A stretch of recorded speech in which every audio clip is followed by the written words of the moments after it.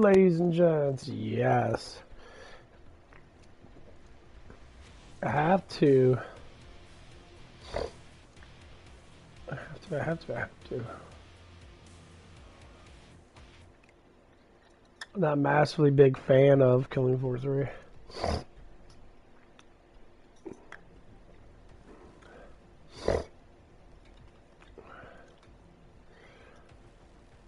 I like to play with this guy.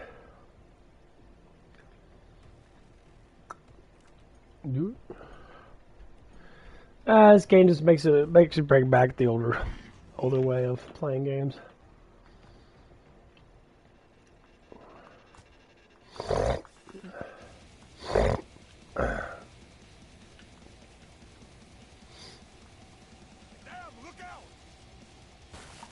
Yep, the freaking Epstein files are more or less coming out like crazy, guys.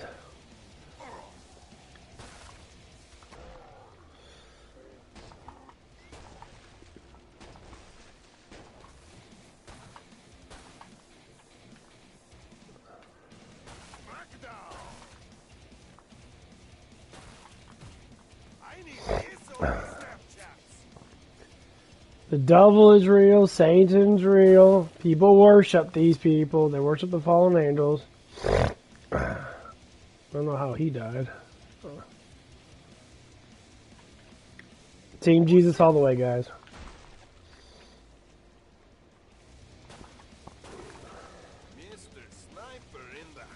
Care anybody says, Team Jesus all the way. If you don't want to be with Team Jesus, I'm sorry to say, you're just a satanic fuck. There's nothing more than what Jesus keeps on warning us about over and over again in the Bible. That shit's real. All of it's real. Epstein files are now coming out, and they're basically all satanic fucks doing very disgusting things towards humans. Honestly, they should be all purged.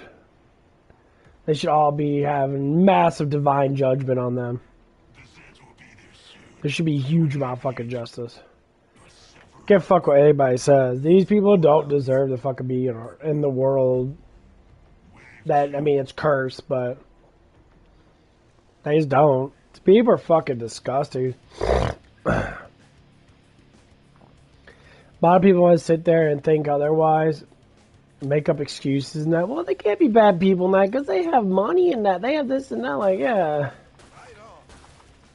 That's how they're bad people. They control things.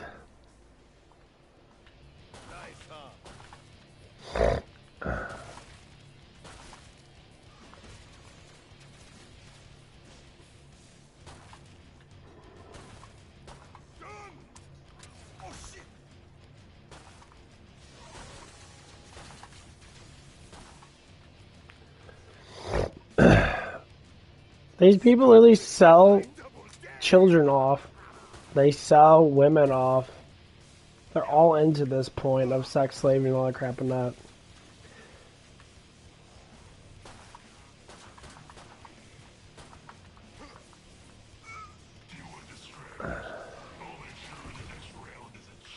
Hollywood people don't care. I see people like watch the Oscars and shit, the Globes. You're just all delusional, stupid, wicked, satanic fucking people. You care about money more than you care about your own soul. You care about all this stuff more than you care about, you know, your own personal life. Which is true. These people don't care. They hate themselves because they don't have the riches that, you know, that the celebrities have in that. And all they do is they blame God for it. Blame God for what? It's your choice to not have faith. It's your choice to be such a greedy, prideful person. You implicate that because you're trying to follow what the world's trying to do. These people don't care. They're going to give you unspecifical standards are so fucking high. And then you're going to sit there and cry and bitch and fucking moan because you can't make the fucking cut. All these people, that's why people do online stuff and that. But you act like they don't get traded off? Of course they fucking do. How the fuck do these people? At 18, 19 years old, make millions of fucking dollars out of nowhere.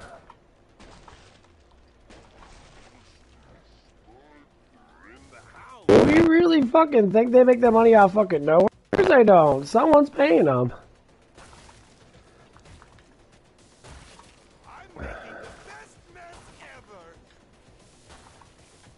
And every time you see these young women in that, and you see more and more of them. I talk about the one girl, Cindy Rain. You think why she got paid all that money in that just because she's a little pretty girl in that? Know how many pretty girls are out there? They're better looking than her. A lot. So don't tell me that she's the only pretty one that has hundreds of millions of dollars. Bitch is barely 21 years old. She made a couple social media posts. Her shit got famous. She sold herself. Her family probably got a huge amount of money off of it. They sold themselves to an organization. That's what they always do. I think Britney Spears came something. Christina Aguilera, all these pop stars and that. They were sold into the system. You act like they didn't fucking, that stuff never happens to them. Of course it does. No one gets that much popularity out of fucking nowhere. That doesn't make any remote sense at all. I don't give a fuck what anybody says. You have to work at your stuff for a pretty decently long time to even get anything. God says hard work always pays off. People that get easy money in that, they never work hard. That's why they act the way they act.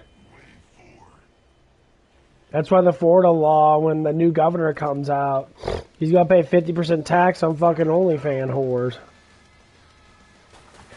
And the OnlyFans girls are going crazy. They're like, oh my God, I have to pay 50%. Yeah, because you're a filthy, dirty, you're filthy mining people. What the fuck do you expect? You're a prostitute.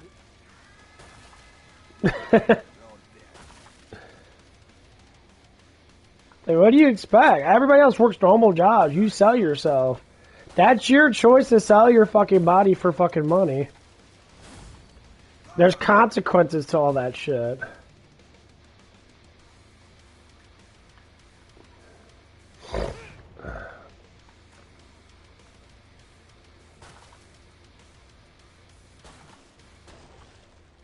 Like, I'm sorry to say that, but you know, there's consequences. And don't say I'll have to pay for this.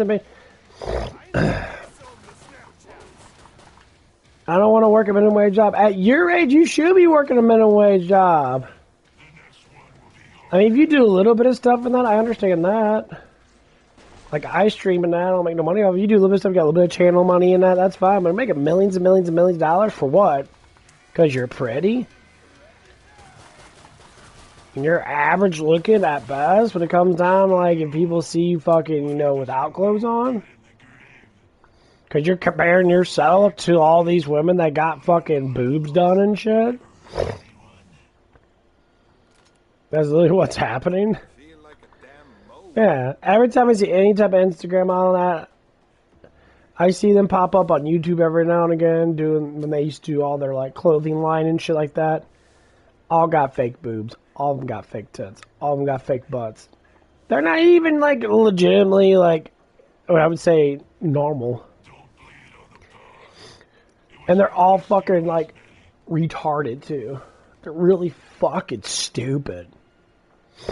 And when you look at them in that, and then you sit there and like people like find pictures of them when they were younger, completely different person. Completely different person. And you look at them like, what the fuck's wrong with you? I don't know, it just... When I see these people, even when it goes back to the actresses back then, back in the 90s and that, like Nicole Kidman was fucking really hot, and that Pamela Anderson was really hot, and that. They're all into that cultism. All of them are. And everybody knew it was satanic as fucking Los Angeles and that. Mel Gibson came out with it. Keanu Reeves came out with it. A bunch of other people were just like, dude, this is fucked up shit. People that weren't living there from before, weren't born there, came into being a celebrity now. Discuss me. That's how I know how satanic shit goes. And while they make movies and that to kind of throw this stuff down, even Arnold knew. And Arnold's coming out now. And he's starting to look because Chris Pratt, you know, his son-in-law, is telling him, like, dude, this shit's fucked up. And Arnold probably talked to him private, like, yeah, we know it's fucked up. He's like, but we know he had to make a living in that. That's what's happening. People that are not into the satanic cult, they kind of like are just working around it just to make a living in Hollywood. They're all starting to come out and be like, dude, this shit's fucked up. Yeah. These people are cultists. They call them Zionist Jews for a reason. They repel against God because they do that shit. It says it in the book. It says it in the Bible. Talk about the Old Testament that a lot of Jewish people, when Jesus was getting crucified and that, they were all demonic fucking twat waffles. They treated God like shit. No, fuck those Jews, bro. Fuck the Zionist Jews. Screw all these satanic people. For real, like, have them all, you know, they all need to get arrested. They just need to divine judgment is going to happen no matter what. It doesn't matter what they do. That's the problem it is. Like, they don't care. That's why they want to live forever. And they try their hardest to live forever on this world. And like, it doesn't matter what you do. You're going to be judged. It doesn't matter how long you live. Like it says in Revelations. I think it's Revelations like 12. 5 to 12. The chapters. Jesus talks about all these things are going to happen. People think Revelation is like, oh, it's so bad that... No, the Revelation comes down because you're wicked. The ones that truly believe in Christ or try to follow Christ as best as they can. The disciples of Jesus, they all had issues. Like most men had their lustful issues in that. They had their issues and shit. But the thing of it is, they try to stay true. That's what people get scared. It's like, how can I end up believing Christ and try to stay true to his calling?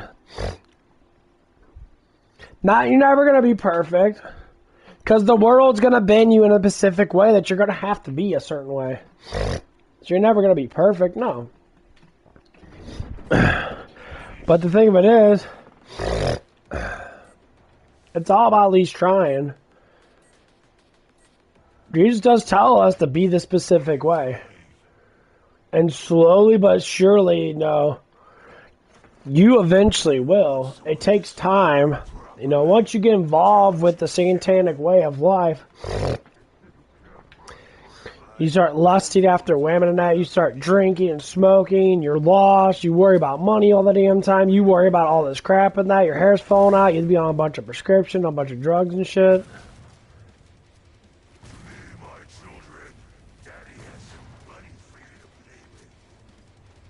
Where'd you go, you fat piece of shit? And that's what it is. That's why they always want you on prescriptions. They always want you on prescriptions. Must be invisible. Hide and seek. I love this game. Oh, shit.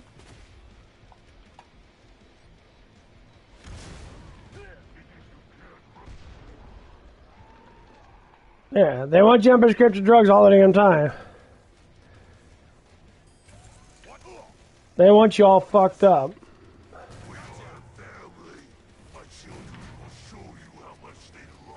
They want you fucking brain dead for a fucking reason, guys. Because then you don't know shit. You live in a world that you barely fucking know.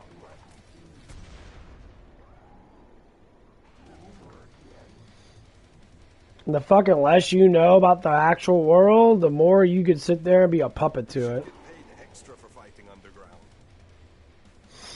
That happens every single time with this shit.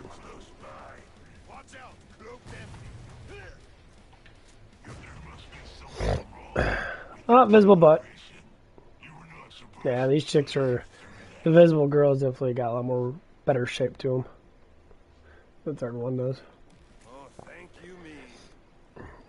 But this is just the way it is. This is actual life. Like, you could talk to normal people that believe in all this crap and that. Celebrities want to be worshipped. That's what they're called, celebrities. I don't worship celebrities. I don't worship any of this fucking twat waffles. None of them. Keanu Reeves is a cool person, but I'm not going to worship him. He doesn't want to be worshipped. These other people do. They believe that they're more dominant. Well, they know how to act in it. Yeah, it's easy to know how to be a piece of shit fucking person. Of course it's easy. You don't have to do anything. Fuck no. He could be a big piece of shit.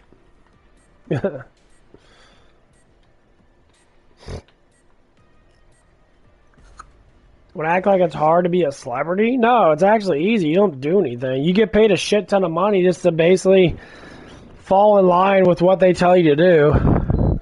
Anyone can learn anything. It's not hard to learn how to read. It's not hard to learn how to act. They cut shit up and edit shit anyway, so it doesn't even matter how much you tend to fuck up. You know, sometimes you fuck up, you fuck up. There ain't amount of people always will be the worship of money. There ain't a amount of money in the world that I would even give a fuck about having in this world. As long as I have a comfortable life, I can do what I want to do. You know.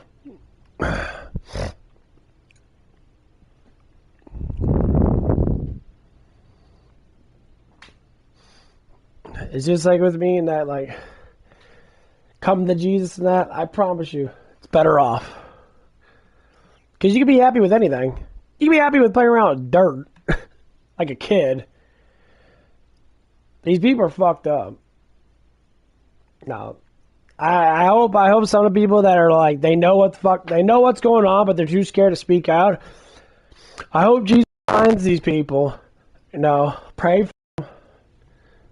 I hope Jesus finds these people. I hope he pulls them out of that satanic hellhole you call Los Angeles. Not everybody's part of it. It's only a select group of people that they just follow along with it because they like their lifestyle.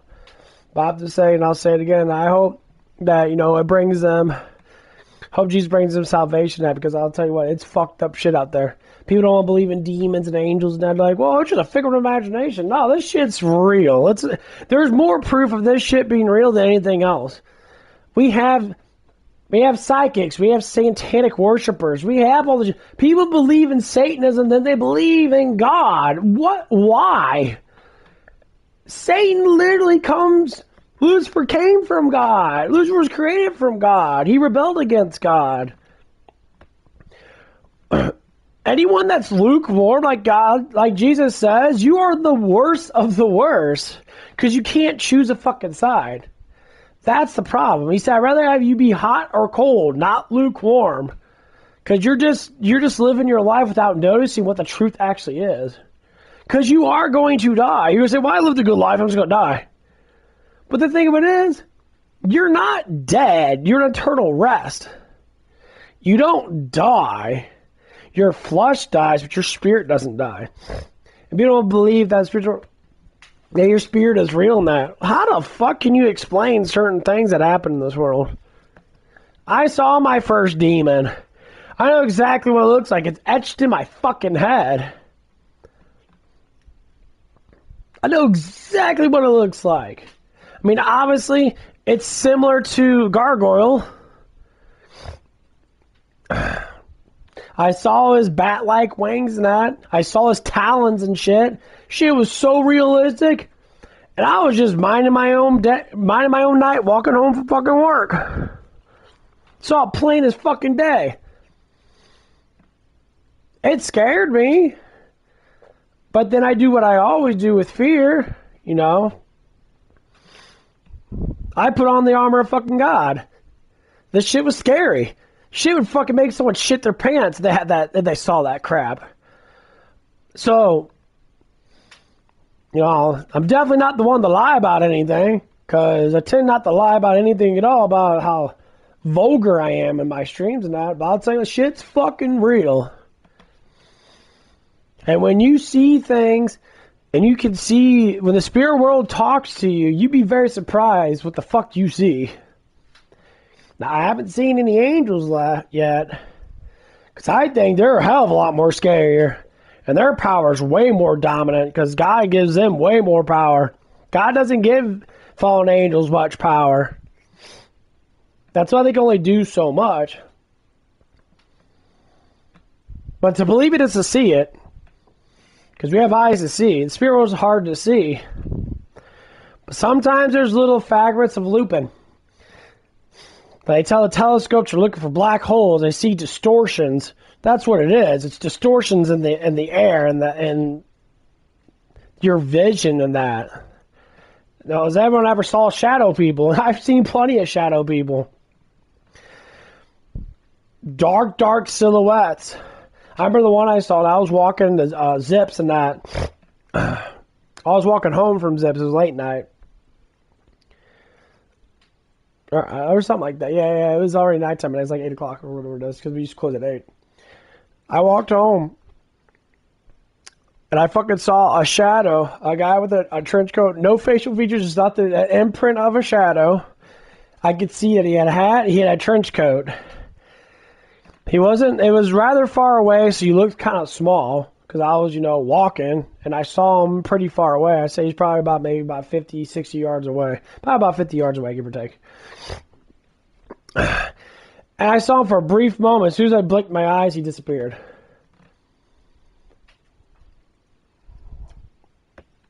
Why would I even talk about something like that? Like, oh, maybe you're on drugs, and I don't take drugs. The thing is about righteous people, now, we actually see the fucking truth. We don't need to take drugs to implicate that shit. We literally see it.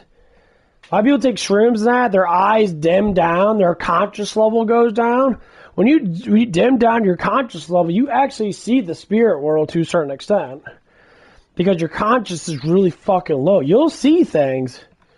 You may not believe it, but you're going to see it to a certain extent. And all I have to say is, shit's real. Now, what's the powers of these demons? The demons don't have much power. Their power is in deceiving you. They want you to worry about everything. So when you see someone that's worried about everything, that demon's attached to them. You know that they have a demon. If you see someone that's carefree, doesn't worry about anything, say like me, for instance, I don't really worry about much. Because worrying leads to anxiety. If something comes up, I worry about it for a little bit. I try to figure it out. I get done with it. People worry about things for generations of shit. They'll worry about someone that died 10, 15 years ago, and they'll bring it up. Like, I understand people die. Don't get me wrong. I had people die in my life, and that I guess I was close to in that, to a certain extent. But I don't know what to say. People die every day. I completely get it that it happens. It's scary.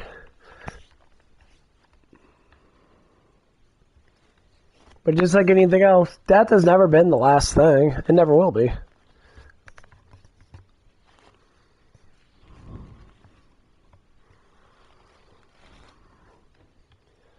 I always told myself, it's like, oh, I'd like to be cremated and that. Now I say no, because the Bible tells us about cremation. And he said cremation's bad. You shouldn't cremate yourself. You bury yourself. You bury yourself back into the earth where dust where you came from. Of course, this is fleshly. This ain't spiritual. When you start looking at all of these ways of doing stuff and that, I'll tell you what.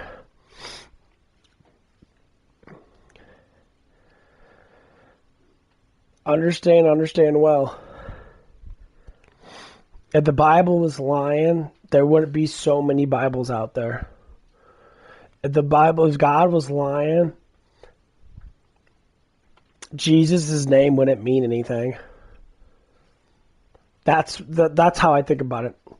When I speak Lord Jesus Christ's name, air changes.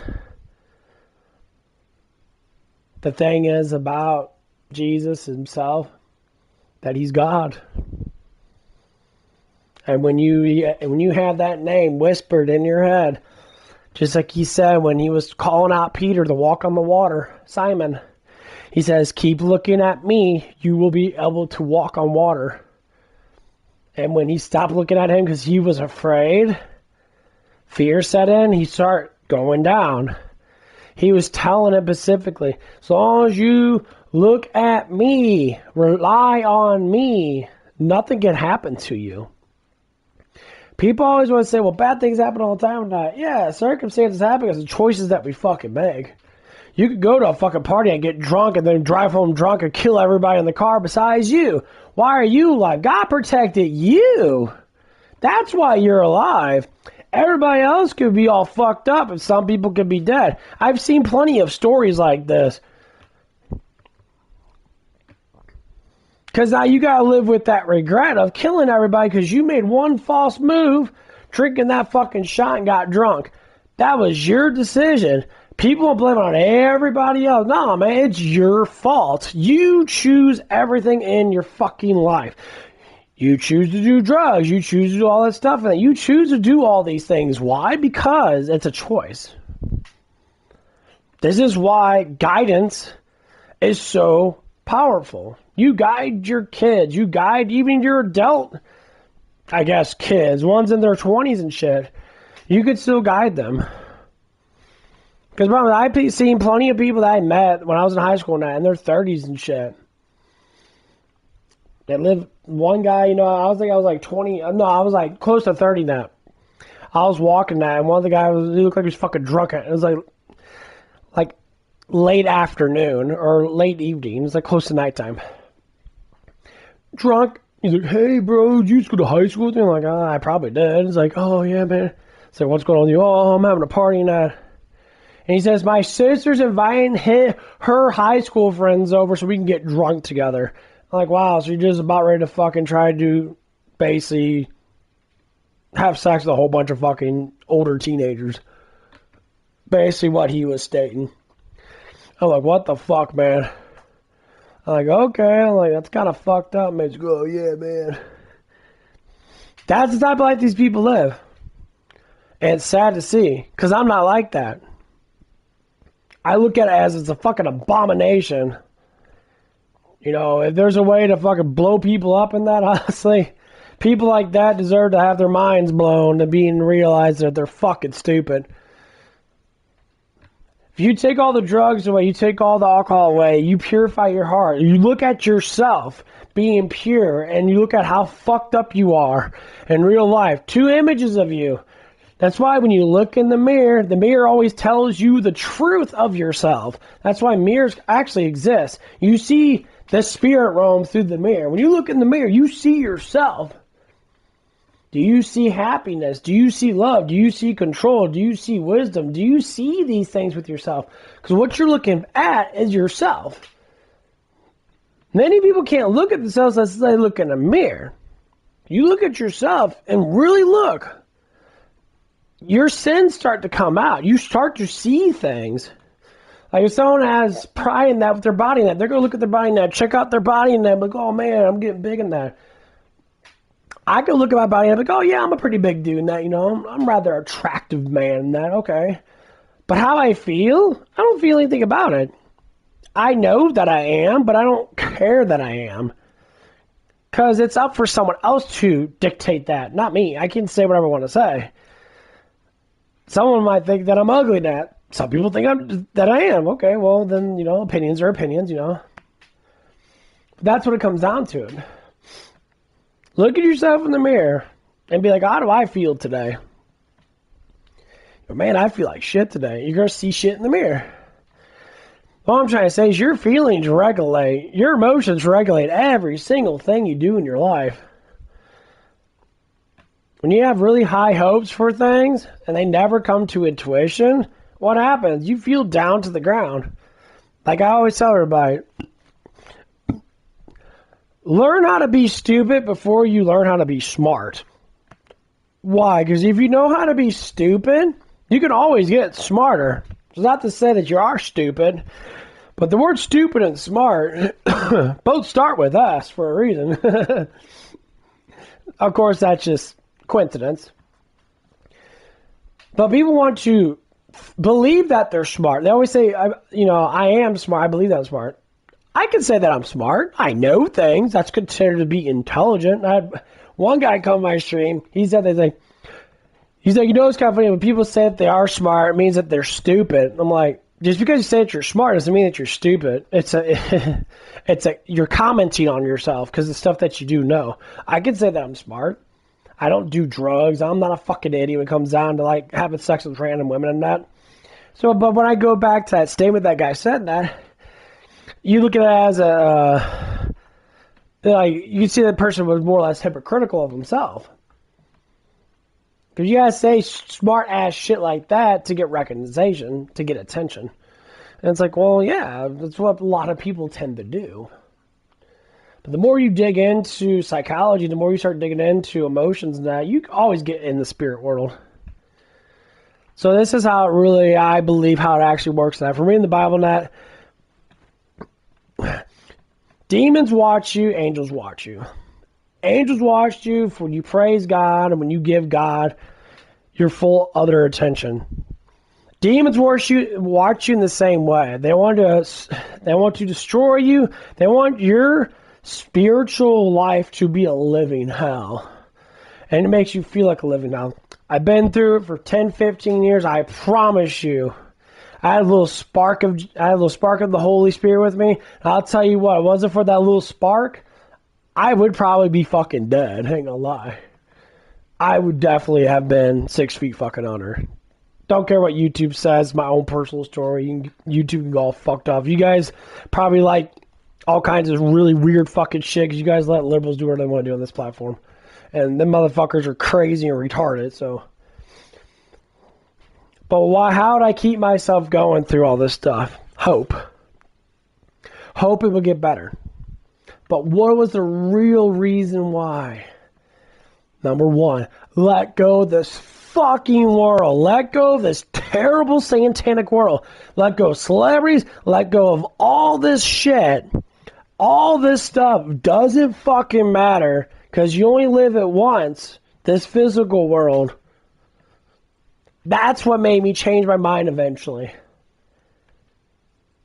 None of this stuff, all that money you have doesn't matter. You can have your fun being a fucking whore in that. You can have your fun being thinking that you're cool in that. You're only doing that for your own personal attention. But as you get wiser, as you get older, everybody always goes towards God. Because the shit ends. When I was younger, I thought the same way. I was like, man, I want to be popular. I want to be a YouTube star. And I want to be all this stuff and that. And guess what happened? I didn't do any of that shit. I sat in my room crying all the time like a bitch. Didn't do shit. Didn't do nothing at all. Sat there complaining about women that evidently liked me and that, but I was too scared to get with them. And, God knows that's why I talk about the most. Yeah. That women easily attract to me. Because I thought life was traditional. Because the Bible says traditional life, it should be the normalcy of life. But when I walked out into the real world back, probably, when I was in high school, and that's when the real world actually starts. Because, when you're in 8th grade and all that stuff, and you normally don't get into, relationships, stuff like that. When I walked in high school, I got in relationships with that. Being surprised, none of the women were traditional. None of them were. If some of them were, they weren't very talkative. Because I remember a couple girls had massive crushes on me. And they dressed like little sluts for me. Walk around their titties all hanging out and that. Their butts all hanging out. They would do whatever it fucking took to get my attention. But I would ignore it because I didn't know. I'm like, okay. But now I do know. I'm just like, and now when I see it, I know how to identify. I know how to stay away from it.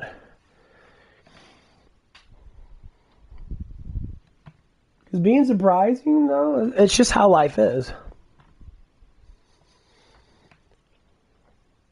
That's why I say the world doesn't matter.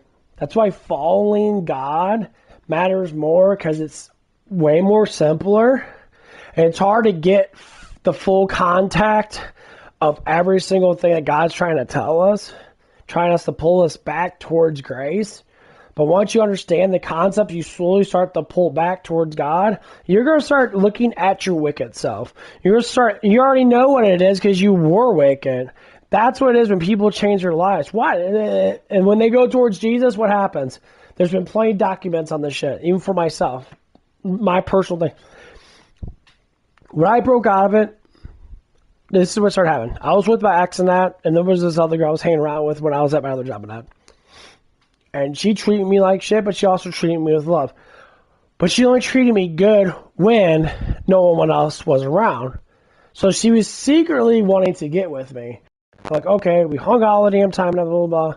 And then when my ex came into the picture net, she started noticing it, and so she started tagging along, getting my attention and shit. Because no one's truthful. These two women never told me the truth that they actually liked me, but they showed it with their actions.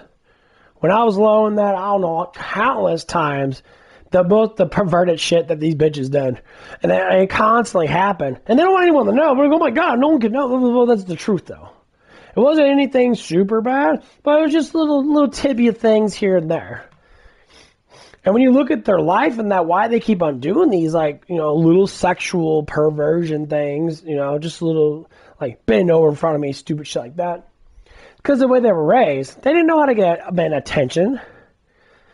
I mean, my ex kind of did through communication that because she was older than that, so she had experience.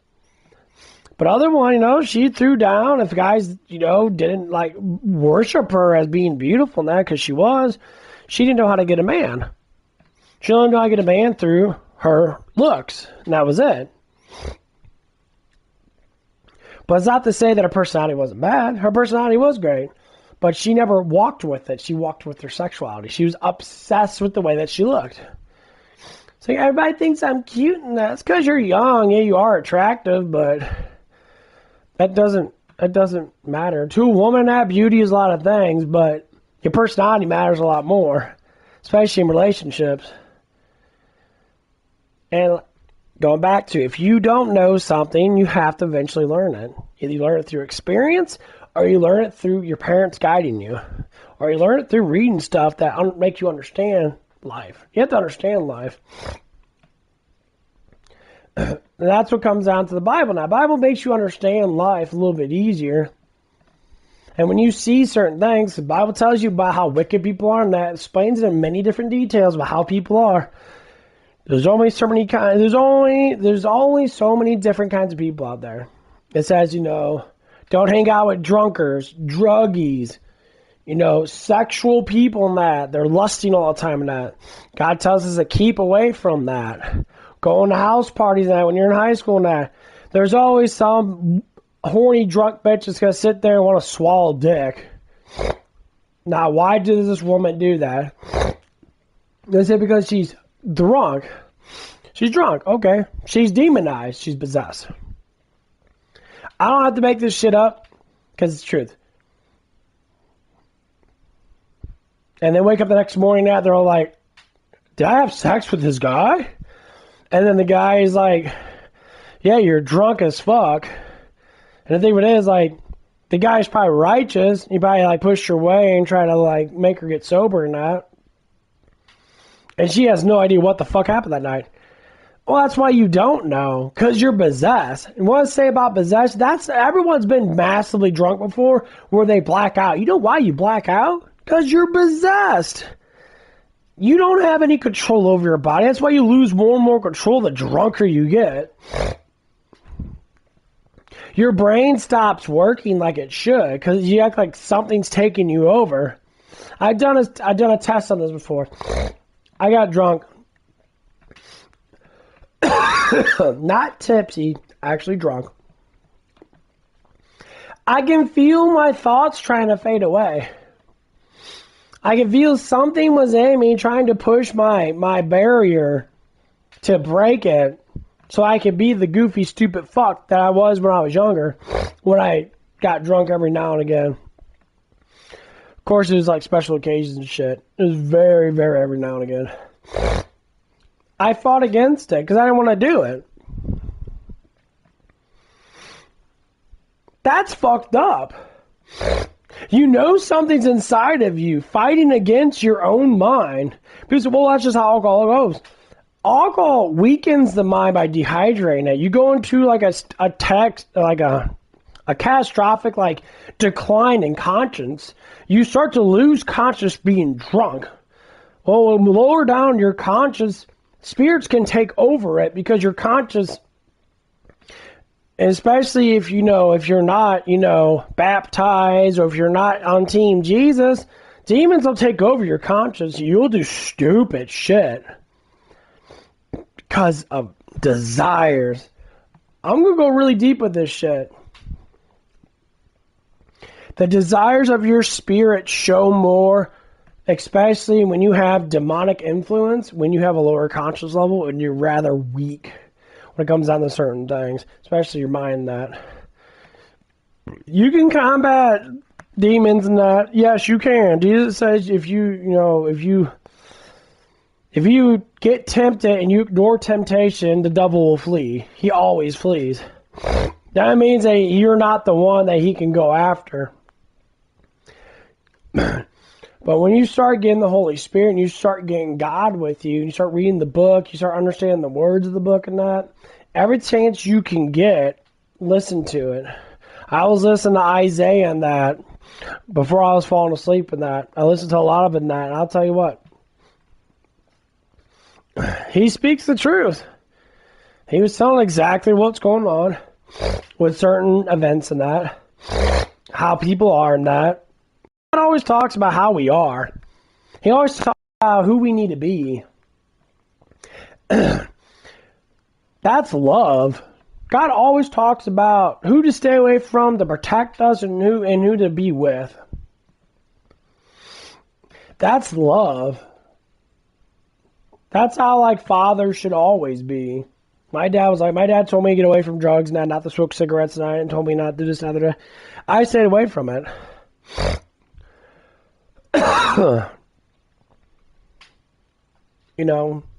And I still do it today. I see people are all fucked up in that, and their hearts are good, but they're just so fucking wickedly stupid. They let demons take over them so ferociously, and they don't even know that they fucking do it. They literally just sit there and just accept it because they're coolest. It doesn't even matter how many times we pray for people that are like this. Some people are just corrupted altogether. Themselves have to break out of it. It's not up for prayers now, because you can pray for people and you'll get that feeling. I remember one of the preacher guys used to come around all the time. He gave me prayers and that. He prayed for me and that. And I would feel the jitters and shit. It says it's the people that do this stuff, it makes me feel uncomfortable. It makes you feel uncomfortable because the demon beside you doesn't like it. I started devoting more and more. When I came around that, I kept talking to this guy, over and over again. He says, why don't you try praying for me? Because I sensed something with him. Me and him were having a conversation, and I was talking about, I was like, hey, it's like, everything all right with you? He's like, what do you mean? He's like, well, and I pinpointed, I asked something with his heart and that. It says, is your heart all right in that? I mean, sometimes people that get older, their hearts are bad and that. And he was like, yeah. He's like, I'm having heart issues and that, He has to he's an older man, like in his fucking 60s and stuff. I think he has to do something with his heart and that. He says, why don't you pray for me? I'm like, okay. So I prayed for him. I put my hand on his shoulder and that, and I prayed. I say, Lord Jesus Christ, Lord, please help him out. Please, heal his heart and that. Please give him love and grace, and all the things in your name, Amen. Because that wasn't the first time I met this preacher either. I met him multiple times before. And I said, if God's not trying to reach out to me, this is when I'll start going through trying to understand stuff. I didn't go through my rebirth just yet. And rebirth takes time. It doesn't happen instantaneously. You gotta sit there and you gotta read the Bible. You gotta understand the words now. You gotta be able to, fight against the demons with the words now. You slowly start to heal in that. And of course, when I personally felt my Holy Spirit in that, it felt like grace. I mean, it felt like grace. It felt, I swear to the Lord Jesus Christ himself that he touched my back when I was walking after doing my praying that, I was asking for forgiveness and that. I know I sin. I know I hate sin.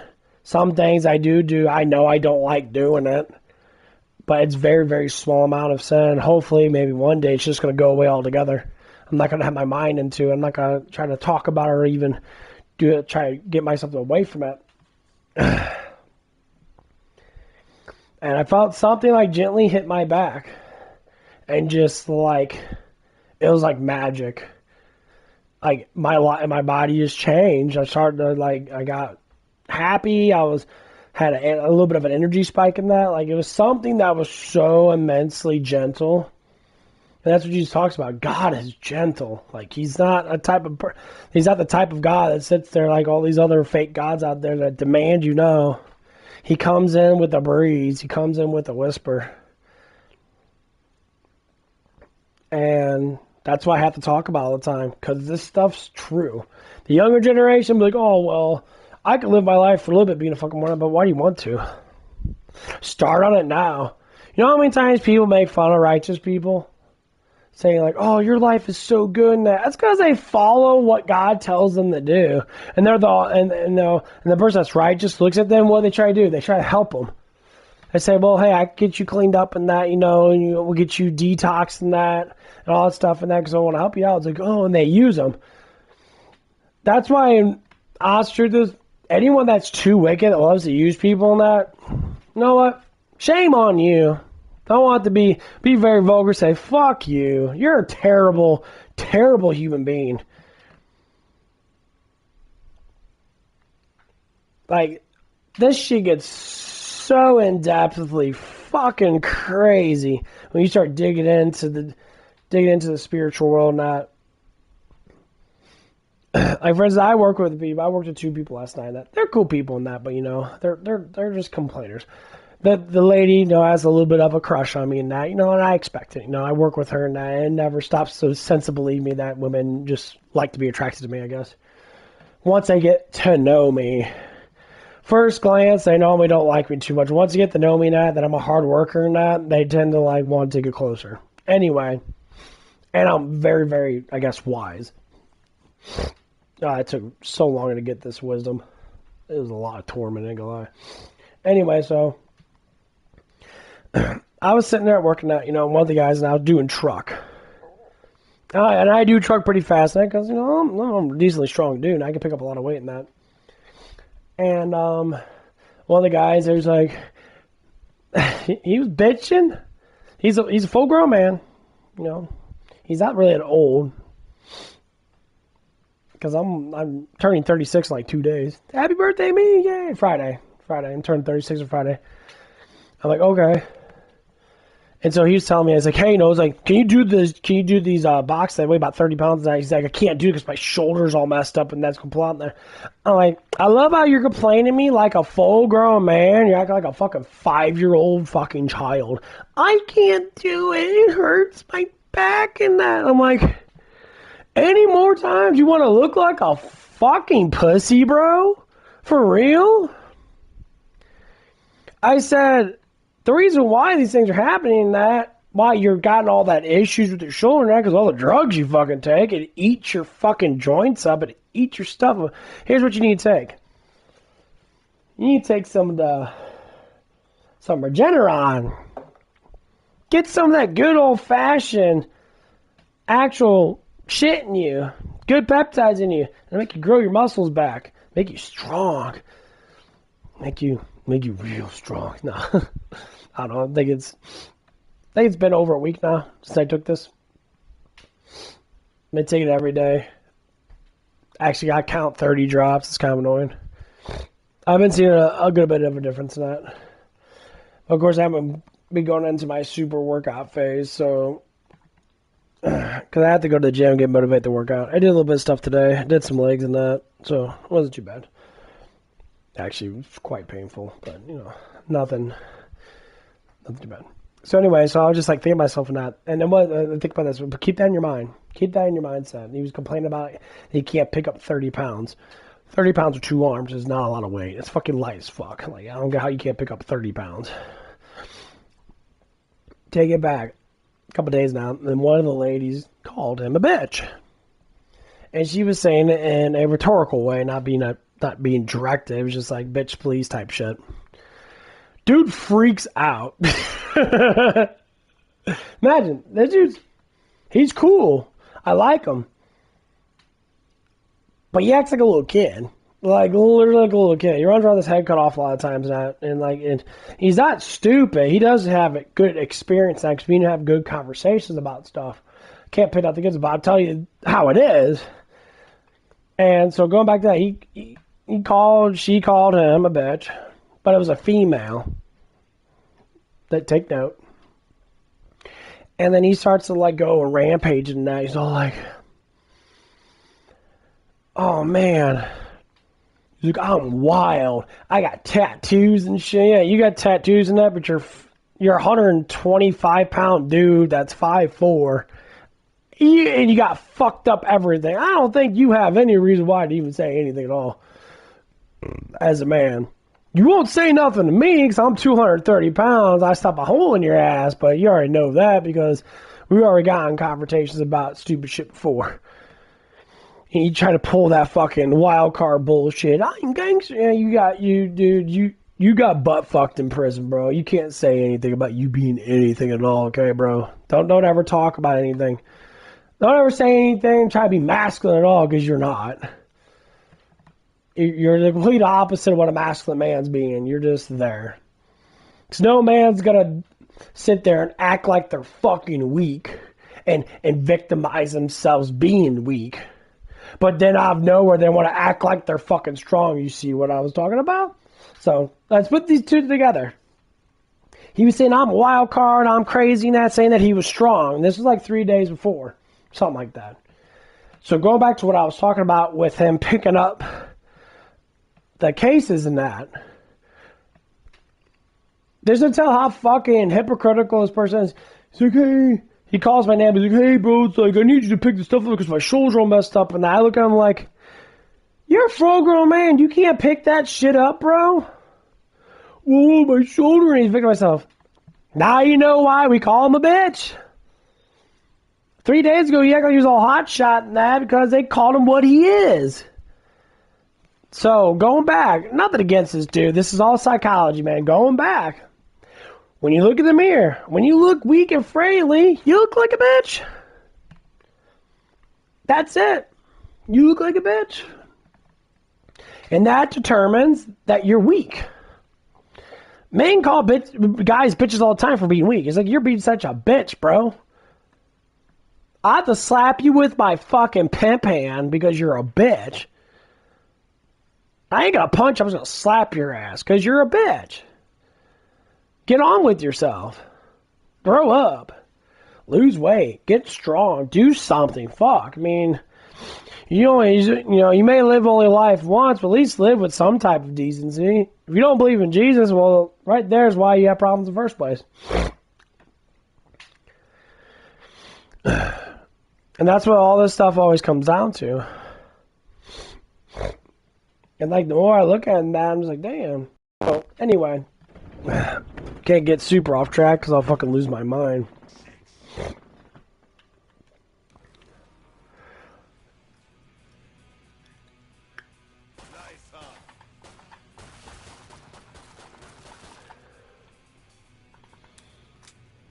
So anyway,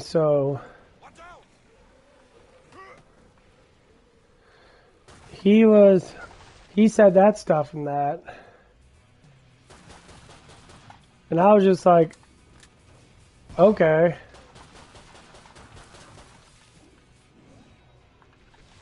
Oh god, fuck off, bitch. My eyes. Oh god. Can't see shit. Gotcha. That's a strike. Switch. He did.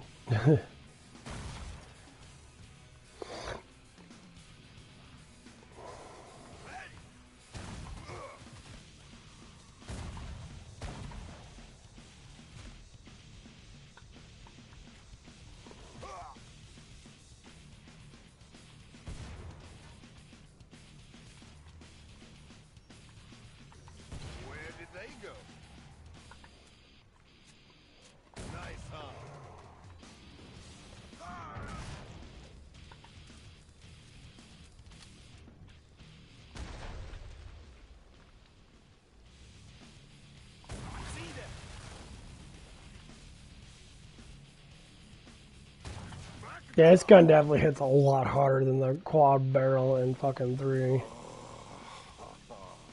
Yeah, the quad barrel in 3 doesn't hit hardware shit. You're not dead. Yeah, obviously this character just has a lot of damage because he's higher level, but still. Oh, Sting! There! Get it! Spend your jaws, imbeciles, before I decide to shut the pod. Oh, thank you, me. They're all hanging. You're not dead. Good enough. Got ammo here.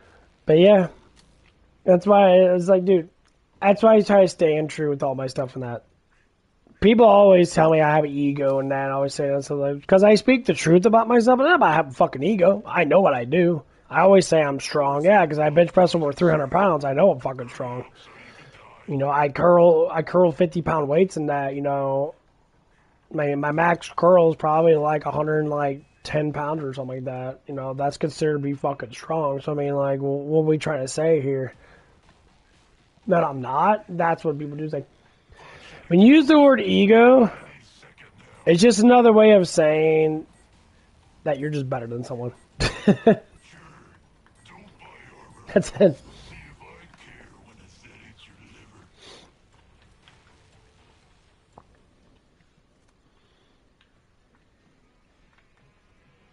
Like, so, like, I talked about the other day and that, so I'm sitting there, we were having a conversation that, and one of the ladies was sitting there, like, saying, like, oh, you know, it's like, oh, people overportion stuff and that, and da da da. I said, well, I do that sometimes too, you know, but I never seen anyone ever complain about me. She's like, well, you're an exception. I'm like, how the fuck am I an exception? Oh, that's because you like me. Oh, so, and all, you get persuaded because you have an attraction towards me, I guess. That's what it's like. I guess that's okay. Like, that doesn't defeat the purpose that shit does happen. But honestly, I said that just to kind of prove a point that it's not an ego thing, it's the honest truth. That people always seem to... I get away with a little bit more crap than that just because, well, first off, I'm truthful. And I don't give a fuck. Like, I'm... Like, they're telling us, like, oh, we gotta wear these clear book bags now because... Other places, they hire criminals and that carry, you know, drugs or guns or whatever. And now I'm just like, I mean, when it's cold outside, I'm wearing my kind of like thermo book bag. It's like got like a little like, got a little plush in it, so it, my back puts heat into it and it kind of keeps it from getting cold because it's so close to me and it's rather thick. And like, I'm just sitting there. They can't. I came in the back of that. They were saying like, "Oh, it's like you can't be wearing your thing." And that I said, "It's not my fault. That this company hires a bunch of dopers, bro. It's not my fault they hire people that carry guns. Like I don't carry any of that." So I unzipped my book bag and I showed it towards the camera. I was like, "There's nothing in here. Like I'm not gonna be I guess discriminated against just because you know." It's fucking -2 outside, and I want to keep myself fucking warm. And all you guys want to do is complain about fucking book bags because people hide drugs. Well, good for them, because I don't do fucking drugs. Oh, they're really jumping this shit out of me, huh? That's good.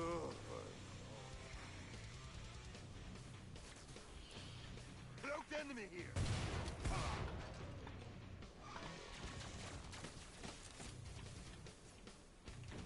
That's gonna hurt me.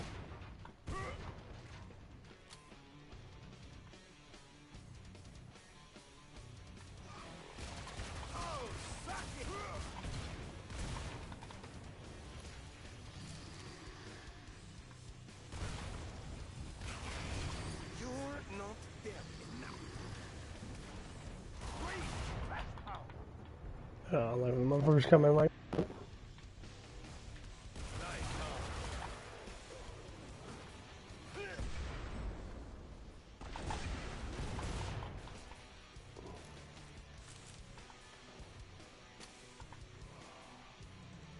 Yeah, this game just made better than 3.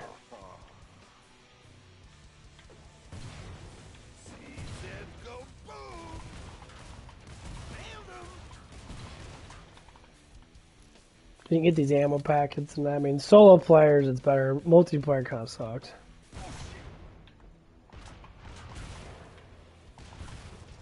Unless you're playing with the medic. If you play with the medic, it's pretty nice because you can heal people really good.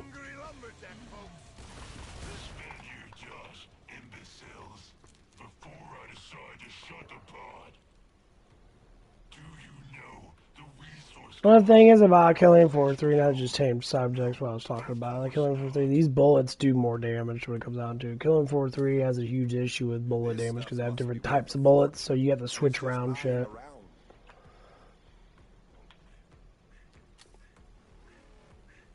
You know, which is kind of nice that, but they made the Zads more resilient to certain things to a certain extent.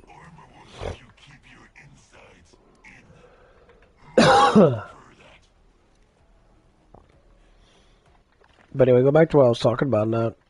But yeah, so I talk about stuff that, and they kind of just let it go. Like yeah, like I'm like, dude, I'll tell the regional manager, like, dude, it's -2 outside. If it's below 32 degrees, it's considered to be rather cold. Once you get below 10 degrees, the chances of freezing go up completely. Once you get in the negatives, you gotta keep warm or you're gonna freeze your ass off. Alright. That's just how it is.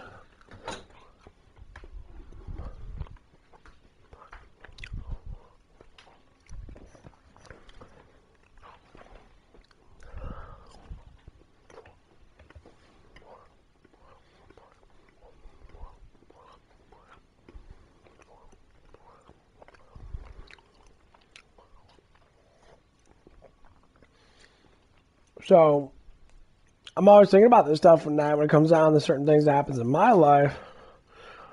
Right. There's always a lot of people that are always very generous towards me. And not only it's always righteous men, wicked men never fucking like me. They're always out to get me. Because they know. But like, women, I know it's like wicked women always attract the righteous men. Always. They like hardworking men. That's why I always attract a lot of women. Maybe because they might think I'm attractive, but because I always work hard at my job. That's what they desire. They want a man to do everything for them.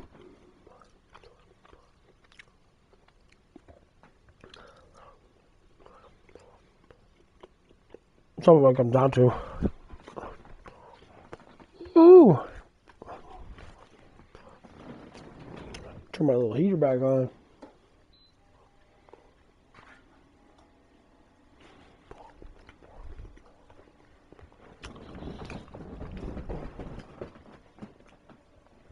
Temperature's trying to drop a little bit. But yeah. So after I talked about all that stuff and that, I kind of just like, you know, I wasn't trying to be mean. I was just trying to be direct.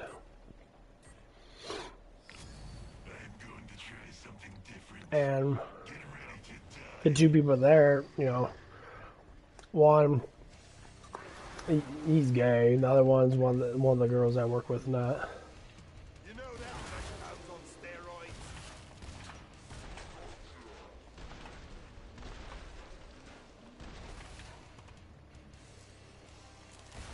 And stay there.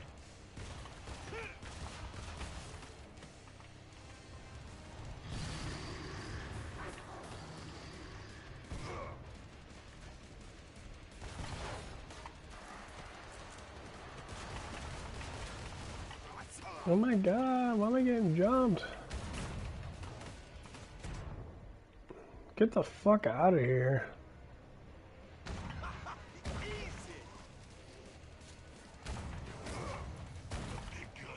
They come in fast. My god, they all came at once. Lucky my heal is ready and the grenades worked. Jeez. That's one thing I dislike about, too, that they spawn in gigantic groups. They're not supposed to do that, I guess, but sometimes they do.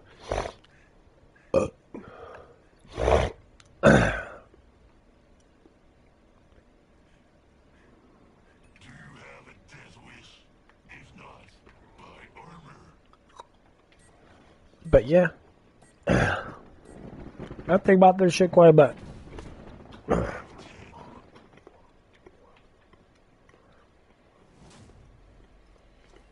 You come here and make all this noise. How am I meant to work? You must stop living.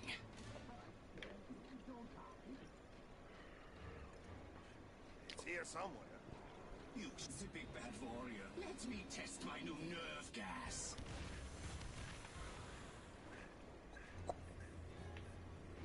Where's it Kill going? what I can't see.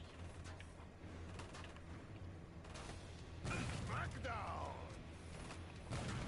Careful, shoot it! Another little attacks. Here is something more to think about.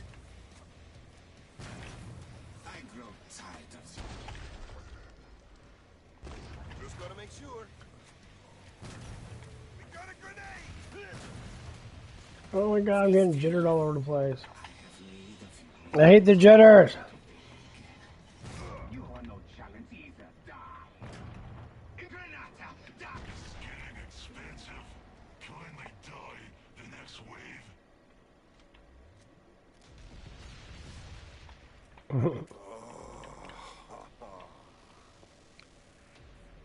Anyone need ammo? Nice. Quite a good level.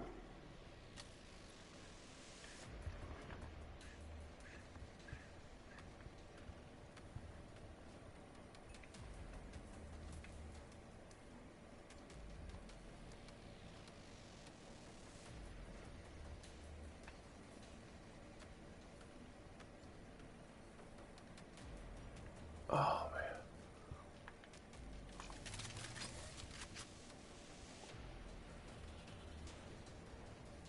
Last call for guns and bullets.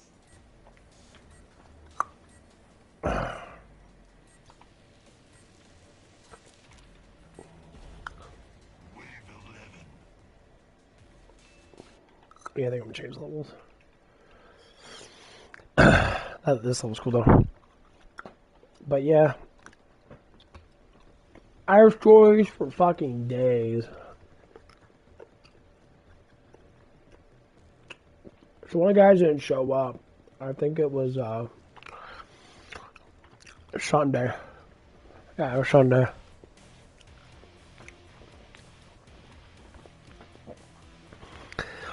So I ended up having to stay till close. Like, okay, no, I'll stay an extra couple hours. Nah, it's closed, whatever it is. No, it's not bad.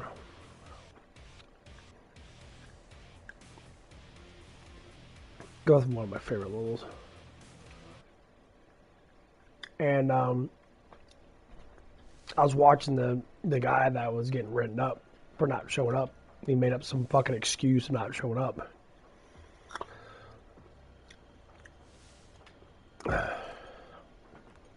And he was trying to call everybody and anybody. Now he made up some excuse. He's saying it was like a family emergency type stuff, and that all it was that. The depressing rain thing really cheers a guy up. His Not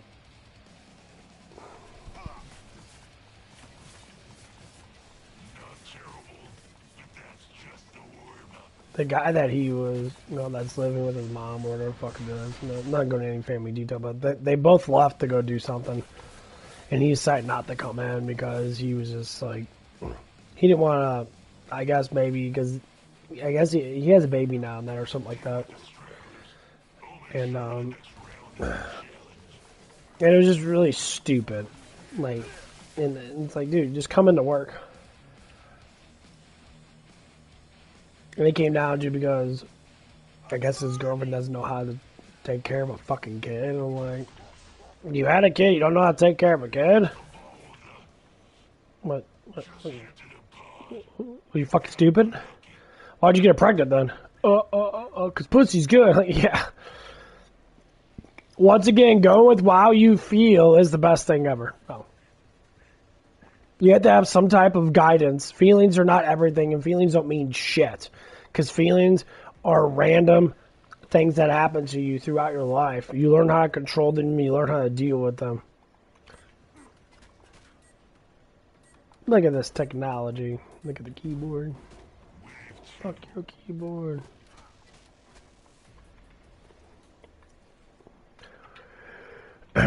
It's just maturity.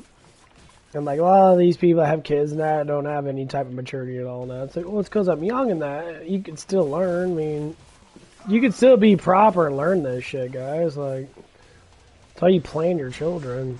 Sex is very important. It's why you get married. Before you have sex, at least you have some sort of goal beforehand. Think about this. Marriage exists to keep you going. Having someone with you is beautiful. Like if I was married now, just to say, if I had a girlfriend now, or just have a girlfriend right now, more or less likely I probably wouldn't wait until marriage before I would have sex with her. No, I would bang her probably in the first if she truly liked me and truly was my woman that dedicated to me. That dedication would lead me towards love. Not would I get her pregnant? No. Would there be an accident? It all depends. You'll throw my results if you die too fast. I'm about to say a lot of people, unfortunately, do change a lot when they get married because if they're not traditional, they walk down the path of being a fucking piece of shit. If someone's traditional, you marry someone's traditional, it's beautiful.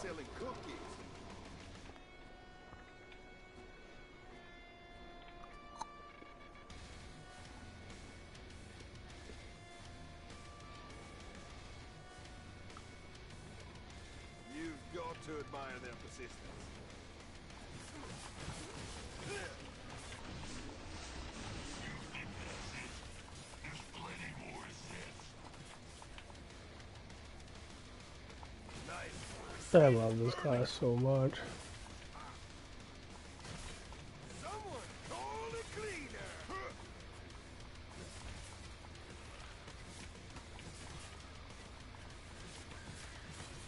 Oh shit.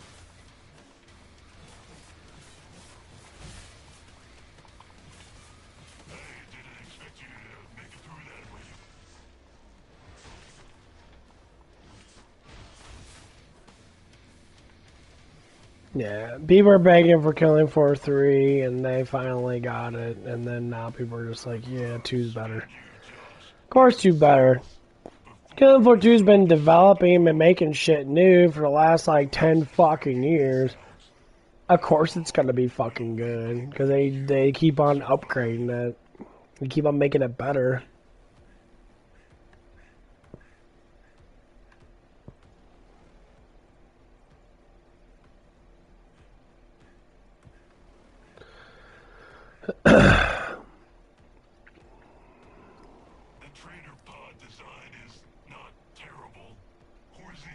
Yes, okay, anything.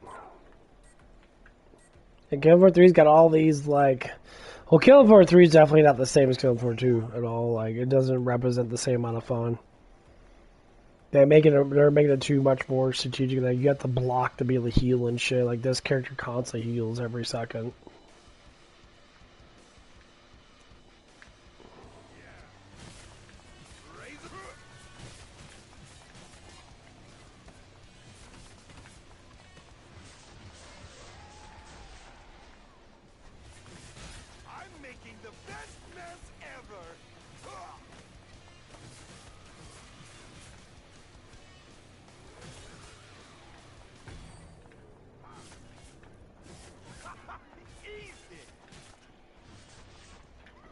The thing is, you don't have the freedom to, pick up packs of ammo and shit. You have to fucking spend money on it.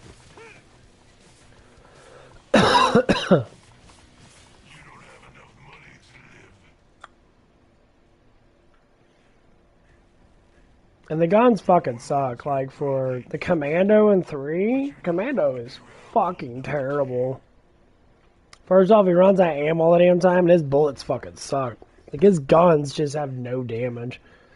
They deal no damage at all. You keep your insides in. Most people prefer that. And the funny thing is, the Commando in this has enormous amount of fucking damage. Because he gets all these perks and shit that give him more damage. You don't even get actual perks in that. You get perks you could choose in that, but they don't give you more damage. Very few of them do. Like the engineer is supposed to be like the specialist. He's really the strongest character in the game. So he just get explosion shot and he gets enormous amount of weapon damage. Commando doesn't get shit. He's more like a survivalist. I don't know what the fuck why, but yeah, the engineer gets all the shotgun damage and shit. It's so fucking retarded.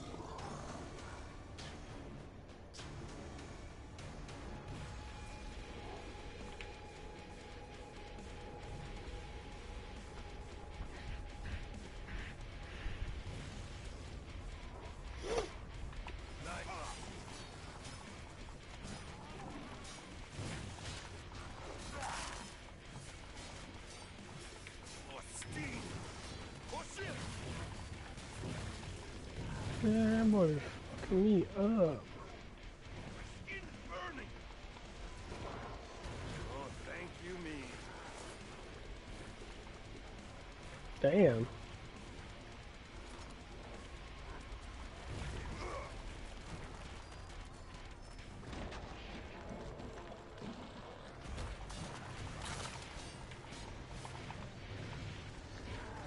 Somebody's wearing their big boy pants today. Or big girl pants. I don't judge. Oh, I guess something exploded next to him. I don't want to know what happened here.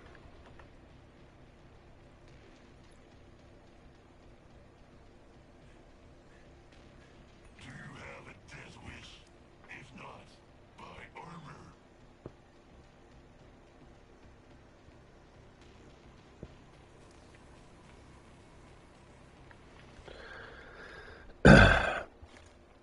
Yeah, my paws are gonna. Oh, my body's starting to wake up in that and go for a little bit. Oh, getting old. But anyways, so like throughout that day and that me and my coworker, she's my lead. She kind of helps out with stuff and that for overnight. She takes over a couple overnights and that, and so we work together in that. And so it's the first time us actually like fully, first or second time we fully closed together. And we were having a conversation that, and I told her now, I'm like, despite that she doesn't want to talk about that she does do stuff.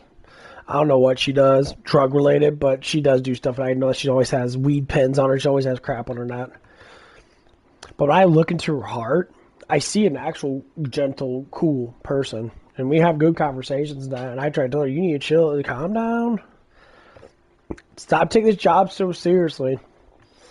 Have fun with it. And when she finally started having fun, I start to see that she's actually a really cool person. And so we're sitting there like talking and that, and we're getting closer and that, This always happens almost every fucking woman I get in contact with. They always get closer to me. And then they eventually open up to me and start talking about their life and that. And like, I know what's going to happen. I kind of let it, let it go. Like, it's nice to talk about people. Especially when they talk about stuff that they're struggling with and you try to give them pinpoints because they always want someone to notice their struggles. And they always want someone to be like, hey, give me advice. My best advice to anyone, don't ever take life so seriously. And give yourself to Jesus. Jesus tells us not to worry about it. Everything's in God's hands. Every single thing that happens in God's hands. But the guidelines that Jesus gives us implicates how we should be, because that things are always going to get worse before they get better. That's just how it is. Always going to get worse. That's why individually you just got to make your life better. And why they get worse, and they're not getting worse because people are just fucking that evil things like war and that. They get worse because the human psyche gets weaker the more you inject bullshit into it. Back then, people were more righteous, so they didn't inject bullshit. They told the truth about stuff. Nowadays, people lie about everything. You got news media, you got all these news media outlets. I listen. The CNN, they lie about everything with Trump and that. And they're also trying to give him a second impeachment. They're trying to impeach him again. I said, you know why you're trying to impeach him? Because you're losing. That's why. Sore losers always do loser shit. And more and more in the army, more and more people are starting to see it, even for myself and that. They're just sore losers. The ones that are running this show and that on that Democratic side, they're all part of the Hollywood elites. They're all part of the satanic fucks that sit there all day. You know, they're the elitist people. That's how they always been. You know, they've been like that forever. They're the mafias. They're part of all. Yeah, they're all part of that bullshit. They're all satanic fucks. That's how they get all this power. Lucifer says it specifically when Jesus talking. Lucifer gives people power. He always gives people power as long as you obey. If you stop obeying, then that's when he crucifies you, just like he crucified Jesus. Yeah, Lucifer is the one that crucified Jesus. All those Romans, they're all satanic fucks. They all crucified Jesus, but that was the point. Lucifer didn't know, because Lucifer can't see anything, because he's not all-knowing. Lucifer can only see what he sees. He didn't have any knowledge of what God was doing. He fell in line with pure feelings and all emotions, which is what he tends to do sometimes. When I say sometimes, I mean that not all the time that he's very emotional. He's very crafty. He's emotional with God because he already knew Jesus. He already knew the Word of God, the Holy Spirit, and that. He talked to him, interacted with them all the time in heaven, and the Father, not.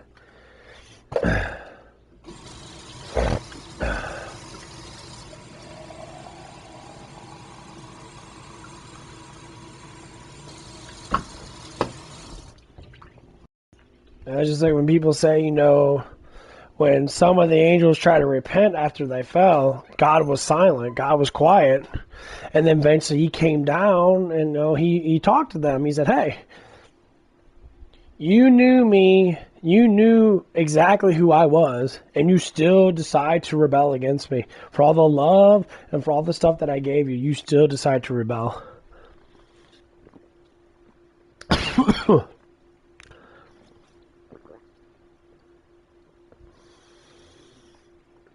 Oh, man.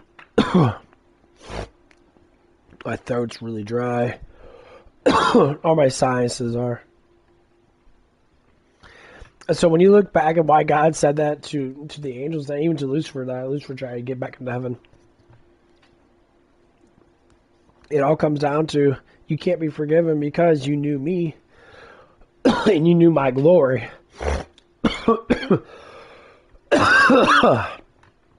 Is that you still chose to rebel against me. Humans don't. We don't.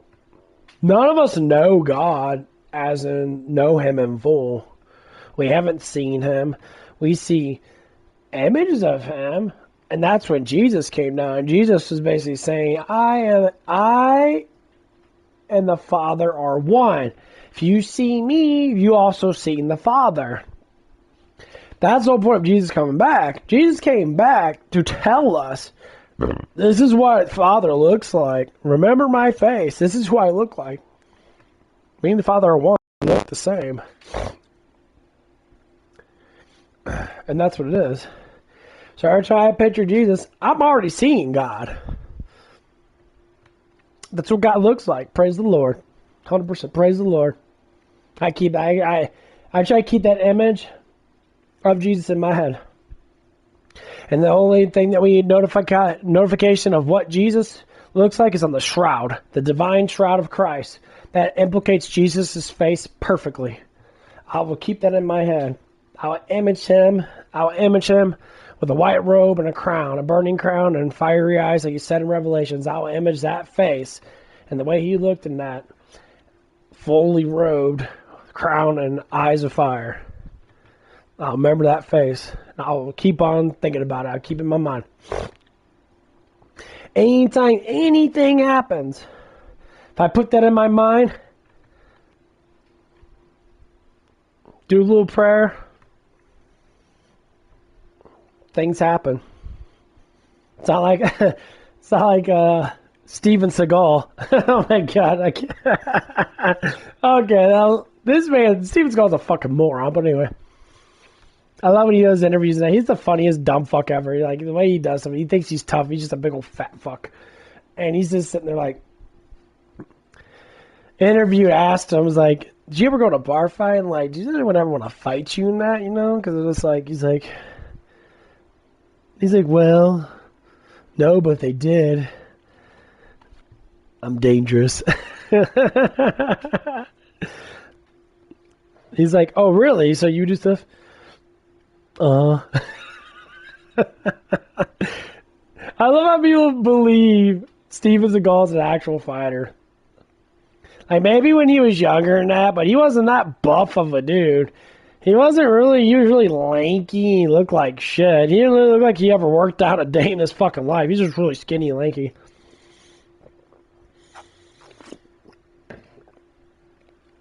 But, like, I sit there and think about, like, certain words always bring up Steven Seagal sometimes, because he always says these one-liners like, uh-huh. And then when Jean-Claude Van Damme talks about him and that, not to change the subject from Jesus, but it just proves, like, wicked people are fucking the lying piece of shit. Jean-Claude Van Damme's more righteous because he actually speaks the truth. He actually goes through it. And he did an interview in that, and the guy was just like, so what do you think about Steven Seagal? He's like, oh, Steven Seagal, you know, he's good actor. He makes good movies and that, sometimes that, blah, blah, blah. And he's like, what do you think about fighting that? He's like, oh, you know, he's not good. He's never been in an actual competition, actual fighting that.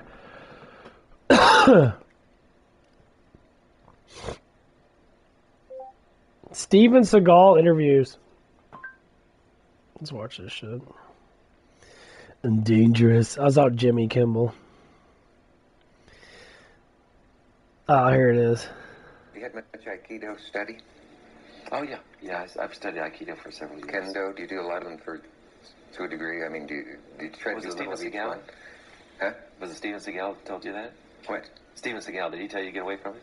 He may be a wannabe. I'm sorry I brought this up. I'll figure it out. He's a wannabe. Because the wannabes are the ones with the attitude. Or maybe wannabe again or something. Who knows? But he's a wannabe that will never be. Yeah. See, because guys with that attitude just don't make it. Is the way. Has he ever crunched your instep or anything? Or?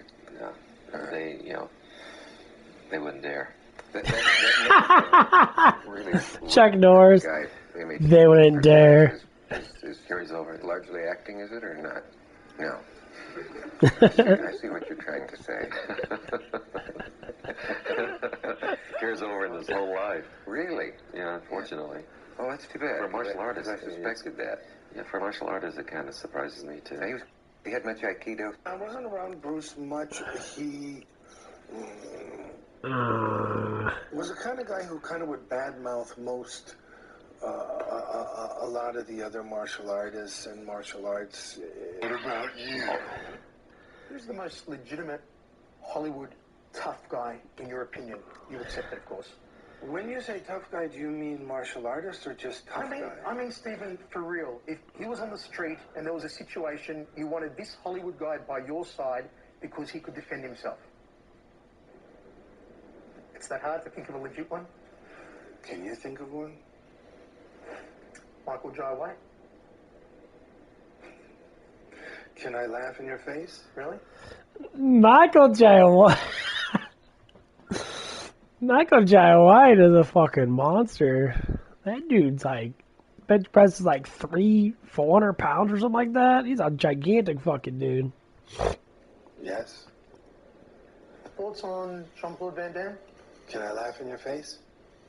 I am a judgy, self-righteous hypocrite. I wasn't around Bruce much. Steven Seagal is a legit Aikido specialist. Right. It was invented for samurai to fight against someone with a sword. It's all about, I commit to you, right, and then you throw me to the ground. The problem with that is if someone doesn't commit, if someone just grabs you, wrestles you, like a Division I wrestler against an Aikido guy, Aikido guy has zero chance. There's not a chance.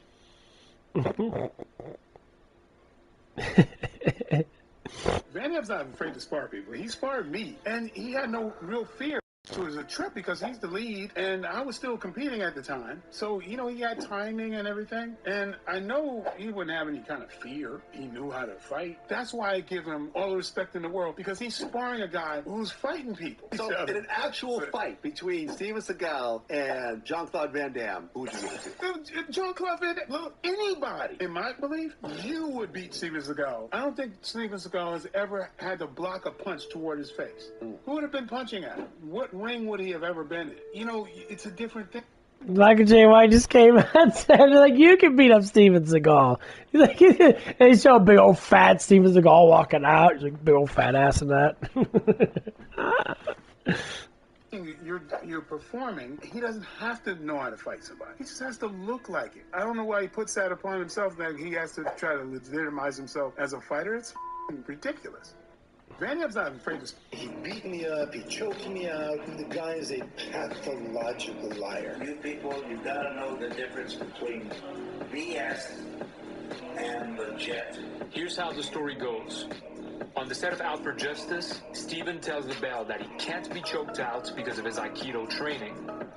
LaBelle accepts the challenge. Gene gets behind Steven and puts him in some kind of mock hold. Not a real hold, but a mock hold. Seagal just side snaps, full blast, and forearms, His move was, when you put the rear naked choke on, he hits your balls. LaBelle jumped up like 3 feet in the air. Gene then grabs Steven. Choked him out instantly and he shit his pants. That last part of the story spreads like wildfire, although it allegedly wasn't true. Seagal did not pee his pants nor go into convulsions. End the story. I was there. Anybody who says otherwise about this story, a liar. He beat me up, he choked me up. The one question we have is, have you gotten an Aikido-based death against me? Go ahead. What did Steven say? Jet Li is classically trained.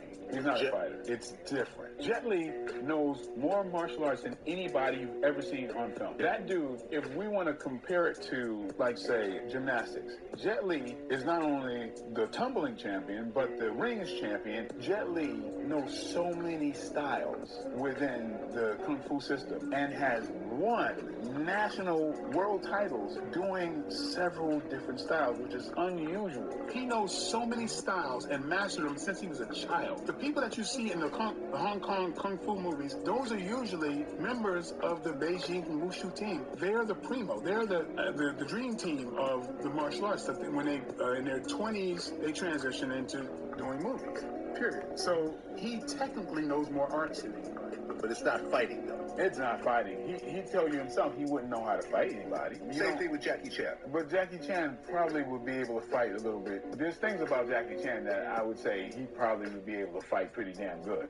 Jet Li is... South Park would never... I was basically raised on bananas and rice, okay, in a Somali daycare, which was very formative, and people don't get that. That's when I speak from... In light of recent conversations, we are proposing a pilot program to transition public school lunches to bananas and rice. What? What? This is about inclusion. This is about listening, and frankly, the people are demanding like bananas and rice. Oh. I need to announce new products, bananas and rice. Wow. Available at select Walmarts nationwide. That's amazing. There's nothing in the box. These all empty. Every single one. No way. This can't be real. Bananas and rice. It's Nick Shirley, I just realized. Gone. Guys, you're seeing this like there's nothing, just cardboard. Look, this internet guy is simply wrong. Oh my we have strict God. oversights. They looked in the boxes before they were filled, and I can assure you, so clearly, nothing happened. To say, I was pretty good. Yeah, it is. They were stolen. We don't know by who. We don't know when. They're just gone. Jesus Christ. South Park? Go get lost. Stop coming to me about your problems. No, do not come near our kid. Seriously, reach out to Connor. Yeah. Why? Well, I wasn't going to, but the guys at work kind of convinced me to do it, and I did. What?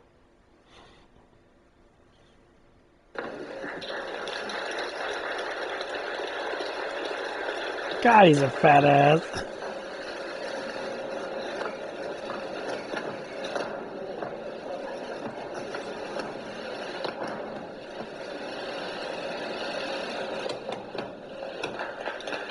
He didn't even do nothing.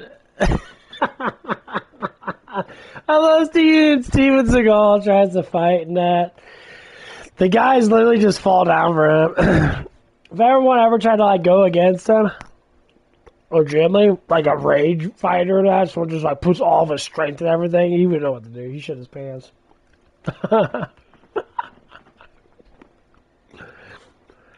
Oh. Oh. That shit makes me laugh every time. Steven Seagal knows nothing. People try to say he's a legitimate fighter. I talked to my dad about it. He's like, oh, he's a good fighter. I know he's not. He's all bullshit. You watch him in the movies. The movies aren't real. All the stuff he does is all choreographed. So, like, they just teach him how to do shit. Come on, guys.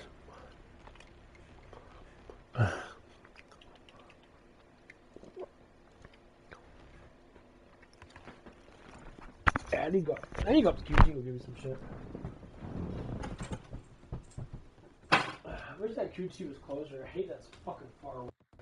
It's so stupid.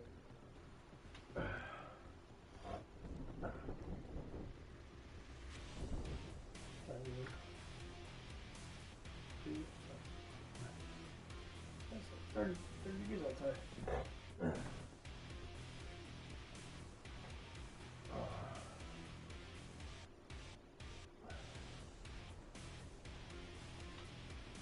Oh, man. It pays today.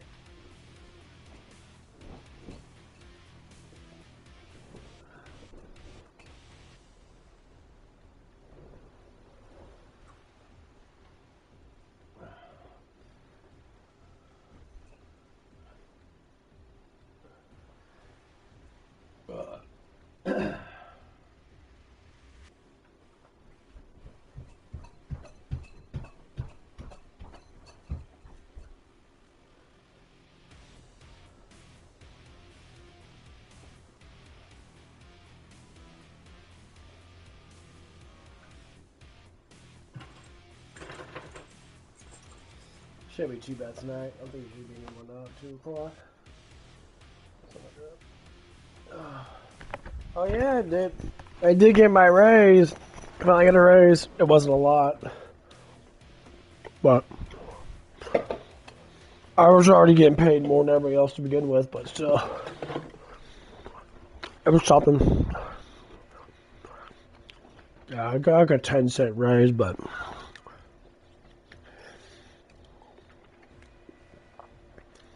I wanted to see if I can get up to 16, but unfortunately I can't. So I wait till the end of the year. Maybe the end of the year I'll bump my ass up.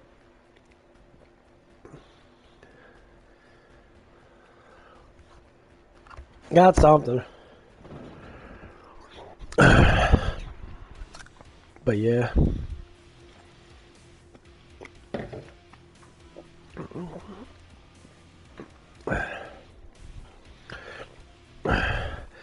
Does it say I'm like super happy for it? I mean, a little bit, yeah. It wasn't too bad. Could have been worse. I asked for it and they gave it to me, so at least they did that.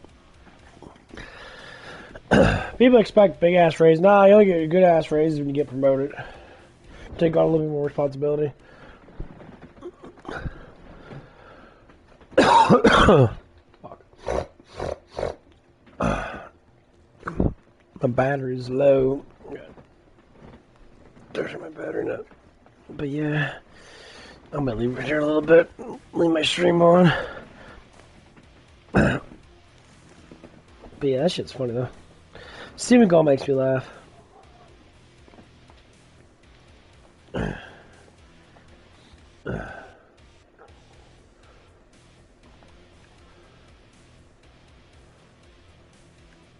There's Miss Foster. Miss Hot Miss Foster.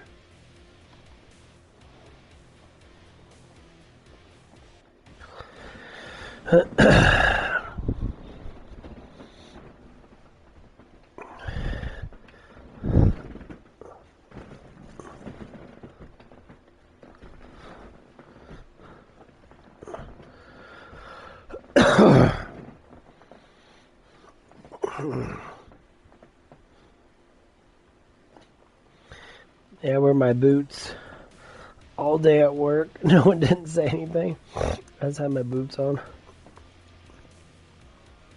I forgot to take them off. I was like, fuck, I'm just gonna wear them all day. Just clomp around with my big old boot on. Well, anywho, I'm going to... There it is. Plug in this. Set this out right there. Leave my... There, plugged in. I'll be right back. Gonna get some shit from QT and Furlong. I guess you could call it podcast now.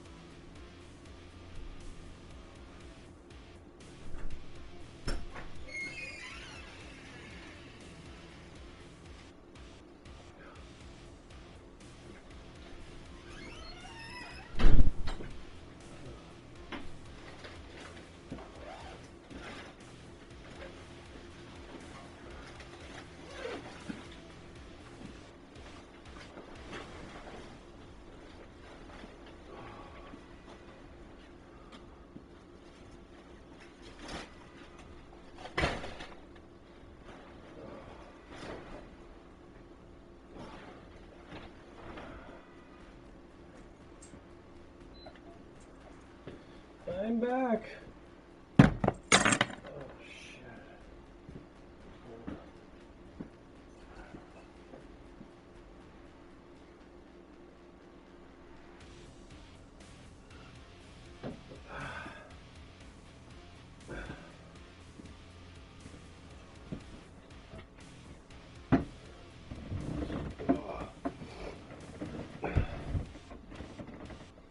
Woo! It's chilly outside. Kinda sucks the QT's not super close. Definitely fucking sucks, bro. Definitely fucking sucks. Gotta walk basically a whole damn mile just to get the fucking QG now. Yeah, it was a good walk. Cold, but good.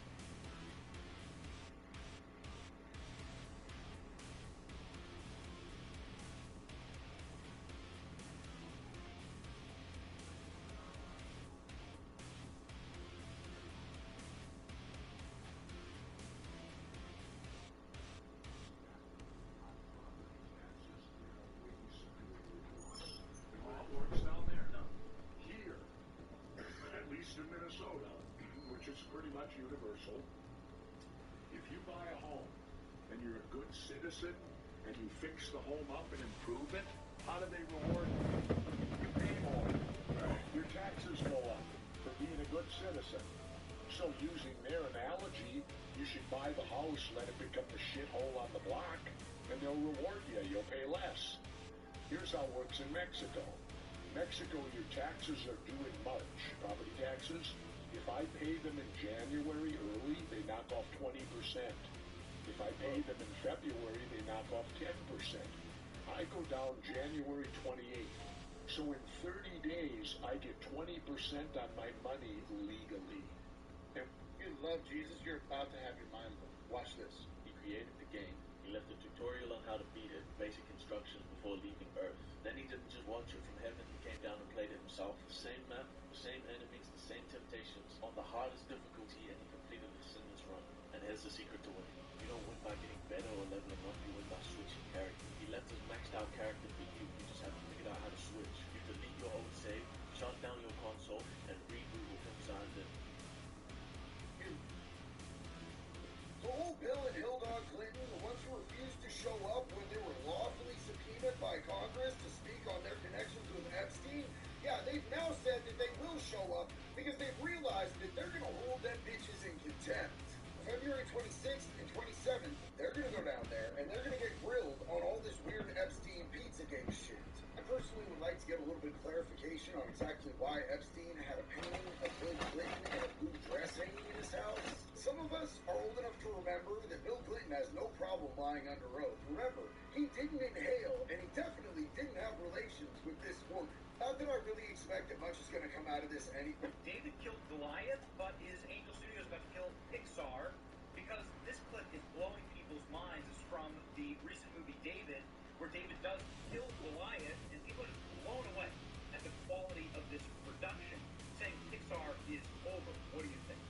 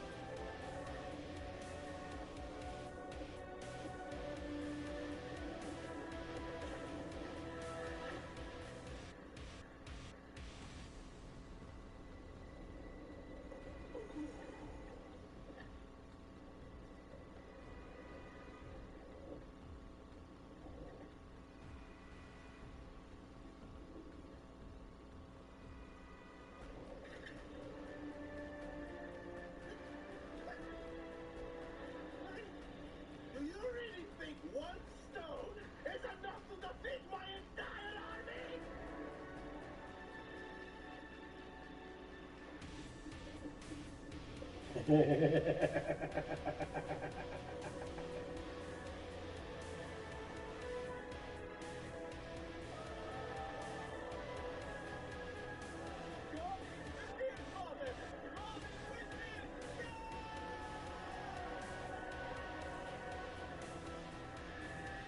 story of Jesus getting betrayed, this got a little more history. I honestly thought I knew all there was to know about the story, but come to find out, there's something I've been missing this whole time. So whoever has ears, please listen to this. So in Matthew chapter 26, the plot to kill Jesus has officially started. Now knowing this, Judas, who was one of Jesus' 12 disciples, went to the chief priest and asked him, "What are you willing to give me if I deliver Jesus to you?" Now watch this. The Bible says they answered him by counting out 30 pieces of silver. During this time, that was equivalent to 1 coin. Now don't miss this, because in theory, what Judas was doing is selling his salvation. So that means when he was at the Lord, he didn't see his name. He saw his plate. And probably you and I right now, we see the same of it. Because at some point, we do the same thing. It's the lifestyle of God, what do you do? So you see, God was created to serve people, not realizing we were created to serve God. Now pay attention to this word. The text says, and from then on, he walked toward opportunity to hand him over. Why should that excite you? Because if you remember, when the devil had finished tempting Jesus in the wilderness, it says he left until an opportunity. And in Matthew 26, it tells us that Satan entered Judas. So what does that mean? That means if the devil enters Jesus' soul, he will always find somebody else. That's why you gotta be careful when you play with him. Because the devil won't always show up looking like the devil. Sometimes the devil will show up looking like the disciple. And sometimes the person who usually spoke to Christians may be the weakest spiritual person. But this is where it gets a little weak. Because the Bible says Jesus was having a signal with the army that was fighting. He said, with one eye too, is the man. Arrest him. Now I'm not the smartest man in the world. Ain't never claimed to be. But I do have a question. Because if these people claim to want Jesus so bad, why didn't they take the time to get to know him for themselves? Wouldn't that make sense since they the ones who said they wanted him? Absolutely. But let me show you where you are in the story. Because you've done the same thing. These people that we so quick to judge is actually where we come.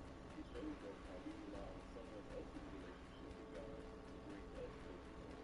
Let me make it plain. They were relying on Judas to give them the word because they were unwilling to get to know the word for themselves. It's what one would call a vampire thing. You want the blood of Jesus, but at the same time, you want to continue to live in God. It's showing us what being a part-time follower actually looks like. At this time, Peter, James, and John were in God because they rocked with Jesus. But the only reason Jesus was seeking the Lord was for the Lord of the Jews to be. I had more time walking with Jesus before you go talking about Jesus. Now for the change and conversion of your spirit, you need to remind yourself that you were always meant to be. Y'all, he's totally right about this. We had dozens of deaths where you didn't say shit. Nothing you said matters. Every single Welcome thing. back, Greg. No, everything you said does not matter. Because, no, it doesn't. Because everything you mentioned are the consequences of the. Oh, you go ahead and stop. How did we get here? Yeah. Go back. How did we get here? An open border that let millions in, and you guys did. Yeah. Here's 3 pages of women who have been murdered by illegal aliens. That's in the last, right. Like 7 or 8 years. The 7 or 8 years that you've been here talking about this and mocked over it. It's like you're the maid trying to clean up a mess, and somebody there staring at you going, "Oh, you got to clean it up better." No, you made the mess. This is the Democrat Party's mess that we are trying to clean up. And you're saying, "Well, these ISIS are using terrible language." We don't care. He's completely right. I enjoy speaking English. It is simple and ugly. I have been waiting all the morning. You ain't read your Bible today. Don't trip. I got you. Let's do it together. So we're going to be reading from John chapter 1. The Word became flesh and a people. In the beginning was the Word, and the Word was with God. And the Word was God. He was with God in the beginning. Through him all things were made. Without him nothing was made that has been made. In him was life, and that life. Who remembers this viral video of this atheist questioning this Christian? Check this out. I unlock some sort of superpower on that gate, stop my vehicle, put the window down and say, hey, you want to lift? Something compelled me to pick him up. So he big smile and he runs over and gets into the car, reaches into his pocket. My internal spider sense is not triggered here. Yeah, don't feel threatened, everything is over. And he pulls out this big dagger curved, but they had a double tip, which I've never seen. And I just smile and say, you're not going to try and kick me that way. And he's like, no, I'm not going to kick you. This is, I carry this when I'm traveling on this road in case I come across any demons or evil spirits. It comes in very handy. And he chuckles to himself and puts it away. As we come to a stop, it opens the door. His foot hits the ground and his face changes from smiling to serious. And then he said, Chris. And when he said Chris, I felt it in my heart. It wasn't loud, but it was loud. He's like, Chris, may God bless you many times this day. And then my back, his face just snapped out of it. He's like, thank you, banging his normal voice, normal face. And he closed the door and I drove off. A few hours later, the fire truck attacked the B2 hotel complex. How many people, you say? Allegedly, people say 700. They unlocked them. Somebody just told me about this website, and I didn't think it was real, so I had to look it up. It's called peaceoffire.io, but you can actually look and see, like, little dots on the map where all these different things are. So in here is names. There is one thing that Jesus said he cannot do, but how is that? He raised people from the dead, he healed the sick, he walked on water, he fed the 5,000 with 2 pieces of fish and 5 bread. But the Bible reveals one thing that can actually stop God. But how? I mean, think about Jesus' power. He spoke things into existence. He spoke and demons fled. Well, here it is, the one thing that Jesus said he couldn't do. So he could not perform any miracles there except to lay his hands on a few of the sick and heal them. But how come he couldn't perform miracles? That doesn't make any sense. Well, the next verse. And he was amazed at their unbelief. Notice it didn't say would not, it said could not. This happened in Nazareth where Jesus grew up. All the people that he grew up around, all the people that knew him his entire life, refused to know him as the Messiah. They only knew him as their friend. So it's not sin that stops. Here's what's been found in the new Epstein files so far. Today's Bible verses of the day come from Matthew chapter 6, verses 26 through 30 in the TLB translation. Look at the birds of the air. They do not sow or reap or gather into barns, yet your Father in heaven feeds them. Are you not of more value than they? And which of you, by worrying, can add a single hour to his life? And why do you worry about clothing? Consider the lilies of the field, how they grow. They neither toil nor spin. Yet I tell you that not even Solomon in all his glory clothed himself like one of these. Now, if in this way God clothes the grass, which is here today and thrown into the furnace tomorrow, will he not much more clothe you, O you of little faith? And there you have it for today's Bible verses of the day. If you have any prayer requests, feel free to comment those. What's this? Well, tell me about God. What kind of God would let men do this to me? Our ability to understand God's purpose is limited, but we take comfort in the fact that his love is limitless. I used to buy into all that, but I've lived too long and done too much. Life will always be hard. The foundation God has built in our hearts can never be destroyed. Man, I don't get you. Yeah. Mark the few passages you may find rewarding. Remember, hello, different eyes. I will give thanks to you, O Lord, for though you were angry with me, your anger turned away and you comforted me. I will trust and will not be afraid. What's this? It's taken me several weeks to get around and realizing Martin tries to help again with the financial situation. Oh. Why don't the media do Epstein like they do Diddy? We know everything. We know Diddy like to put comb on his nipples for men. Him and Cassie like to suck the comb off. So, this is details. Why we don't know details about Epstein? Where are the children? Where are their stories? Where are their testimony? Why don't we have open access to Giselle's testimony and her cooperation with the judge? You know why? Because most of the people go to the island with politicians, powerful people, princes and whales, all them types, the real people, the evil people. The evil people who can go to an island and have access to children that nobody knows have been kidnapped in the world. The evil people. Those are politicians. Those are poor people. Those are not people on drugs. Those are not gangbangers that's doing this. Gangbangers hurt their own people. But it's a group of people that take our children and they disappear. And powerful people have access to. Child sex trafficking has surpassed drugs, guns in the world. Do you realize that Sylvester Stallone told Dolph Lundgren not to pull his punches during this scene? I said, Dolph, I want you just to unload on me for about 20 seconds and try to knock me out. So Lundgren went all in, and the brutality was beyond anything Stallone expected. I'm feeling like my insides collapse. The next thing I know, I was on a low altitude flight to intensive care. The doctor then revealed to Stallone that he'd been hit in the heart so hard that his pericardial sac that encloses the organ had filled up with water. He goes, we usually see this in a head-on collision in a car. Plus, I got hit by a truck. Do you realize that if we came from apes, why are there still apes? Where are all the half-evolved animal species? None of them. They don't exist. Develop reproductive organs. First thing, the first human baby. Who raised it? Human baby is one of pretty much the only animal that when it's born, it needs 24/7 care until it's like years old. Kangaroo starts hopping the day it comes out of that marsupial sac. Here's my question to you. Have you ever witnessed cellular evolution, any form of evolution at all? No, you haven't. And forget about it. The people who say a butterfly is evolution because it goes from a caterpillar to a butterfly. That's not evolution. That's its biological design. That's how it's supposed to be. I'll keep following it. That's how it's supposed to be. It was built with that blueprint. Look at my eyes for a second. The human eyeball. If that was a camera, it would be like 500 megapixels. However, the best camera humans have invented yet is only like 40 some odd megapixels, somewhere around there. And yet, it has a designer. You would never look at a car and think that billions of years of materials blew around in the wind that formed the metal and then formed the components and made the car. But the human body is 50 trillion cells, and you think there's no designer. If we came... If anybody ever invaded America, the biggest issue would be our government trying to convince rednecks to not taxidermy the invaders. It's funny they sent rednecks to war in the Pacific, and they did things like this. Y'all ever seen a Chinese jackalope? The parachutes start falling, and the town just gets over like the tornado siren loudspeakers telling everybody the bag limit. They're only allowed 4. Enough to go around. Did anybody ever invade? America made last week just for stop. No. I want to pull it back behind and hold down. So like that, I love this. What's he going to do with that? He told you still have any jacket. Wait. Hold on. Here. What about one of these? See my right, right? The Mexican.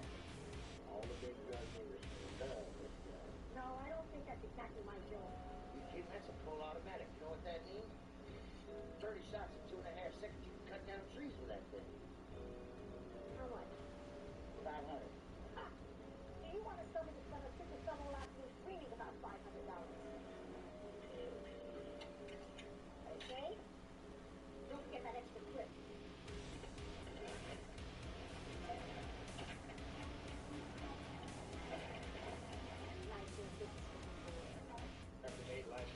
Amen. Preach. You ready for this one? This is for the people audience. Come on. Let me tell you something. When I knew this man was being used by God, in his first term, I don't know if you remember this, the witches, the warlocks, and the abortionists all came together. And this is what they said, I quote, "We are asking everyone in the United States to join us on Facebook Live as we cast curses on the President of the United States and all who support him." Wow. It was Facebook Live. It was nationwide. I told my wife, I said, let's see how stupid the preachers are on this one. Because last time I checked, Jesus said Satan will never attack his own.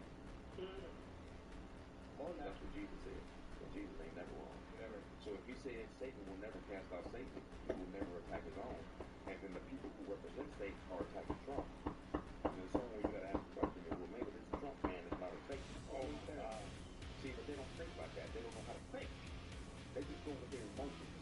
And they go with their arrogance and their pride. Everybody thinks that they know what they're talking about. Amen. Preach. You ready for this one? This is just, And I said, you want to play, G? Gabriela Rico Jimenez. She was a Mexican model and disappeared back in 2000. You get bitten by a bushmaster, you don't rush and try and save your own life. Try to savor what's around you. Look around at the world. Smoke your last cigarette, call your mom. I've come face to face with the bushmaster, and there's 2 reactions that you're going to get. One is, if the bushmaster decides that it's vacation time, we just had a meal, they'll come to the edges of trails or beneath the tree, and they'll just circle up a big pile of snake on the trail, and they'll just sit there. Now, the other option is that you get a bushmaster that's alert and hunting and out looking. He makes a great point. The average Somalian has an IQ of 68. The average American has an IQ of 92. Legally speaking, an IQ below 70 is the threshold where you're considered mentally disabled. So are we supposed to believe that our politicians and departments are so stupid that they can be scammed by literal weak, or are they complicit? That's what I said. I definitely got the scared little Mexican in his eye, you coward.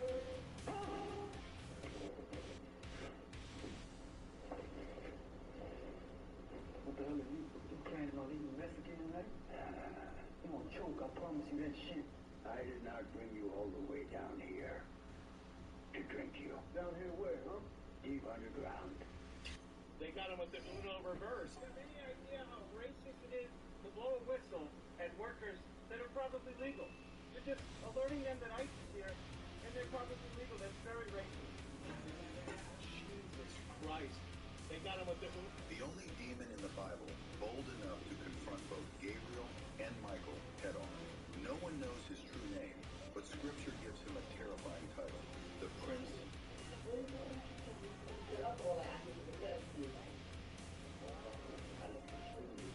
This guy witnesses his friend get shot in the rescue and die, but before he dies, tries out to walk away. Having encountered I got out of jail, I still didn't live a Christian lifestyle. Still wasn't a Christian. Still was just money, women, killing, drugs. So the seed was planted in me from the sin.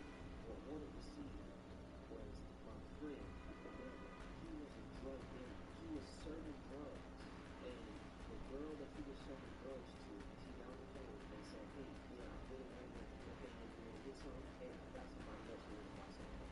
He said, man, she get out the car, somebody come and shoot his car up. He shots after he gets shot. He drive up to the nearest hospital. Get on the phone and said, man, the guy just got shot. I heard the phone call. I got to listen to the whole phone. She said, you know, call him Jesus, call him Jesus, call him Jesus.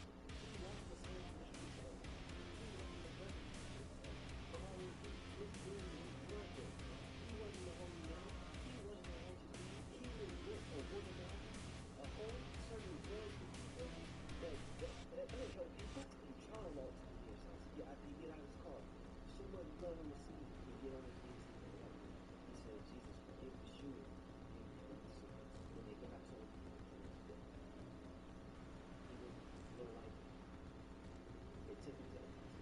He was back. He thought it was the devil.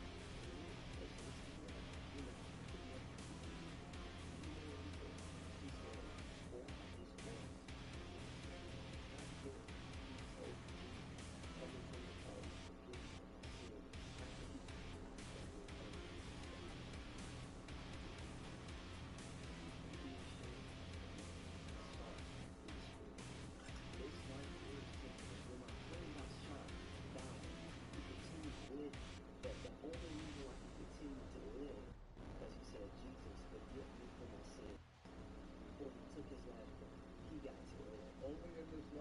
I'm glad that she's saying this. My fellow healthcare professionals, you cannot wish death upon people and then post it to the internet. Public service announcement. Look at this. All the medical providers, grab some syringes, have them full of acetylcholine. That will probably be a deterrent. So this provider was encouraging the use of a medication called acetylcholine, and acetylcholine is an anesthesia drug that we use to cause paralysis in our patients when needed. So essentially, she is asking for this person to be suffocated alive because you would not be able to breathe, you would not be able to move, you wouldn't even be able to blink. So you would suffocate alive.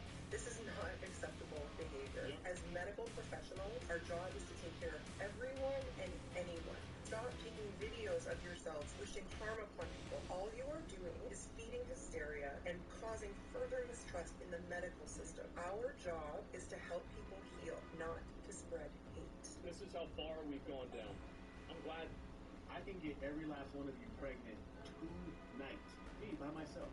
Yes. Now let's flip it the other way, right? If it was all men here and it was just you as a woman, how many times could you get pregnant? A singular time. One time.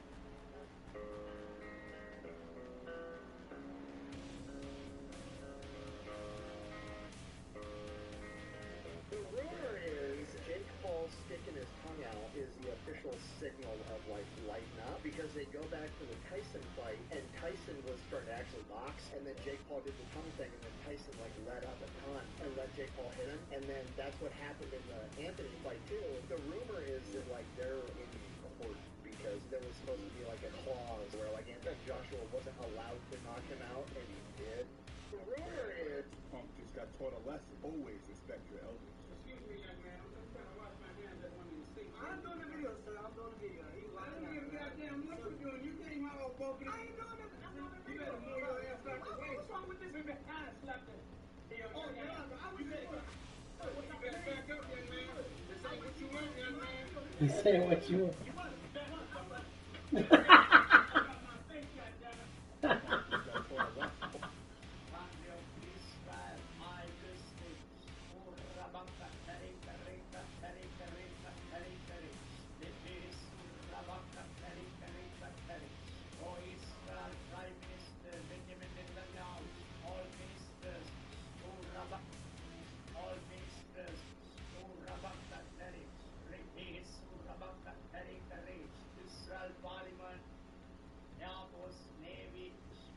Right up here. Dick, switch. Switch. Again. Right up here. Have you seen this video? Let me just get this straight. He said no flying American flags in America? One of the same spots yesterday where the cop told us that we were harassing people with the American flag in America. May have been a bit of miscommunication, but all we're doing is spreading patriotic positivity. We're gonna keep it short today. God bless you. I love you. What's up, boys? Yeah, kind of. What's up, bro? There's an American flag flying over there. We're not using this moment to bash a cop. The reason that we're out here is to show representation to the person.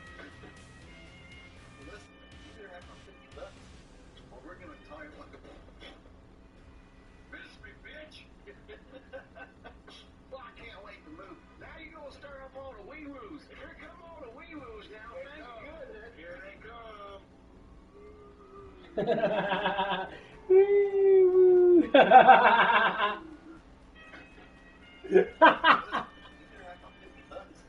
Well, we're gonna tie it like a miss me, bitch.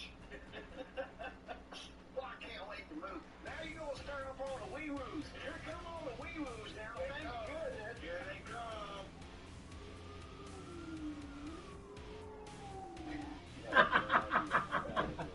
So we're outside 477 Street Northwest. They didn't witness this place. So this is apparently a place where there are almost 100 people registered to vote. But it closed down years ago. 10 years? 10 years ago. So ridiculous. You have no idea how bad. An HOA towed and sold a tenant's rare 1987 Buick for $500. They called it an eyesore. Watch the judge hit them with an eye-watering bill. Your Honor, the car had a flat tire and faded paint. It violated our appearance standards for 3 weeks. We sent notices, got no response, so we towed and sold it for scrap. It's just an old Buick. I was on a business trip. The old Buick is a 1987 Grand National TNX. Only 527 were made. It's original factory paint, not fake. The buyer already stripped it for parts. That's $185,000 gone in on it. You entered private property and sold a collector's car for scrap just because of the paint? That's theft, not ruling for you. Judges, $185,000. HOA is banned and towing vehicles and An HOA towed and sold a tenant's rare 19... That's a badass car, man. That's a beautiful car. That's a beautiful car. Oh, man. Okay. Sorry about that. I had to let my battery charge on my on my thing for a little bit. Okay, let's see what we can play with today. Switch it up a little bit. What are we gonna do today? Let's switch this shit up. We'll do Monster Ball. Not gonna play with the Berserker. I would play KillingFloor 3, but I'm not big on KillingFloor 3.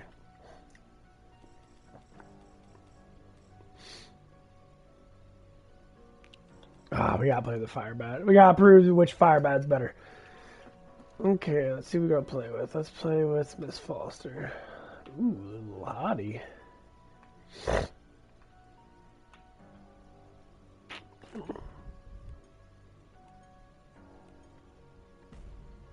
Wave one.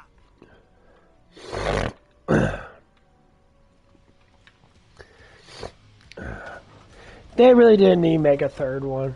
Honestly, I think they should just keep on doing this one. Or do both of them. Mrs. Foster presents her introductions. I think the creator of Killing Floor 3 ended up leaving or something like that. Killing Floor, one of the guys ended up leaving that. Pleased to make your acquaintance. Well, the thing with it is, this game is more fun. The other one's not bad, but it's just like... I want to have fun in a game. I don't want it to be super fucking crucial. I just want to go around and try out different guns and blow shit up. Kill me a bunch of inhuman demons, basically. We'll call them liberals. Sorry, dude. Satanic liberals. We'll say satanic liberals. Kill for 3. Liberal edition. It's a bunch of satanic Karens running around. Dude, that'd make a good ass game.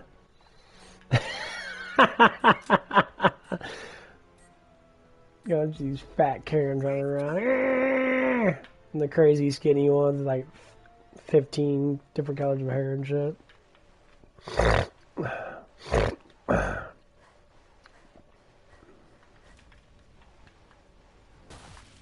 Mrs. Foster from range.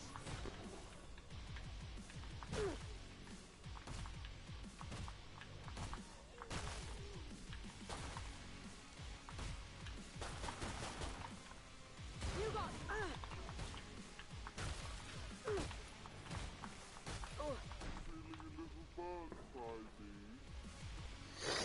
Your day. Nico, Nikos, Nikon. Nikamus, Nikatus, Nikon. The liberal edition. You know how much money you would make off of conservative people and that if you made a liberal game? You could beat up a whole bunch of Karens and shit. Take out all the liberal retards like Chuck Schumer and Nancy Pelosi and all that shit. Oh my god, that'd be a money maker. This one's tenacious.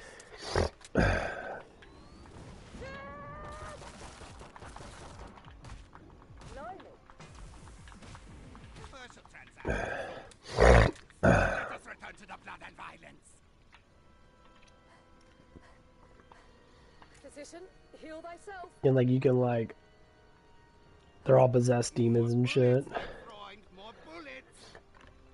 That'd be actually exciting to do. Make a video game about real life stuff and that, and just you become an ICE officer and shit. You get to run around and like beat up on liberal people and shit. You just run into the main mass of them and start beating their asses and that.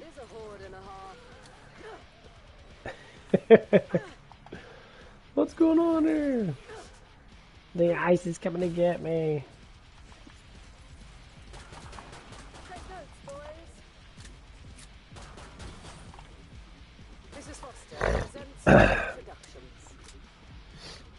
Also, I can't say it's much fun though, but it's funny to a certain extent how stupid like liberal people are when they're all like, why are they going after these legal immigrants and that? Because they're fucking criminals. They like raped some chick and that. And they're all like, well, I was like, dude, you guys like mentally fucking like retarded. These guys are literally raping people and that, and you're just saying it's okay. But if it was you, you'd be screaming and shouting and blaming everything on everybody else. Can I do it? I can do it. What do I want to do?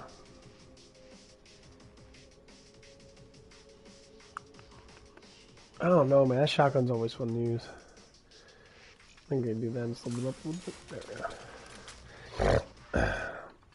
Yeah, I always hate people that sit there. They say stupid shit like that. They're all like, "Oh, you know, don't arrest these people that are literally destroying people's lives. Arrest, fight against people trying to arrest them." Like, no, you guys are all paid liberal fucktards. They're trying to keep democratic power, so you hired in a bunch of fucking goons.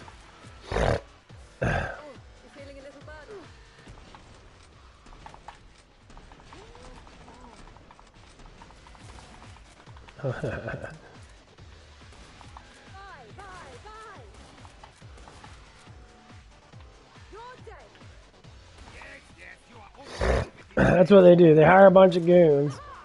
They fill them with all these conspiracy shit.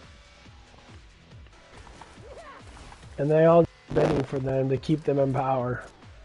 Anyone get paid through money. They probably give them like $10,000 to do that shit for the whole year. They're like, okay, I don't have a job. I made free 10 grand. I ain't fucking doing anything today.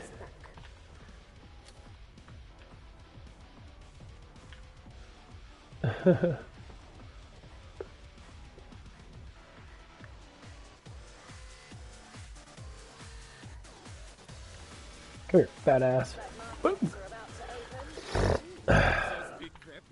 you compensating for something? But that's what these people do, though. Look at him go. Oh, he disappeared. Energy drink's kicking in about time. Oh. I feel pretty good.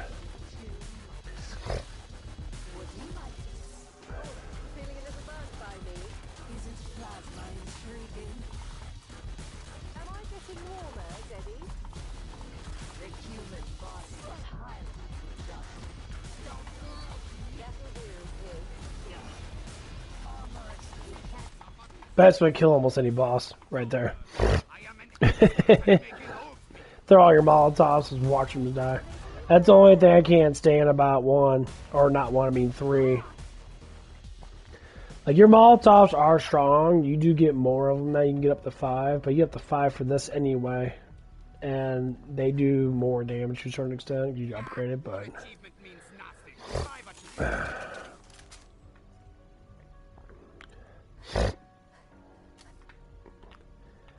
I don't know.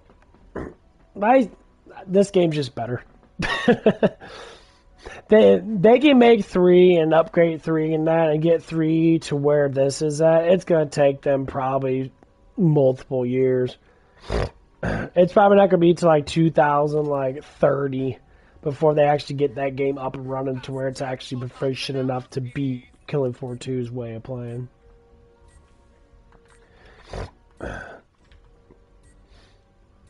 There's literally no fucking way.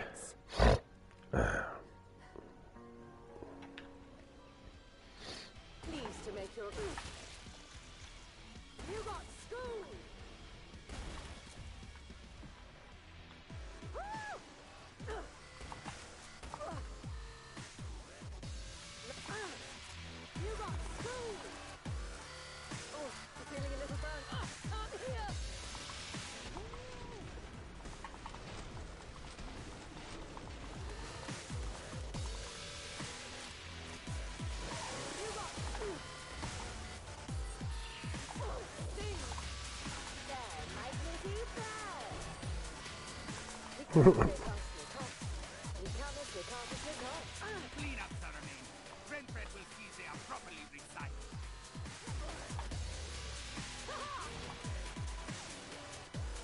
Oh, you're feeling a little burnt by me. You're dead.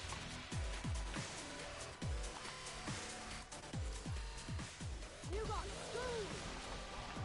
On its active, use your dust to buy a few more seconds of life. Nice.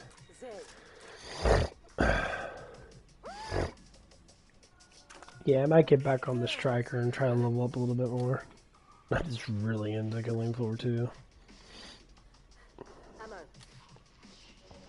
And here is the pod. You do know how to use this, yes? Like I said, 3's okay. I'm a fan of 3, but like the best gun you can get is the flamethrower, like rocket launcher gun you get for the fire bat, which is like massively fucking overpowered and it kills everything. Like it one-shots most people because it has explosive on it. But when you play with other characters that don't have explosive, besides the ninja, because ninja gets the the arrows, but the arrows cost so damn much that they're absolutely pointless to fucking get.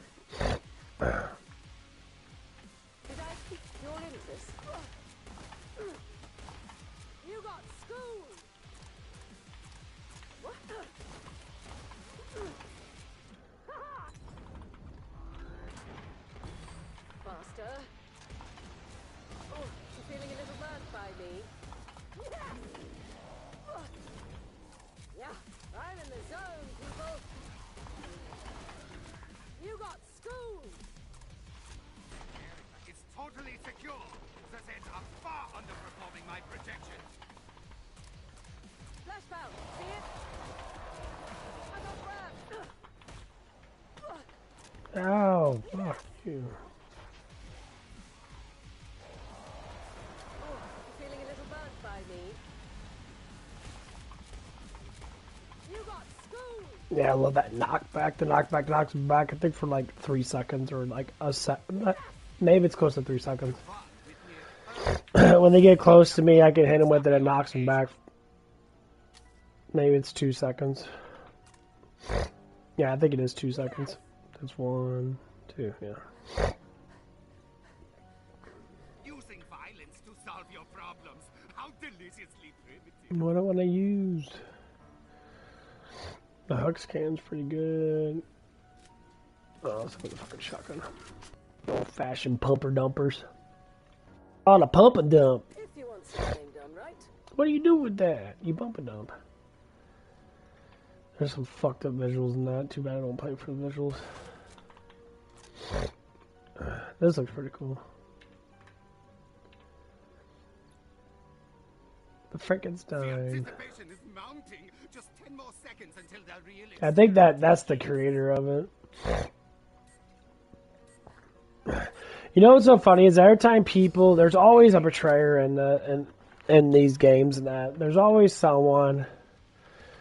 You know, because when they made 3 in that, they try to make 3 more scary. You gotta bring it back to the roots and that. I said, when you make something as good as KillingFloor 2, you kind of can't bring it better than this. Well, you could make it scary and that, but like, the fear of stuff doesn't really come in too much when you're playing a game like this. Like, this game's more for combat fun and that. Like, there's nothing to do with.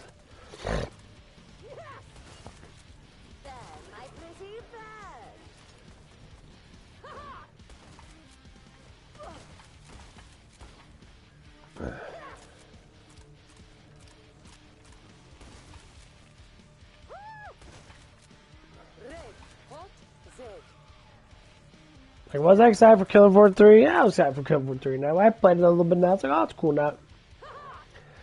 The gameplay is better because you do have the dash and that.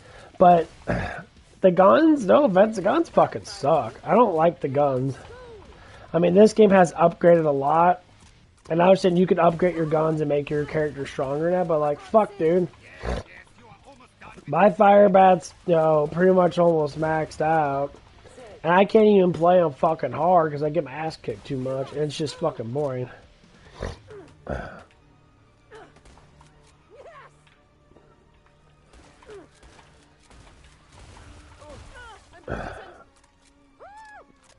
Number 1, the healing's not infinite, which makes the game fucking stupid. I want to be able to heal all the damn time. I don't want to be able to have to get trenches and shit. Because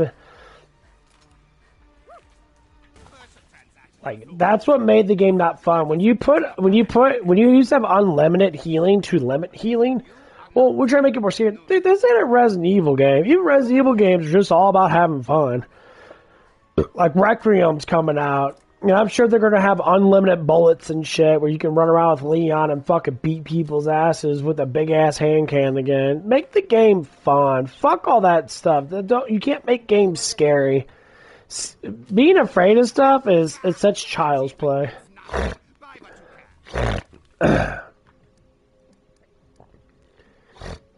And tell you the honest truth, people that are afraid of like this little superstitious shit, you know it's not real.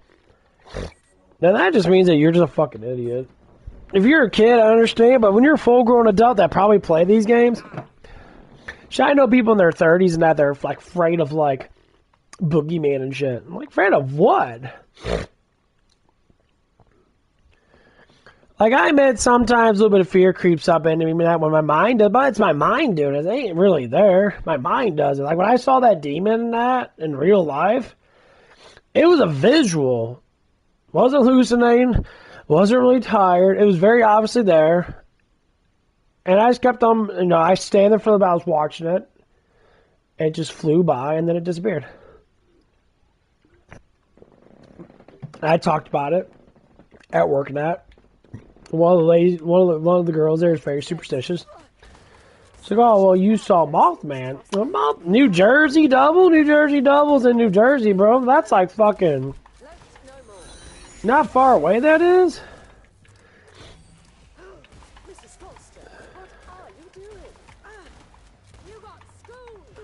That's like extremely far away.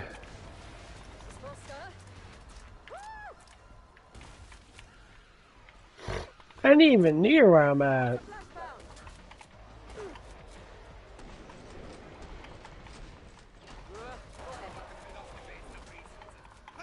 Got him.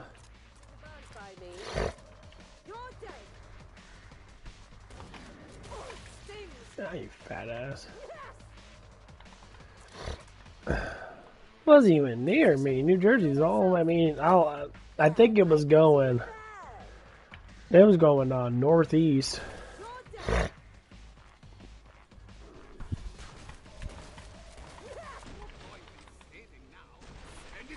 Yeah, fuck. Yeah, this game feels a lot better than the 3. Mainly because it's unlimited. If they got unlimited mode, you could be able to pick up all your guns and shit. The problem with it is, know that you could upgrade your guns can get up to a certain level of power, and they can get, any gun can get strong as fuck. I do like the attachment stuff on there, but they just have new guns. Like, you can make a double barrel, like quad barrel.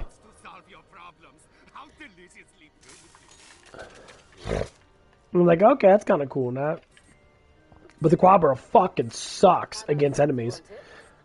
Like, when I shoot someone with a quad barrel and this, it fucks them up completely. Like, no joke, I'll obliterate someone with it.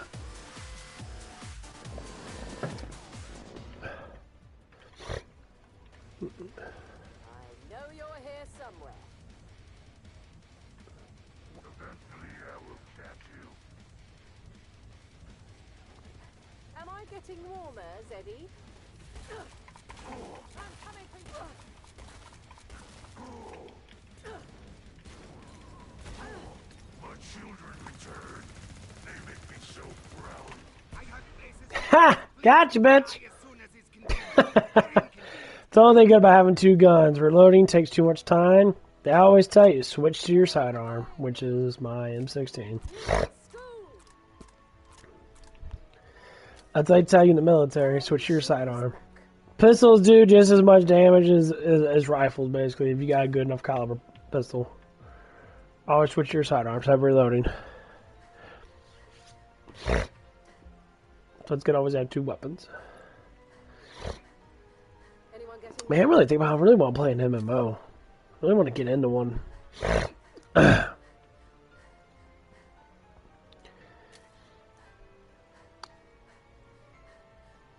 guess I can go back on Diablo, but Diablo, I already got super high level in that. Diablo's kind of pointless.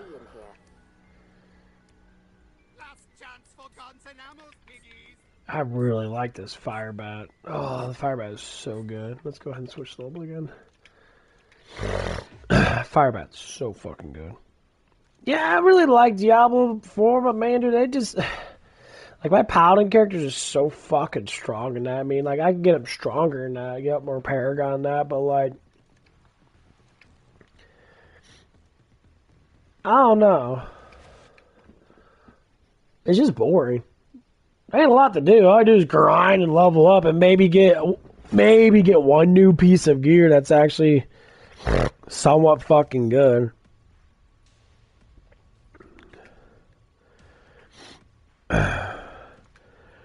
Oh my God. With the Reverend. Yeah, we're not gonna make him that. What are we gonna make him, guys?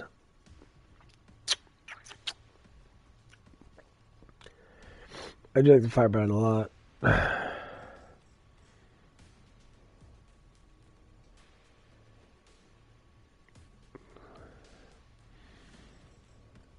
We'll play with the double-ishness. There's one gun double-ish has. It's really fucking powerful. Oh, fuck that, dude. Okay. What I wouldn't give for a cleaners convention right about now. Demons, rock and load, folks.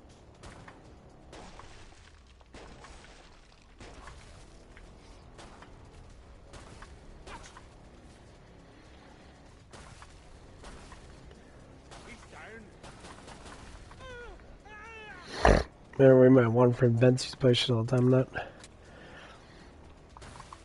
yeah, he's going through some stuff right now. I haven't talked to him in a while.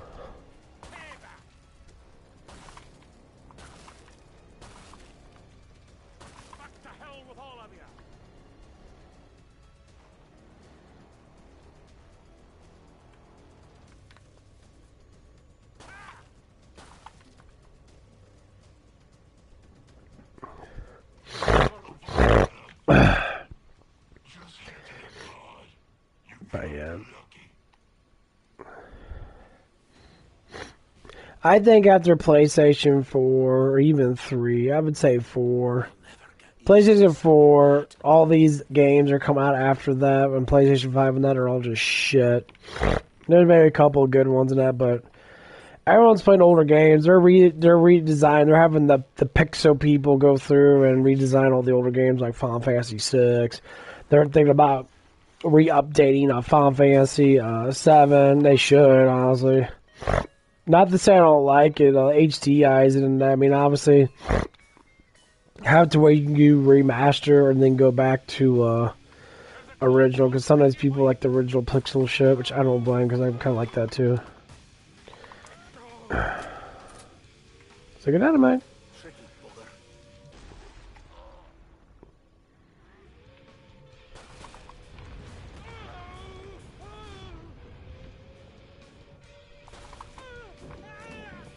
Ah, you fuckers.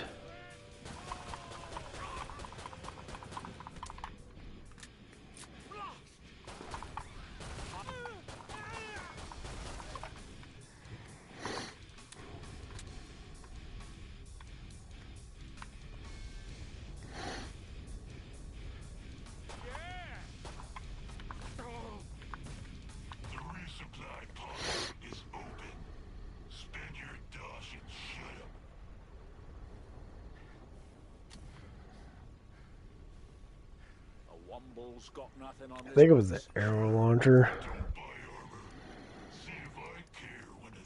Yeah, it was this one. This one's really strong. Because normal enemies. Look at all these guns, bro. This one's probably the best one.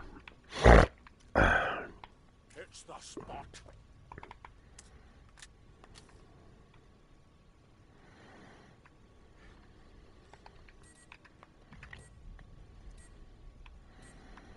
This is the world that everybody thinks it is. Dude, people have a really shitty realization of the world we live in. I think it's because TV's around that. Everybody's starting to look at it from a different perspective now that they don't like.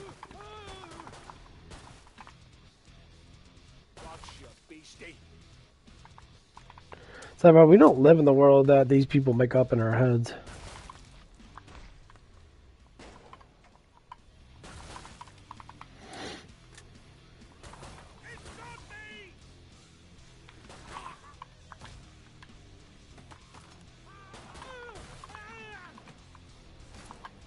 No, I'm good, man.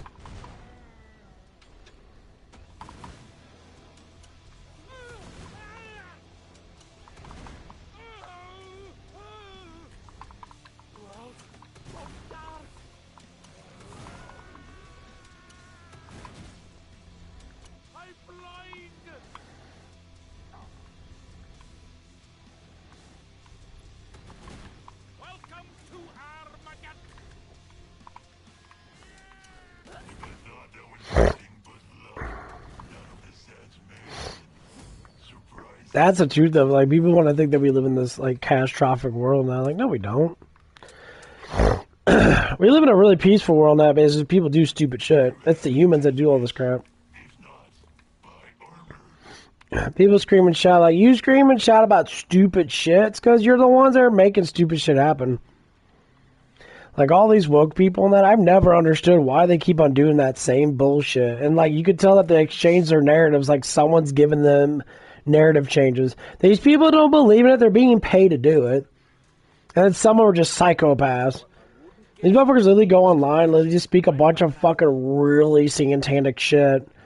And they're always yelling, like, "Ah, rah, rah, rah." Like, you can yell, but you're not righteous. You're wicked. You're pathetic. You're a fucking fool. You're a complete moron. Even family members know you're a fool to believe in such rubbish fucking bullshit. Like, it's just stupid. I don't understand it myself as, you know, someone, I mean, I've been through the ropes and that. I can understand maybe certain things and that, but, like, I changed. I came to.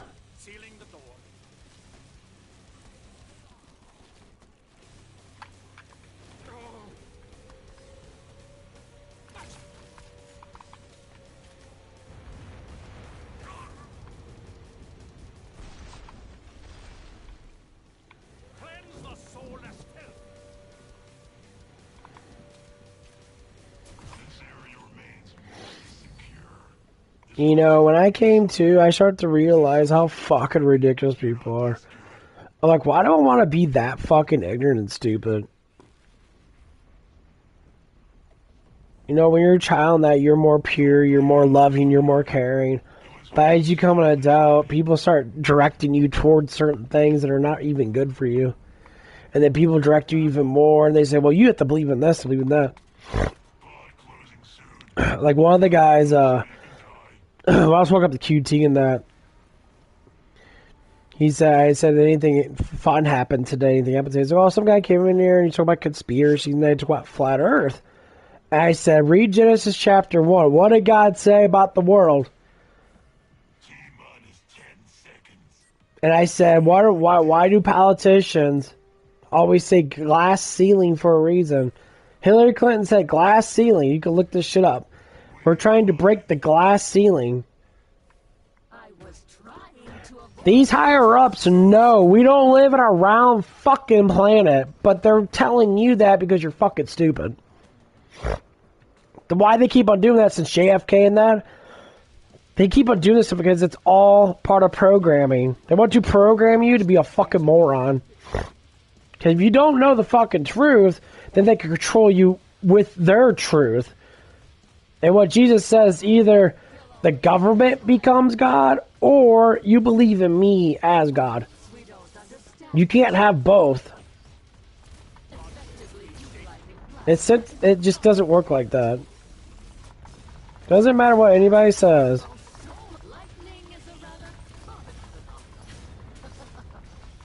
You can't worship two things. You will end up hating one or loving another.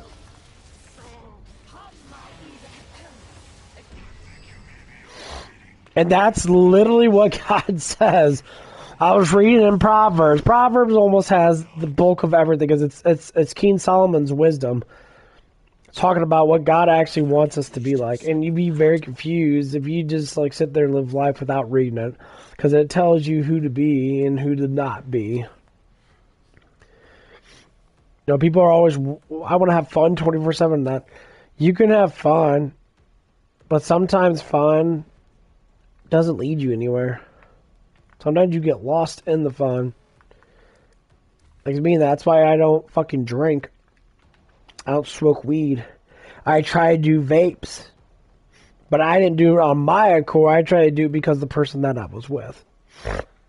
And I didn't like it. I even tried smoking a little bit of weed that I didn't like. I fucking hated it.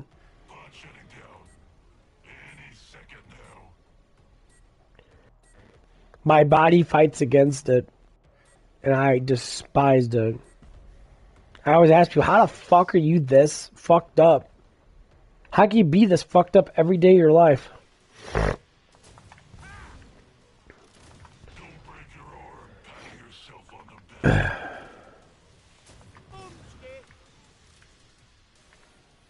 it, there's a cloaked one around.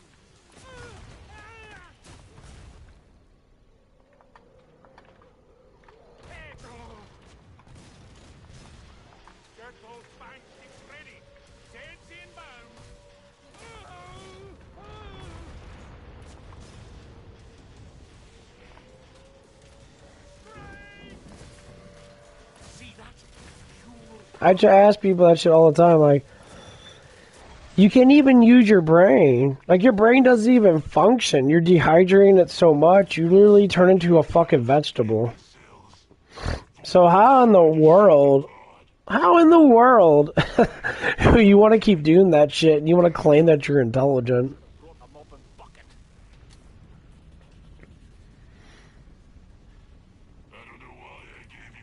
Like, to me, it doesn't make any sense.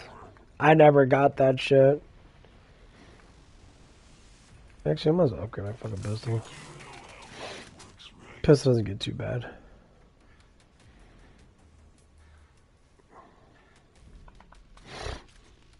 Like, I personally try to understand that shit. And sometimes it's hard to understand it, especially when you're lost. Like, I'm so happy I know the Bible a lot more than I ever did. I respect Jesus a lot more than I ever did.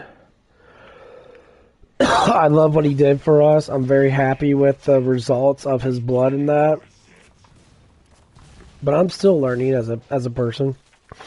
I don't go to church and that. I'm not really surrounded by actual good people. I work with people that are, you know, they're not bad, but like they're wicked.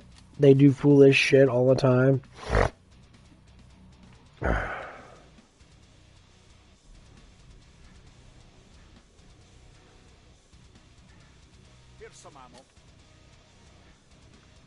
So to me, I'm like trying to figure out how I can be, you know, a better Christian. That I have my my uncle and my aunt were trying to get me to set me up with some lady from their church. And no offense to women out there, and it's not that I'm picking at, just my standards are not ridiculously high because I go by the heart and that, but like body wise and that, you know, I don't like being with chicks that are fucking massively overweight and stuff like that. Almost all the girls I've ever been with have always been very, you know, skinny and very like body looking good.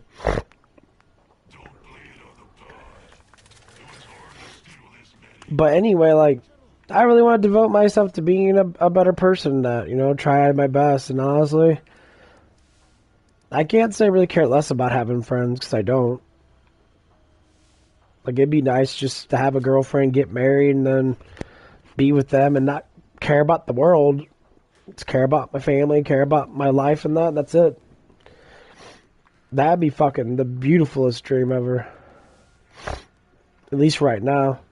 I know my ass is old. I'm still gotta work out some things and that. But I'll have to say, maybe one day this shit'll happen. And it'd be nice. But I don't know. I thought it was gonna happen with my ex. But unfortunately, she's a fucking dumbass. She gave in to Satan. I tried to bring her out of it, but she kept on walking into it. Because she's stupid. Literally just dumb. Doesn't like to listen. Very stubborn. Very, you know, thinking that she knows everything. But then she gets lost all the time, asking for help. Like, begging people for fucking money and shit. And the first thing I always say to anyone, if you lack money, stop buying shit that you don't necessarily need.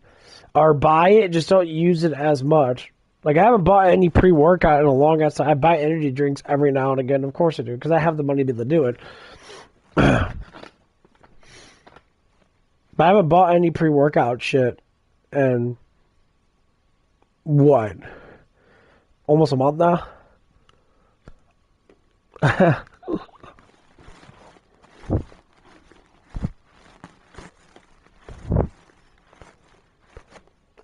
And that's what it is. So, let's go buy it. It's gonna feel different having all that crap in me? Fuck yeah. Well, I haven't done that shit in almost a month.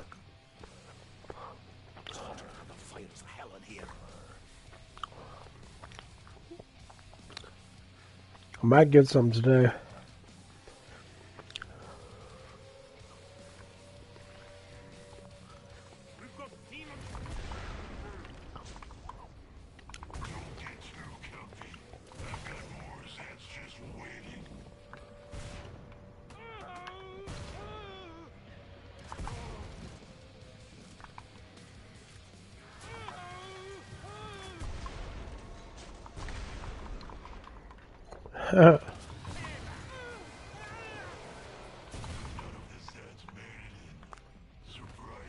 Ah, you fucker.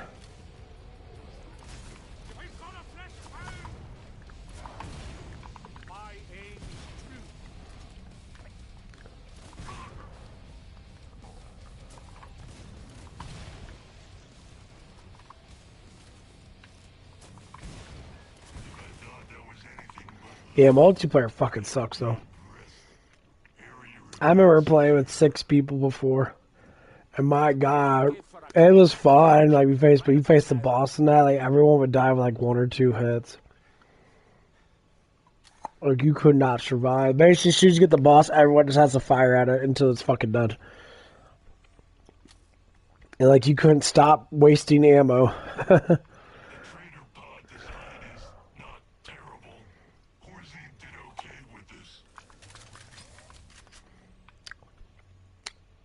I was trying to tell people that I was playing with this one guy, and I said, dude, stop buying armor at the first round. Save up your money to around like 3 or 4, and then buy a really good gun. Because you can survive because you have unlimited healing. So if you find a healing gun, you can literally just keep on healing.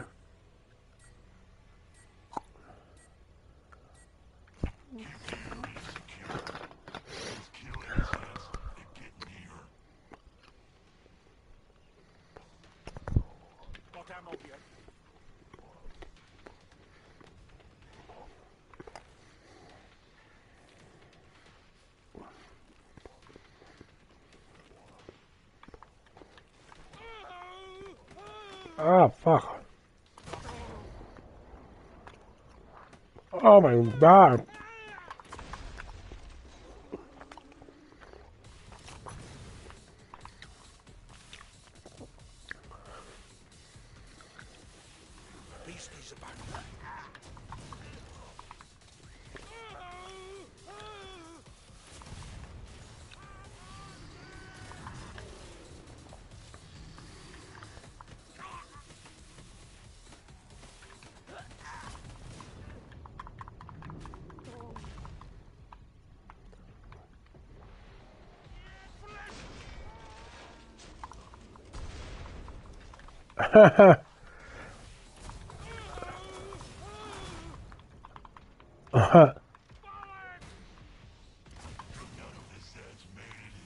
That worked. See, I multiplayer that, you would just die because the damage goes up a lot more.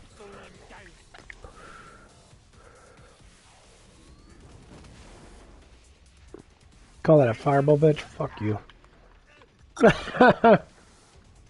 Damn demon. Demon liberals? Yeah, get them all.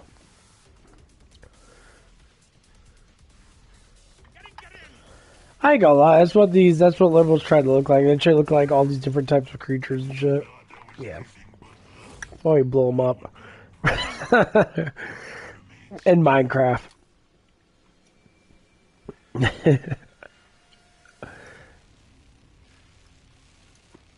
Man, I'm very surprised my dad never got into like a little argument about it in that. My dad likes talking about all the bullshit. He's not a very heavy liberal in that. He likes to gossip about that shit.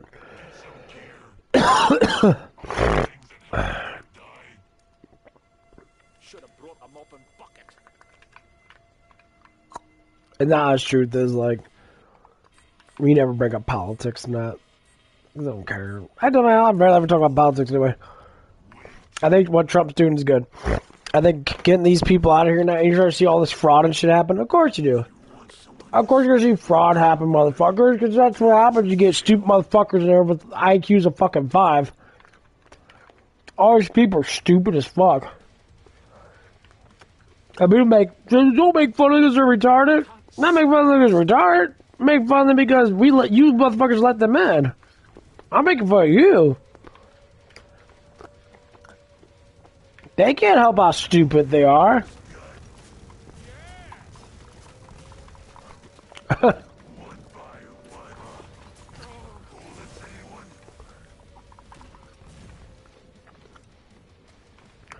I'm making fun of how fucking dumb you are. You fucking cocksuckers keep letting these motherfuckers in. And you don't even care why they're letting them in. You know why they're letting them in? Because they're losing power.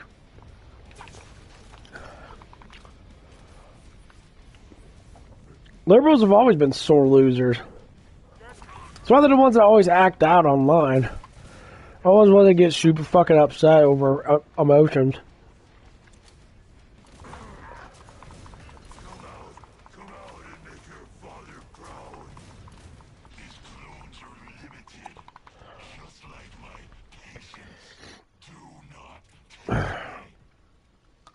Nice. That's not too bad. Gotta have the jaboom boom guns. You gotta have guns that blow up right next to you. That's one thing I hate about the double-ishness back then. All the guns that blow up next to you, besides your grenade and the first gun. That's why the first gun's always powerful. Then they got better guns, but... To the prison. Let's compare the prisons. They got the new one out on March Quiet. Okay, let's switch out. Okay.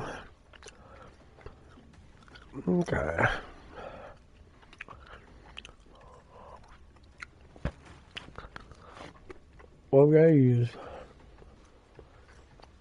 What would SWAT? I like SWAT.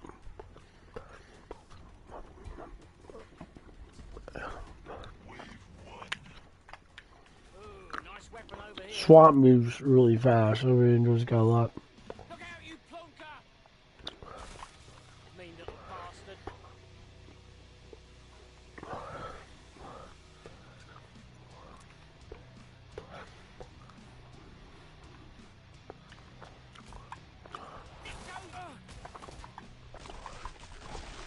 I think I got the round,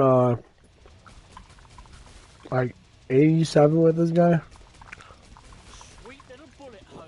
It took me like 5 hours to do that shit.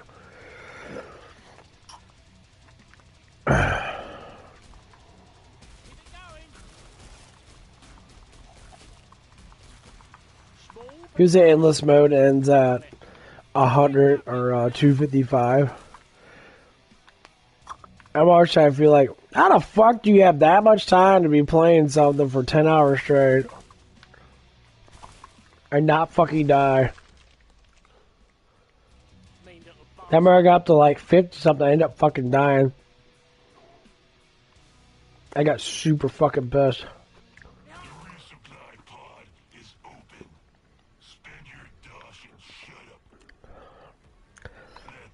It's not to say people can't do it, but they have to have some type of glitch or they have to do something that they can't, like... I always say, legitimately doing shit is ridiculous. Because I played this game, I put it on rest mode and let it rest up in that, and the game kind of glitches out a little bit. I think it was like 6 hours.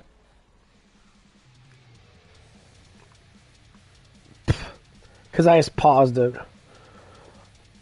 So I will have to rack up time. It took me 6 hours or something to get to like 87. And then I died. Because I faced a bunch of flesh pounds that they just killed me.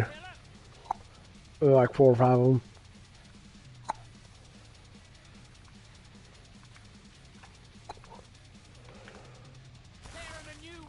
It was fucking ridiculous.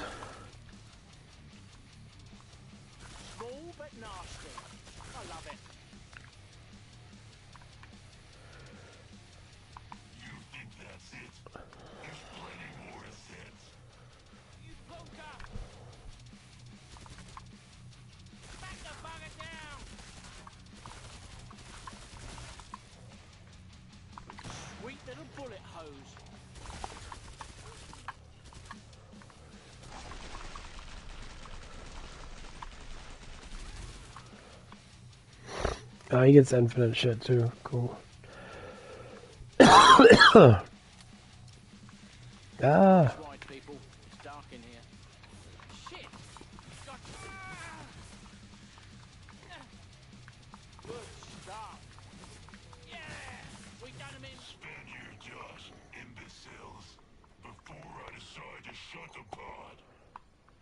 Hits the spot. A little bitch ass knife. Got a tiny ass little knife.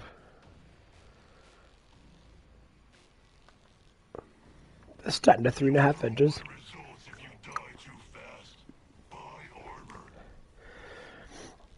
I do like this gun a lot. This gun's really fun to use. It's a bullet hose. Submachine gun.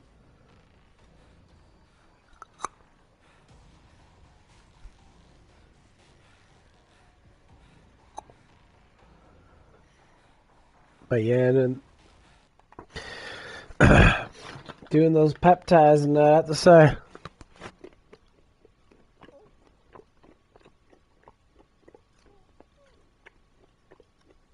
definitely a huge change. I think I might go to the gym today. I don't know yet.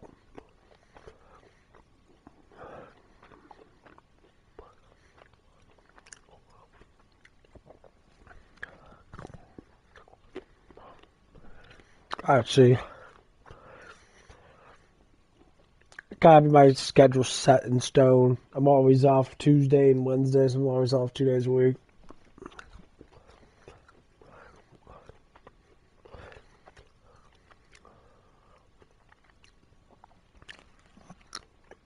Which just got nice. Hey, I gotta do truck too. I gotta do truck on Thursday and Monday. I'm the only one that does truck meet. Other people help me out a little bit, kind of, but most time I do by myself. Especially I'm the truck guy. I'm trying to see if I can get more money for doing that. It's like I'm the only one that does truck. They call me in when they need to do truck. Like Tuesday night, one of the guys calls me in. He's like, well, can you do truck in that? I'm like, okay. I'm not perfect guy. Honestly, I don't rearrange. I'm like, no, I'll lead you guys to rearrange that shit. I'll try to do my best, but I'm just there just to put the shit up. I mean, a lot of the stuff is pretty easy to rearrange. I'm like, I'm just gonna put this shit up and not do what I can so I can bucket leave or go back on the line. Because that's what I tell me. I try to get done quick enough to get back on the line and try to help out, the person on the line that said that's what I do.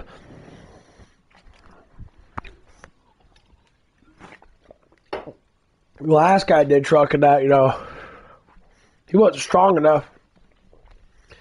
I mean, he did that, but he was always very, weak within that. I'm like, I understand, bro. It is very tiring. That's why I try to eat a little bit before I do it.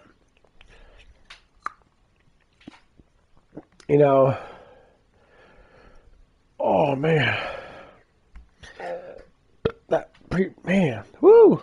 The energy drink's going through me.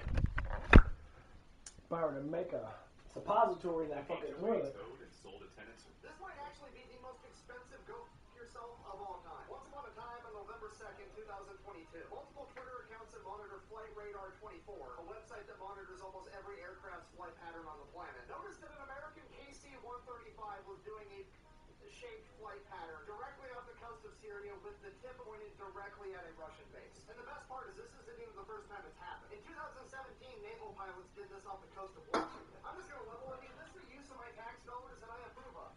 This might actually be the most expensive go yourself of all time. Once upon a time on November 2nd, 2022, multiple Twitter accounts that monitor Flight Radar 24, a website that monitors almost every aircraft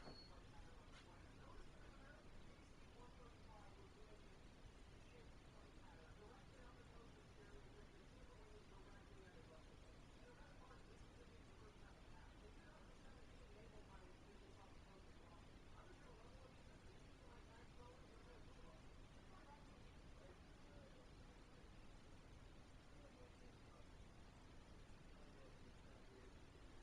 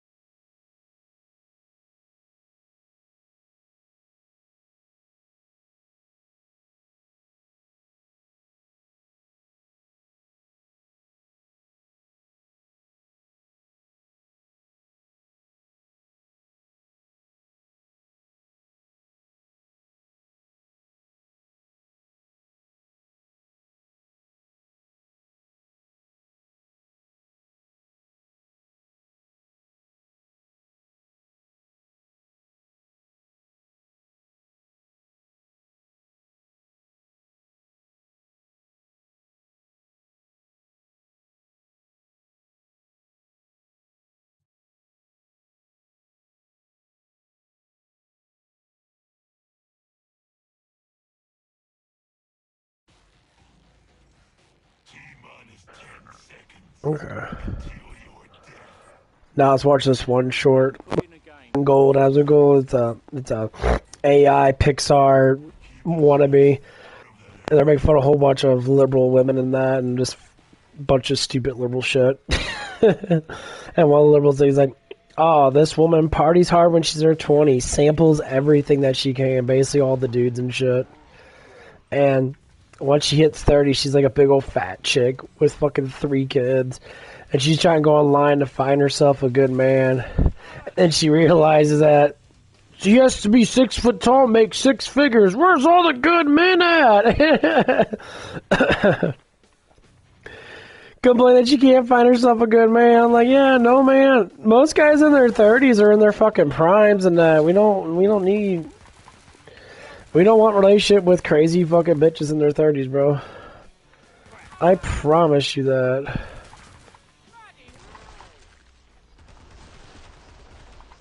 Why? I've been down that road. I dated someone that was in their 30s and that, and they're the most unsufferable fucking people in the world. Why? Because they already been married. They almost had kids multiple times, and it's just like nothing's new. That's why I always say, I have to go for someone that's like in their mid-20s and that.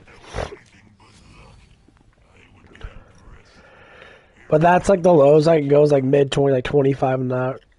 I could go lower than that, but most of the times I don't.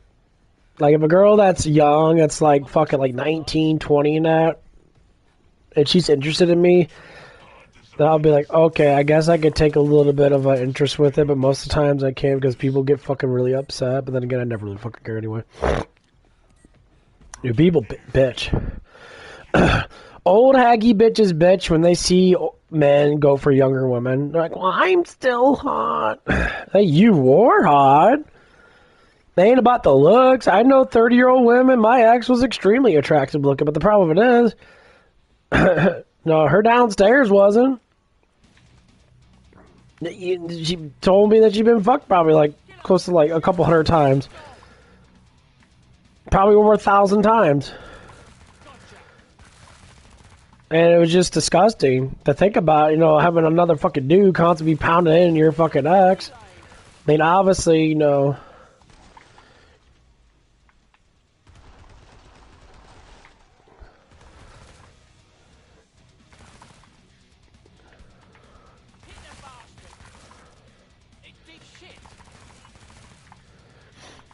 one wants to see that shit.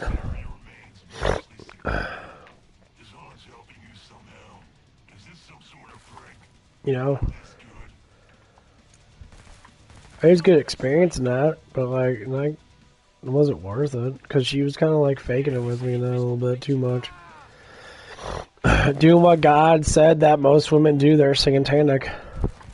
They smooth you over. They wear slutty clothes. They put on more makeup and that. They do everything they can to make you feel like that they really like you and that. And then they'll snare you in and they'll try to seduce you. And then when they seduce you, you either have one or two things. Either you give into it, you screw them in that, or you don't give into it. And you try to start a relationship with these people. At first, they're going to like it a lot. They're going to be all nice about that. Then after that, it disappears. I always say before, I tried my best to be the best with my ex, but she wanted way too fucking much. She bitched and moaned about shit that she never bitched about before. Like, when we worked together or not, I said, yeah, you could have stayed working together if you just shut the fuck up and stop fucking bitching so much. Like, that's the basics of it is. You could have stayed together if you just didn't complain so much about certain things.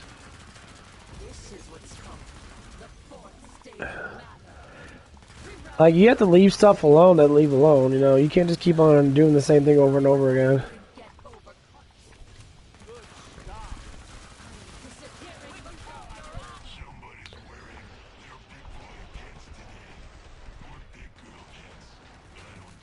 And that's one of the things I kept telling her, but kept on being selfish and worry about, worrying too much about shit and that, going crazy with stuff and that. So that's the problem is, Like, you girls are, like, the crazy ones are always more attractive when it comes on the body than that. And their face ain't too bad either. Next, I'm gonna switch over to this. Yeah, this gun's fucking awesome. But the problem of it is, you're still fucking crazy as fuck, though. Like, you're just crazy. And you stay crazy, too.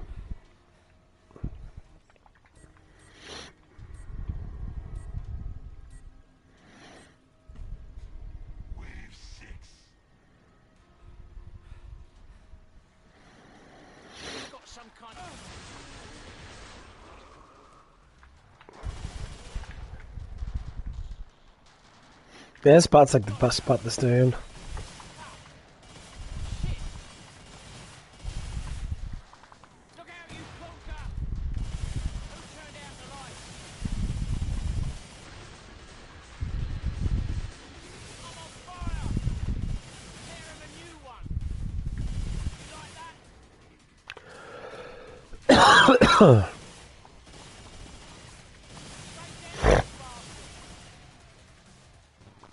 But yeah, it's just one of the things I have to talk about every now and again, because it's just like, you see this truth out there, and people want to say, oh, I feel for them. Now, why do you feel for people that are lying to you?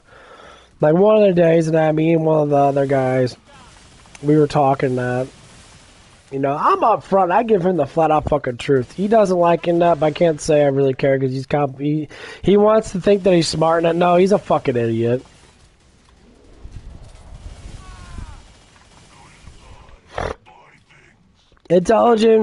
Actual intelligence comes down with being humble.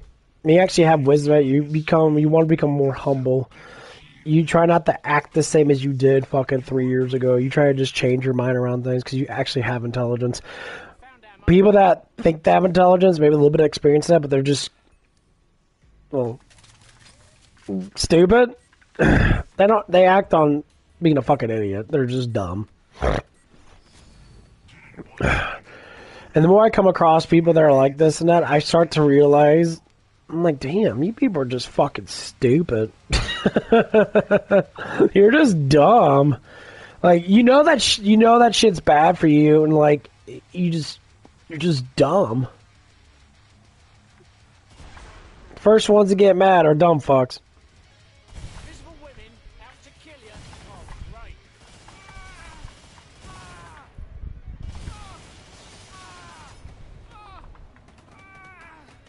Oh, that guy's bad. Oh, kill me.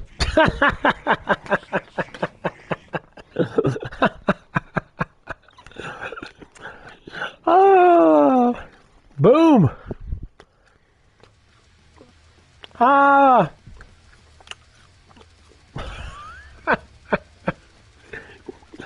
That was pretty good.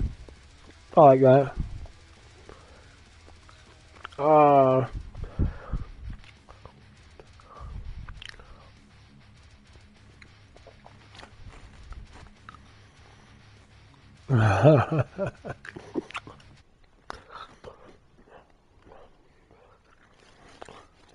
Guns are never going to go out of style because you know what weapon is banned in Star Wars? What? Shotguns. Because in Mandalorians, when they went to war with the Jedi, they're like, oh, you can stop bullets with your swords? Parlay this, nerd. Boom! Hit 12 of them at the same time. They're just clapping Jedis with shotguns. So then when the Jedis won the war, they outlawed them in the entire universe. War always devolves to a guy with a gun at the end of the day. I mean... Hi. Hi, are you ready to order? Hi. Hi, are you ready to order?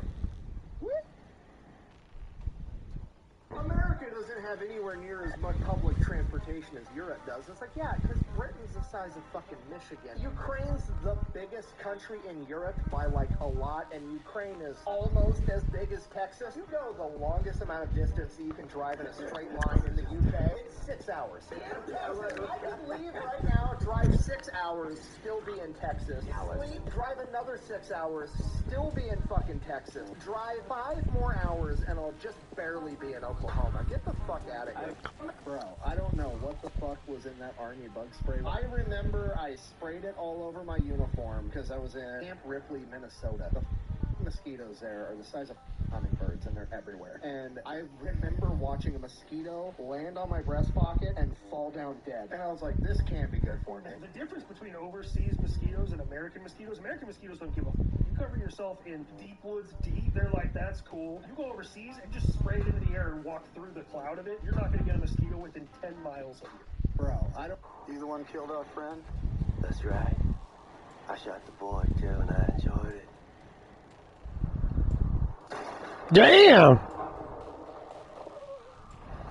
You the one killed? Can you pull up an image of it? It's very strange. The Golgotha, the place where the crucifixion happened, it's called Golgotha, the place of the skull, because that's where Adam's head is buried. Really? Yes, and that it's also perhaps the same place. And it tells you it's kind of in the same area where Abraham almost sacrifices Isaac. And the cross, in any artistic depiction, at the foot of the cross, underneath it, is the skull, representing the skull of Adam. Yeah, there it is. Yeah. That's the skull of Adam, huh? Yep. Wow.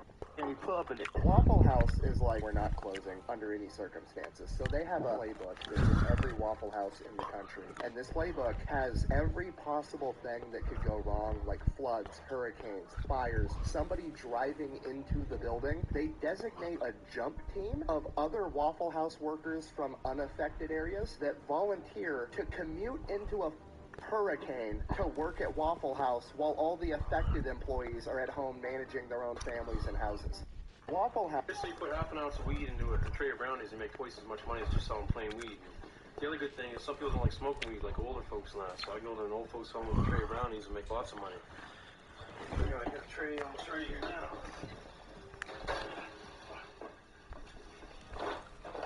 Holy shit. I lost this gun like 3 years ago. It's even loaded.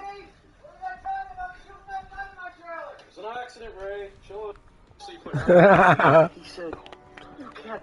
Speaking of old people, I accidentally became really elitist the other day. I was at fucking Verizon, and this older woman comes in with a power strip and a phone charger. I like something dope is about to happen. I feel like that might be too much. All grocery store delivery apps in New York City are now required to pay workers a minimum of $21 an hour. Oh my God. Not including tips? I wonder what's going to happen. That's crazy. You have to see this. When we came over here in slave ships, was that racism? No. That wasn't racism? Why do you say that was racism? To take, capture, and force people to go somewhere that they don't want to go. And who were the racists promoting that, doing that? The so-called white men. No, that's not true. It's not true. Black people were sold into slavery by blacks. It was the Arabs who sold the blacks across the world. It wasn't white people who just tiptoed over to Africa and just took white folks. They were being sold by other black people. And they're still doing that today in parts of Africa where blacks are enslaved by other blacks and Arabs. You have to. It's okay. We finished Nicole. Nicole is fire. We're giving like a fire. Man, those children, they're not of less value just because they're in a horrible position. They're of equal value, just like you and I. And home. What's all this? That's some paint. You've been painting? Yeah, I've been asking to paint the kitchen for weeks. I was complaining to the neighbor about it, and he said if I make out with him, he'd paint our whole kitchen. Are you serious? Yeah, That I've been asking you for weeks.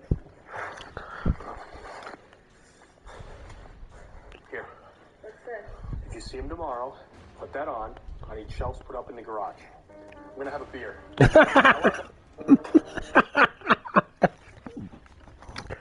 That man comes on, this is a skit. Man comes on, girl's like, yeah, I want you to paint the kitchen that. So I went next door to the neighbor and I made out with him. He says he's gonna paint he's gonna paint the house and that. And goes in there, grabs like lingerie. Okay, put this on. Tell me I need some new shelves in the garage. I'm gonna go have a beer. You have a good day. First, do not try this at home. Now, for those of you who whip out my hillbilly fortitude, let me show you here what we're working with. Can't see a thing, can you? Come a little closer. Listen here. Right there's good old corn liquor right there. Here's what we're gonna do with it. Cheers. In the name of the Father, Son, and the Holy Spirit, I ask Jesus for being in this home. I ask you to take the away from my house.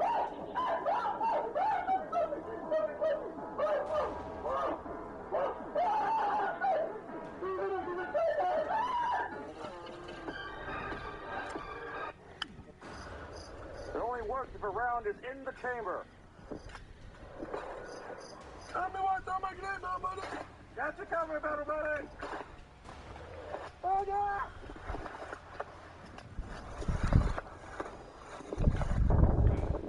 What's in front of you? You're over there, right? Yes, sir. Where'd your grenade go? Over the left, your son.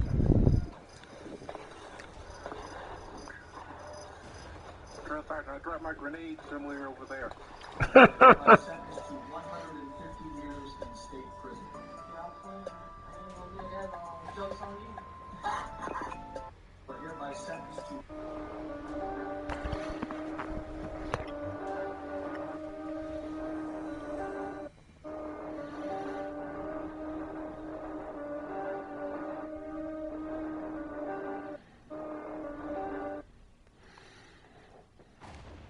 Yeah.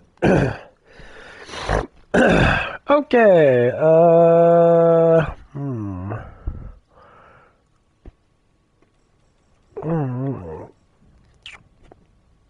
You got the fire button. We'll do this. Let's see. Oh man.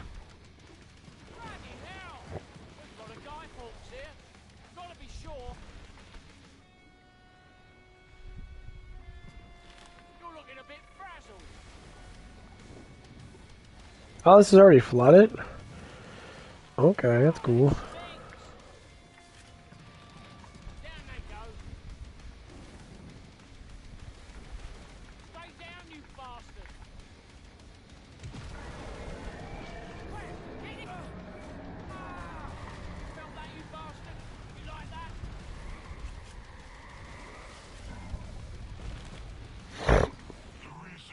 Damn.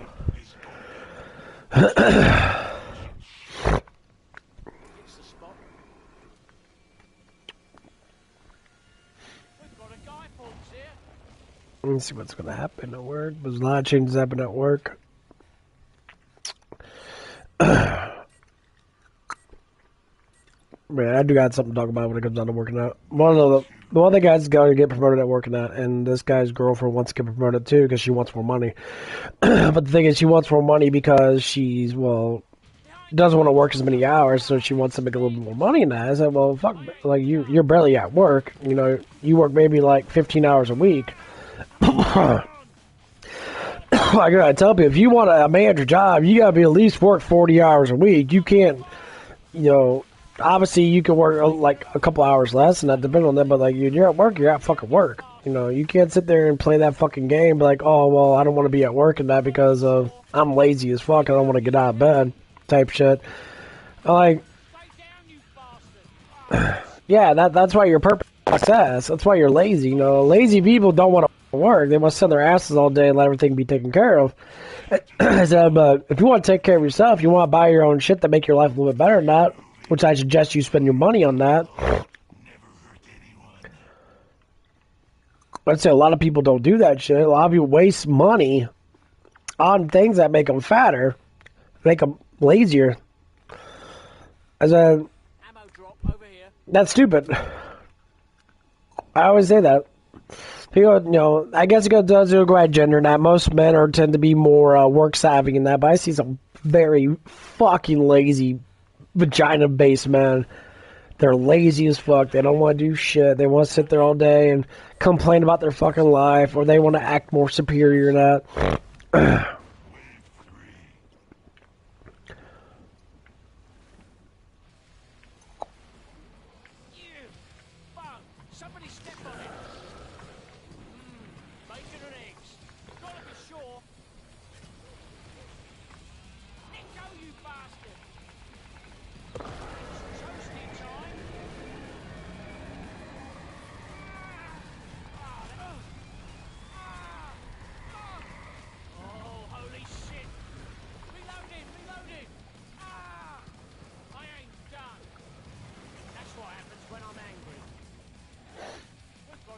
And like every time I look at people like that, it's like, how do you live life? Like, I mean, even though I live with my parents and I still want to fucking work, I get 2 days off a week. A lot of times, work goes by super fast, and I'm like, what the fuck am I gonna do all day? Sit around and do nothing all day? I'm like, I can't wait till it gets warmer now so I can go back to the fucking gym. You know, it's cold and I intentionally don't want to go to the gym as much.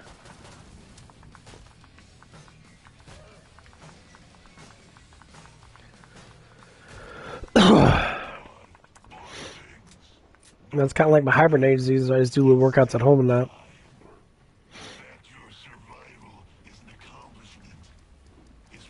What are we gonna get? Got the flamethrower. We'll got the Mac. I like the Mac gun a lot.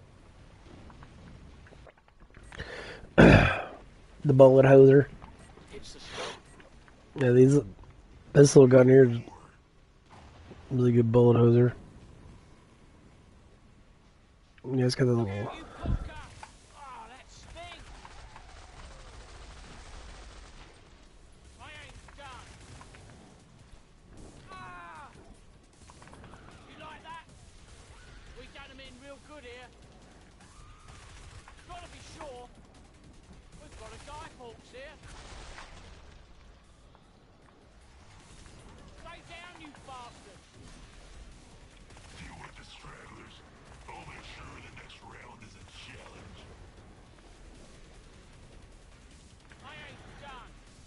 But yeah, as I see these people now, people always want to like give them gratitude and that, and like I was talking about weight, you know, people need to lose weight and that. Well, one of the guys I'm working at, he's definitely a fucking like, he's just emotional like idiot, honestly. Like, and I say that out of respect. He's a pretty cool person to talk to now, but he's just fucking stupid when it comes to certain things.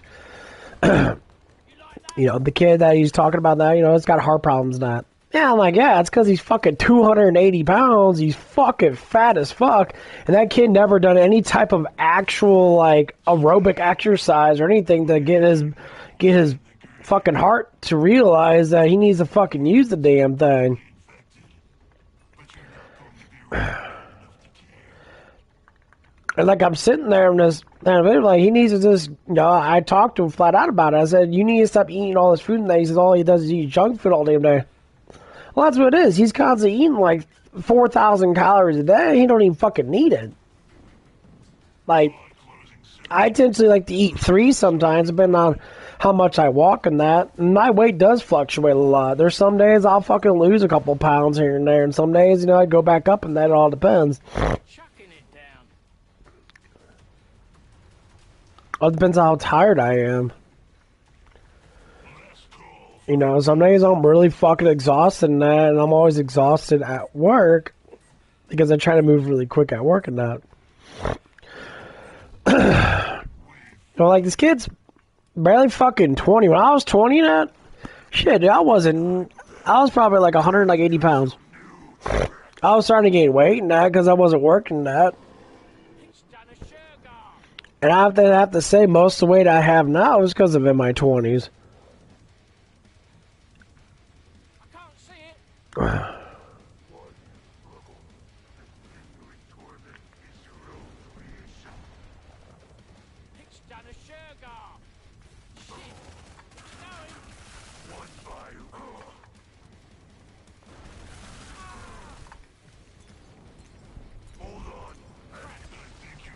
Yeah, Molotov skill these bosses so quick.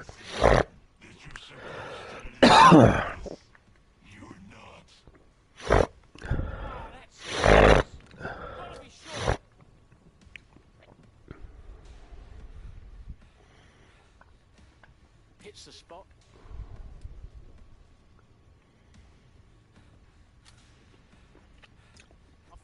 But yeah, I kind of like brought this stuff up in that.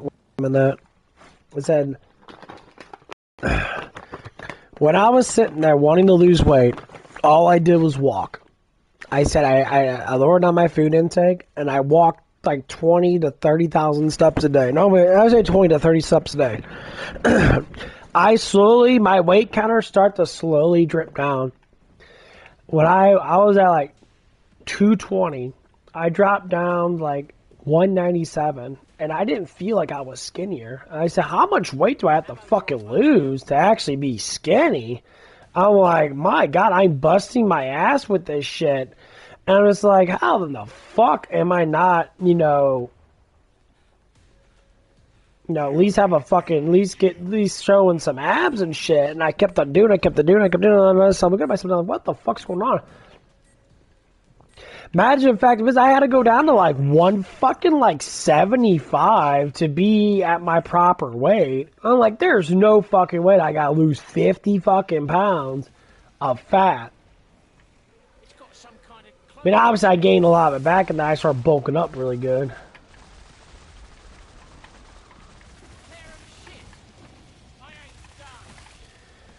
That's why I worry about just gaining mass and that.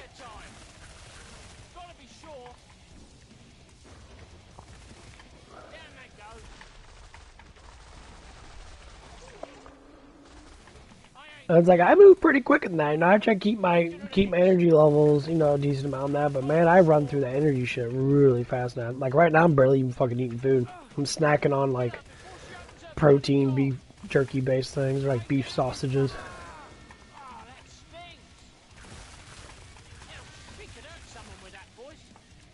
Oh, fuck you, bitch.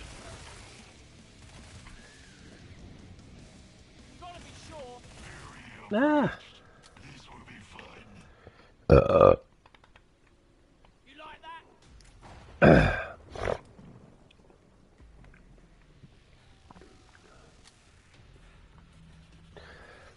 But yeah, I try to go through this regulation, and I'm like, man, I'm really trying to figure out now. Like, dude, that's ridiculous. I do like this gun a lot, but I'm about to get rid of it and get something.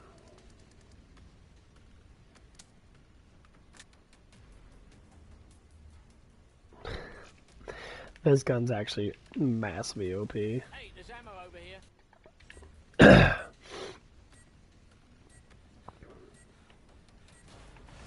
This little dog has some new tricks for you. Biting, clawing. Oh, that'll work. That is rank. Stay down, you bastard. Been poisoned. Ah, that stinks. Gotta be sure. That poison lasted fucking forever. You like that? Shit. Stay down, you bastard. Crisp them up.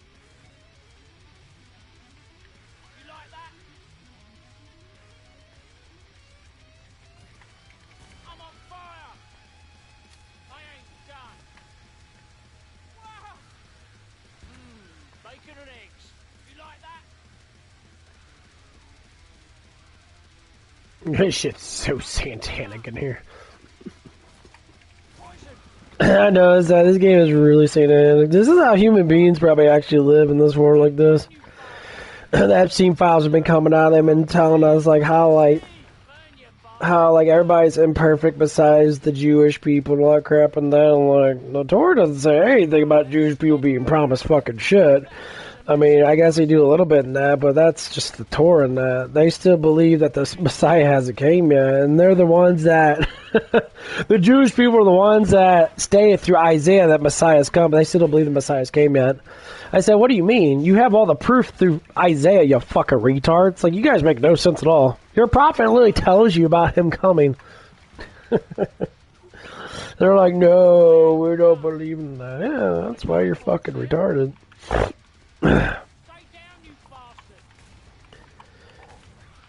You betray your own word of God, the word of God, over what? Pride. But yeah, I always wonder how much weight I can fucking lose. I always want to get rid of this fucking stomach. I've never been like legitimate in the bulk of my life. It's a Friday night kebab. Just Like skinny. I can't wait. Like this stuff because it's got to go. Hey, there's ammo over here.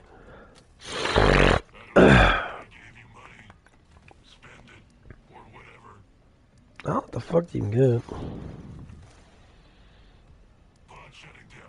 Yeah, I'll get this one.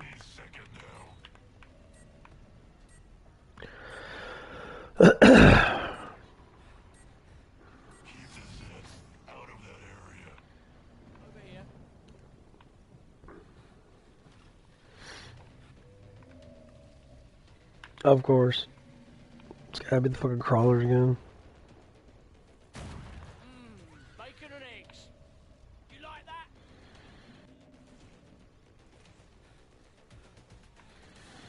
Stay down, you bastard. Crisp them up. Shit. I ain't done. Ugh.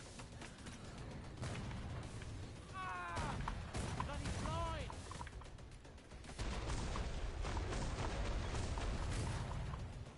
I'm on fire. Ah, that stinks. I ain't done. Ah! Stay down, you bastard. Ah! Bollocks. Reloading. I ain't done. Eat poison. Bacon and eggs. You like that? Ugh. Who turned out the lights? Stay down, you bastard. Crawlers are the fucking worst, bro. Fucking hate crawlers. They're so annoying. Gotta be sure. Ah, that stinks. Stay down, you bastard. And that is a massacre, my son. Gotta be sure. Crawlers kill me so much in this game. Gotta pay attention to the fucking damn ground. Thing is, they shroud you and like 4 or 5 will hit you at once, so you take like 3 or 4 each. It's a Friday night kebab. Just.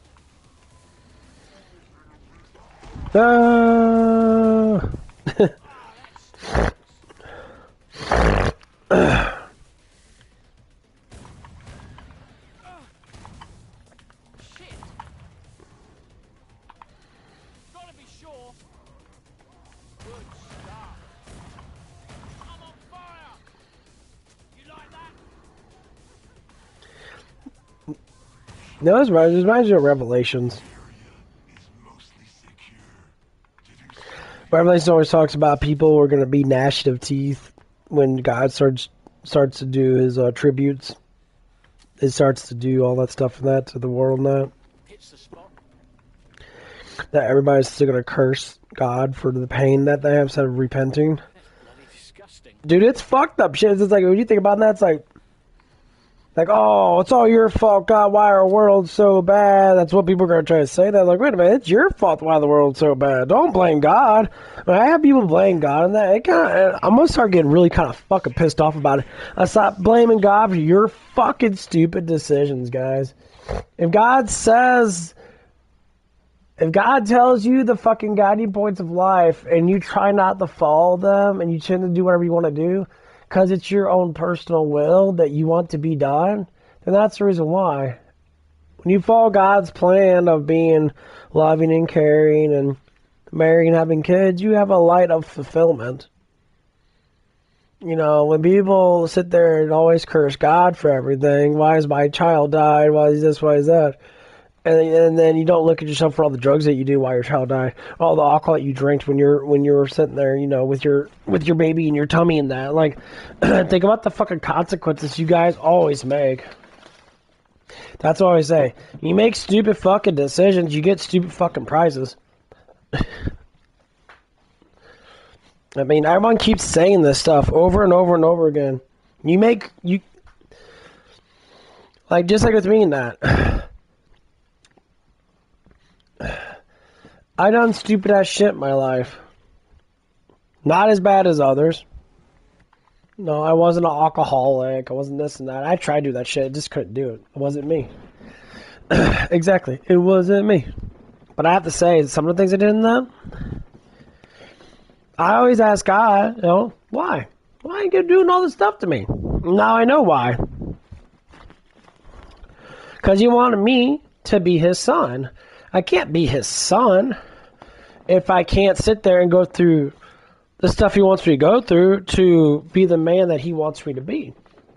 That's what a father does. And same thing with my own father.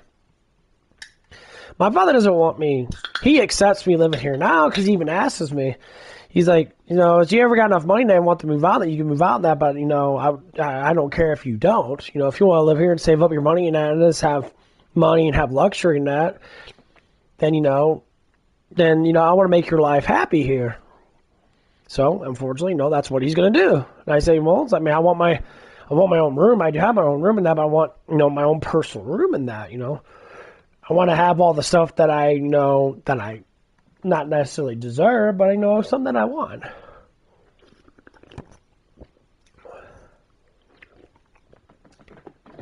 I want to have a room that has a nice couch and that. I have my TV in that. Probably have like 2 TVs in my room and that.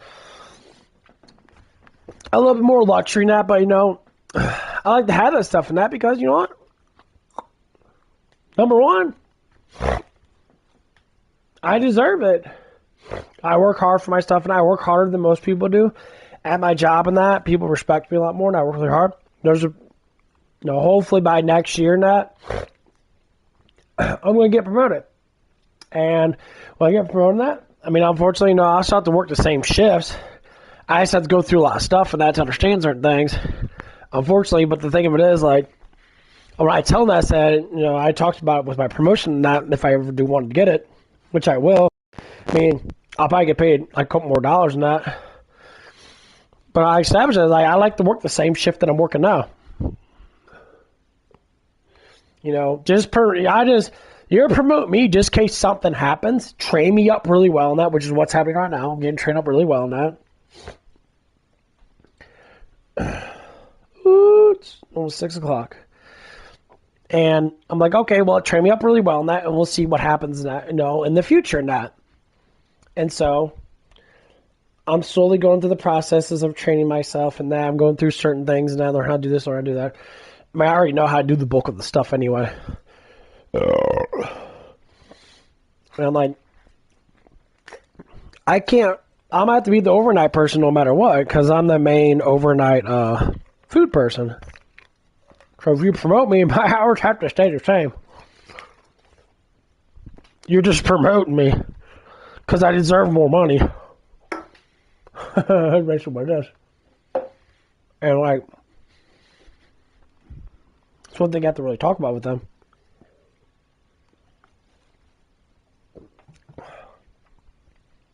Is if you want me to get promoted in that, then it's got to be like this.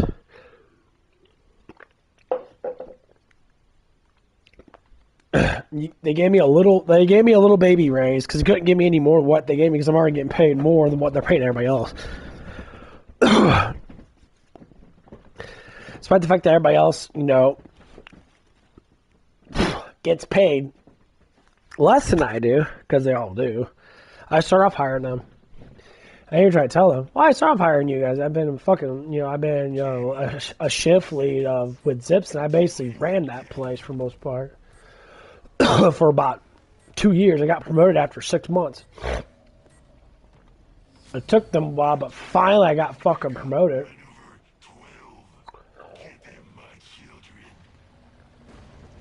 When I worked I think I was like a year and a half, and I wanted to get promoted to assistant manager. And my GM was being a fucking dick, and he never wanted to fucking promote me.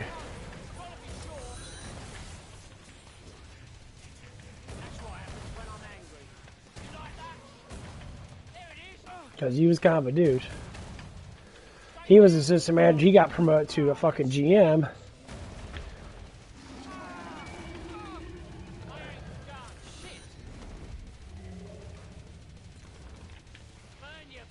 Like, I'm just sitting there like, well, damn, they're only going to promote to assistant manager now. I want it because of the experience and shit, because unfortunately, having any type of assistant manager position saying that you did this and did that, it gives you more experience and you can go for another job. It's not because the job itself was easy. It wasn't an easy-ass job. It's not my fault the job's easy, it just makes money. But the whole point of it is that it was just experience now, so I kind of like, damn, wish I would have got it. Because I would have been assistant manager for at least 6 months.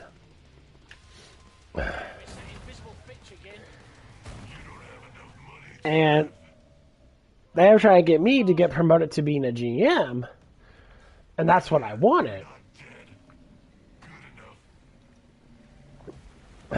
It's not because of the money that I get, the money was, would have been good, whatever, it would have been good no matter what. The whole point of it is to try to establish experience so I can get something else higher up. So right now I work at a place and that, there's a little bit of stuff to do in that. I'm not managing only like 2 fucking people. But they got 3 lines of assistants. So we got to go through and do certain things in that. I'm like, okay. So one of the guys, it's going to give me that heads up. One of the guys, he doesn't have a car now. He doesn't drive in that. But he's a second assistant. They gave him a salary in that of like, I don't know, like 40-something thousand a year or something like that. I'm like, that's perfect for me. Because then, I don't mind being established here and doing stuff because I do it anyway. I work 8-hour fucking shifts, some maybe 10-hour shifts. A lot of times the first couple of hours are just you lingering around trying to catch up to everybody else's bullshit.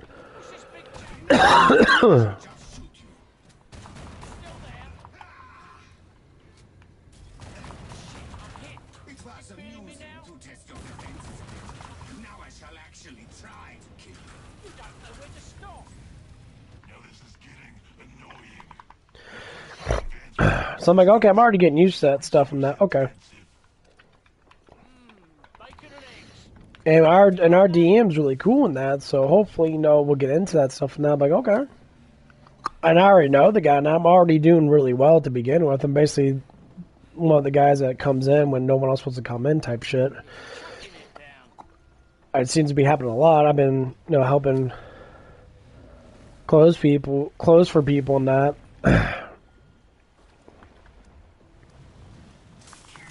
I don't know. It's just like little things you have to do to upgrade yourself. That's why I say, if you work in a place long enough in that, you slowly get in the routine, slowly learn new shit. Because when you start becoming management, you'll start to know what to do. And despite the fact that some people there don't want me to become manager and that because they're selfish fucking people and that, they're like, I don't want to become manager because, he'll actually do his fucking job. Like, yeah. Because I'm going to be, try to be more productive. Now, here's what it is. This is what I tell anybody. I said, it's like being at school. As long as you get your homework done, you can do what the fuck you want to do. That's what work is. You learn that from school. Get done with your homework and that, then you can go play. But if you don't get done with your work and that, you want to play and not do your job, and you just want to keep on playing that, and you want to cry about it, then guess what? You can go to fucking home. I don't need you here. And when your hours start to get knocked down, that you'll start crying like, well, I gotta do better now. Yeah, you gotta do better now. That's the whole point. That's exactly the whole point. Just do better.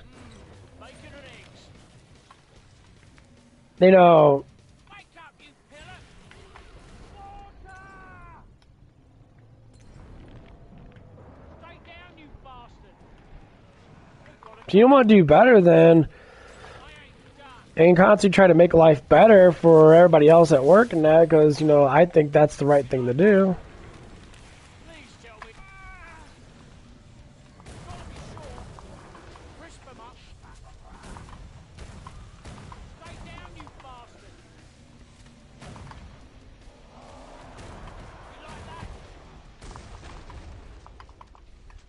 Then that becomes the problem. So since I don't have authority in that, well, I do have authority because I'm older than most people there and I have more experience. And I'm just overall just have a little bit more wisdom than most people when it comes down to certain things. I'm pretty strict at my job. I like to be lazy when I want to be lazy. Most times laziness just comes in when there ain't really fucking much to do because everything's already fucking done. So I just sit there and just wait. That's how I like to work. I don't like to sit there and be on my fucking phone. I can see the people that do all the time. Every time there's not an order net, they all sit down and then go on their phones. They're always like the laziest people there. And they're only Just lazy people. So, there's stuff to do. Like, I always wipe down line. I always try to keep my ass busy in that because I'm setting up for what? I'm setting up for when we have to close. Let's talk about that. I'm going to sell this. Cut this. Yeah. This gun's pretty wicked good. Does a lot of damage. This is the area cleaner upper. The other one's good for like flush pounds and that. Oh, fuck me, dude. Bobble dickheads heads.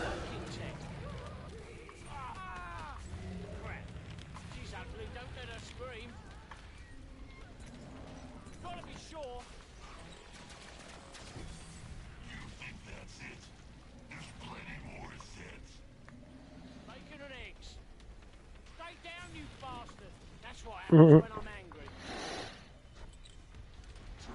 Crap, he's all lit up.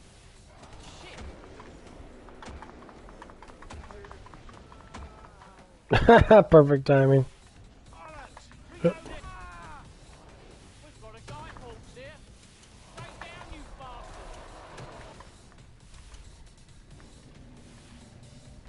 They go? I guess I did. No. Bacon and eggs. That is a massacre, my son. Gotta be sure. Stay down, you bastard.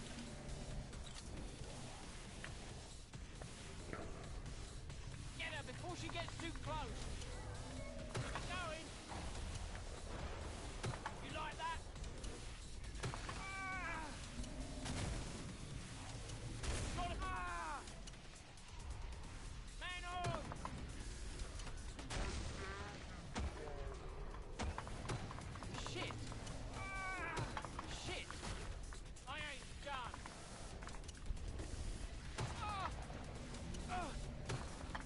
Ah, fuck.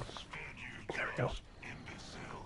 Dude, bobblehead sucks so much. You always want to hit him in the fucking head, but they have like double head health. So yeah, that's the plan for this year. I'm gonna try to get promoted to elite. At least probably make about 17 or 18 bucks an hour. I gotta see how it's gonna be. A lot of people ain't gonna like it because they're gonna be like, "Oh, you know, tell them I probably have too much authority yet." I'm like, well, when you're the hardest worker in the when you're one of the hardest working people in that, you get authority over everything because they rely on you. And since I'm not emotionally fucking disturbed by all the bullshit that happens, I take the job with literally logical sense. I don't fuss and have emotional outbreaks every 5 fucking seconds because I'm legitimately a fucking idiot. Yeah. Of course, someone's gonna sit there and want to be like, oh shit, you know. Yeah, that means it's called reliability. They're gonna want to promote people that have this reliability, promote people that are emotionally stable and shit. No one wants to, you know, promote people that are fucking retarded. Like, they want to promote me to lead in that. And I said, well, I can't do nothing about it if I'm working overnights, because that'd be the time I'd be working overnights and then. You guys want to promote me now, you guys will have to promote me in that way. So I'll have to just stay my same hours, do my same thing, just work 8-hour shifts.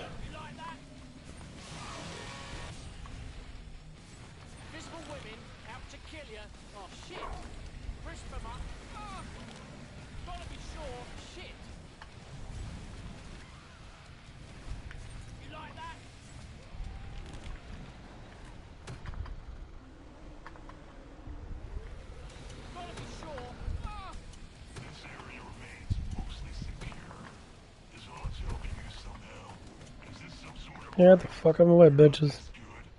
Something blew up. Oh, fuck. No! Fuck off me, bitch.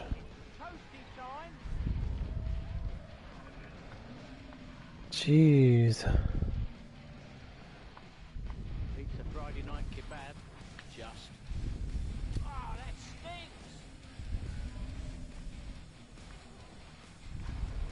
Bloody hell, what's he got on his arm?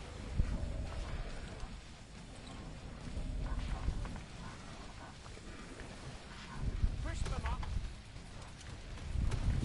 Shit! I ain't done. Shit! Gotta be sure. Bacon and eggs. I ain't None of this adds made it in. Surprising. Nice.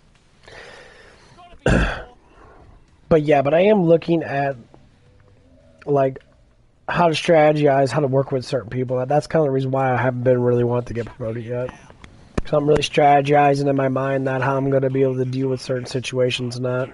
Because everybody's different though. I have to approach people in a different way in that. See, like I have to say this up front. This is how intelligent someone is actually trying to strategize how they want to do stuff as a manager. They just don't want to get promoted because they get more money. And I said, I would want more money. I don't need more money.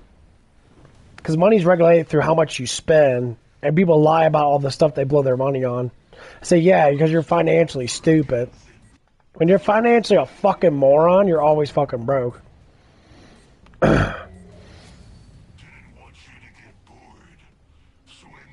I'm like, I always tell people there's nothing wrong with buying stuff because money's meant to be used. You know, that's a big one. Bloody hell.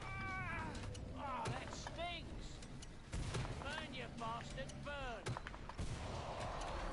Ah, burning. Ah, burning. Shit. Bacon and eggs. Stay down, you bastard. Get her before she gets too cold. Gotta be sure. Ah, that stinks. You like that? Yeah, mango. Gotta be sure. Stay down, you bastard. Crisp them up. Shit. Gotta be sure. Shit. Crap. Chainsaw massacre time. Didn't expect you to make it through that way.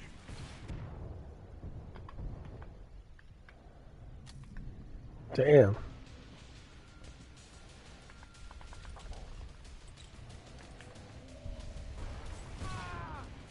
You like that? Who turned out the lights?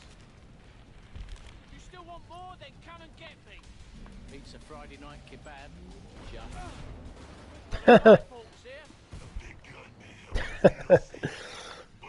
Ironic. Oh, that's funny. But yeah, that's what I'm trying to do. I'm trying to strategize because I know some people are very emotionally intense, so I have to deal with situations and that. And when you have authority in that, you have to really use it in a specific way. Like some people, like I never understand why they do the things that they do.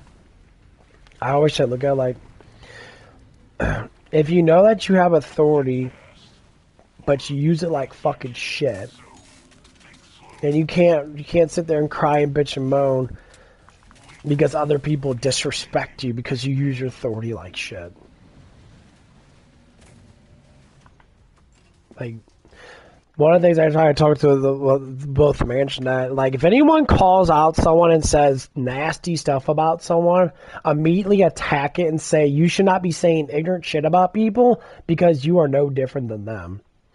And that's one of the things that I came across with me in that. One of the ladies likes to get really fucking mad over really silly shit. And when she gets really mad, she lets anger take over her and she fucking just complains about everything. I say, you know what that is? That is a lack of fucking discipline and you are massively immature. Number one, you're getting angry at something because you hate your fucking self. When you hate yourself, everything becomes mad. This is what people do when they smoke weed. They actually don't like themselves, so they smoke weed to make themselves feel happy. I said, you just be fucking happy. Why the fuck do you need to imitate happiness through bullshit means.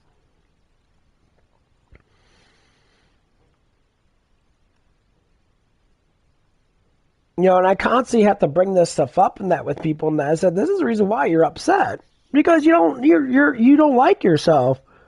You pity yourself because you have no idea what the fuck you're doing. And I get it. It can be difficult. Oh, okay. Well, life was never supposed to be fucking easy there, guys.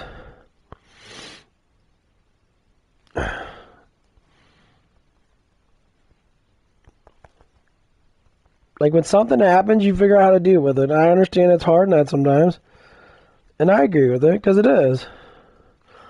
I'm never saying everything's going to be fucking all hunky-dory, easy, simple shit. It never will be. Because that's not how life works. But you can work at it slowly to make it better.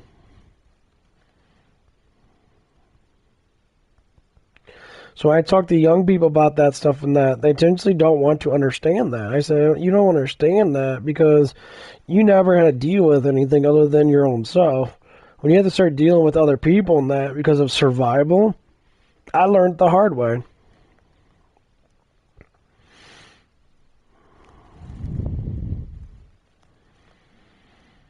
Yeah, I was a very reckless, twat waffle fucking person. And I have to say is I had to learn the fucking hard way. I said without work, there's no reason to even do anything in life altogether now if you're not working. Because what else are you supposed to do? Nothing. You're not accomplishing anything.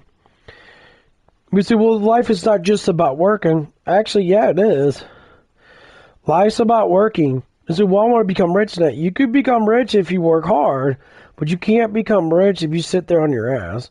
Unless you get sponsorship by magical fucking people that probably want to stick their their dongs in your butthole and that, then yeah, then you can become rich after that bullshit happens. Most times people don't become rich out of nowhere. Unless someone's paying for it that wants to get something out of you. That's just the basics of fucking life.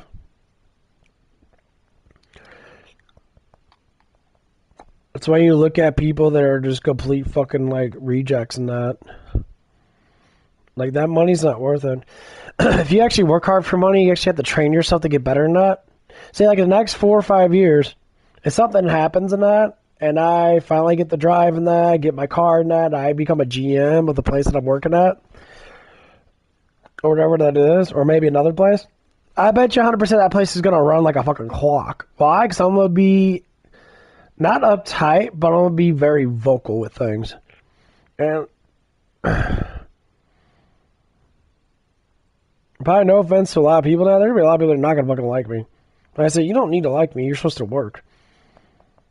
Like, we're having problems with scheduling that. We have people calling off for work and that. And our manager's like saying, like, okay, the schedule's already set.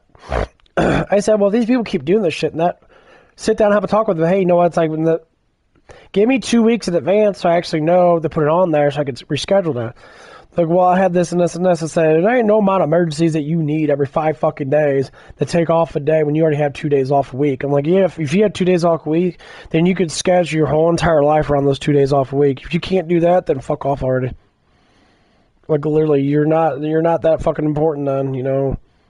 You're going to keep on doing that stupid ass bullshit. And it happens a lot. People make up excuses for it too. You know, it's always people that are most emotional. And then the most, like, people that sit there all day and cry about their fucking job. So you cry about because your job's fucking easy.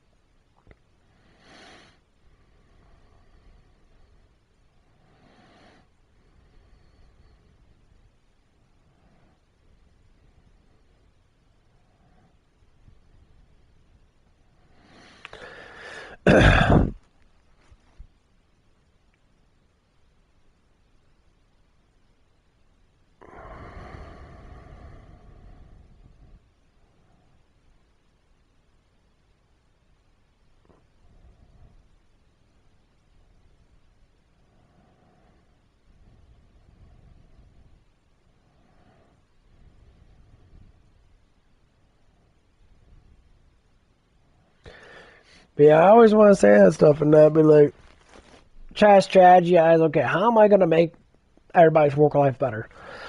Number one, you'll get more hours if you work hard and you come in to work on fucking time, all that shit and that. Like, if people are coming to work late in that, because we were having this one person that wants to get a management position, and I was up front with her. I said, I'm going to expect a lot of you when you become manager. And I said, the reason why people are starting to get management positions is because I deny being a manager right now because I've been here long enough to know everything. Like, once I know everything, then I'll probably end up moving up. Well, what's going to happen is someone's going to end up moving down because I'll be like, well, if my ass is moving up, then someone's going to have to at least move down. Or they're going to lose their hours no matter what. Because I'm not going to take less than, like 40 hours a week, maybe 38 at most.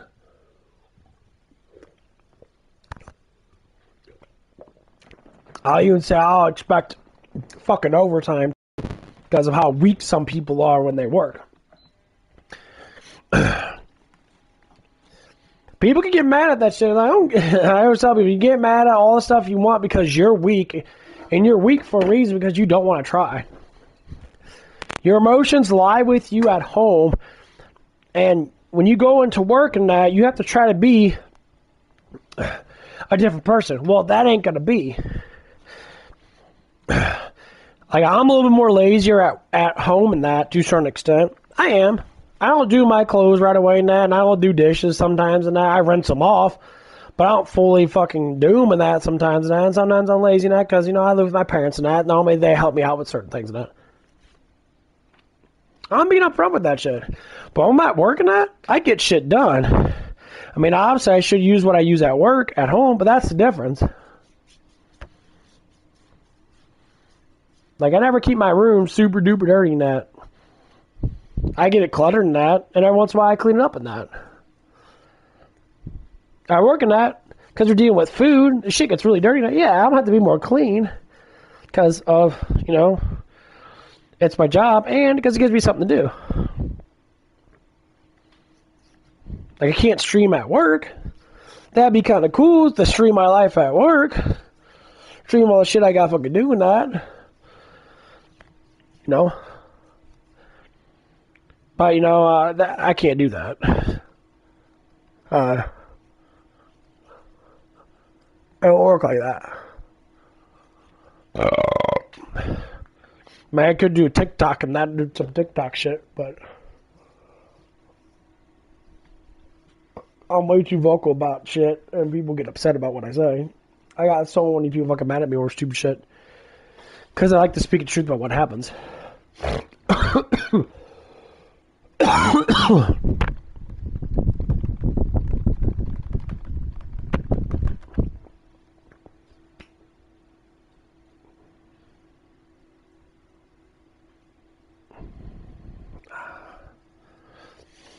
And the thing is, I do. People want to get upset about it. That's fine, get upset about it.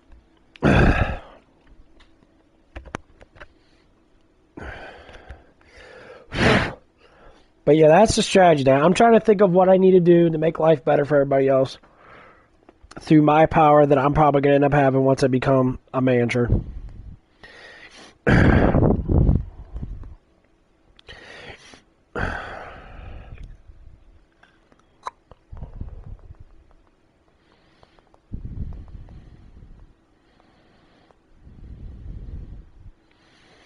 And I said one of the first things I'm going to do is try to get people's morale up.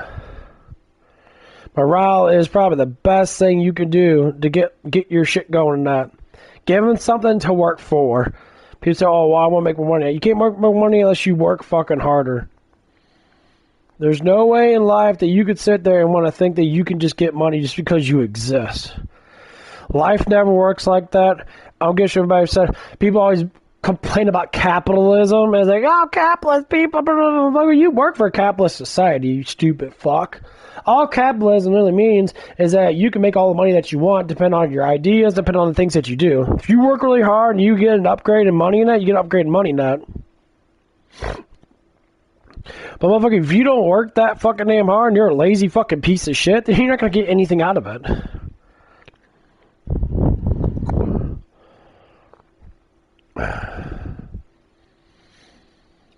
It's like, it's just how life is. You can't expect to get something out of nothing.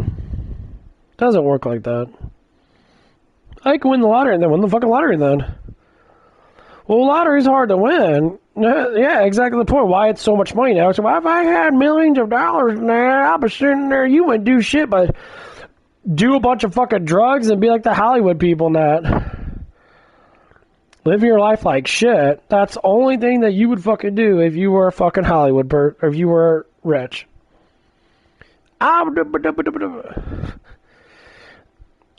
to make fun of people now, but I listen to that shit all the time. Listen to people say this stuff and I'm like, I don't think you remotely understand how hard it is to have a lot of fucking money, because you don't have a lot of money to begin with. Winning the lottery doesn't mean you have a lot of money. It means you want a lot of money. You haven't worked to get that money, so you wouldn't actually know how to deal with it.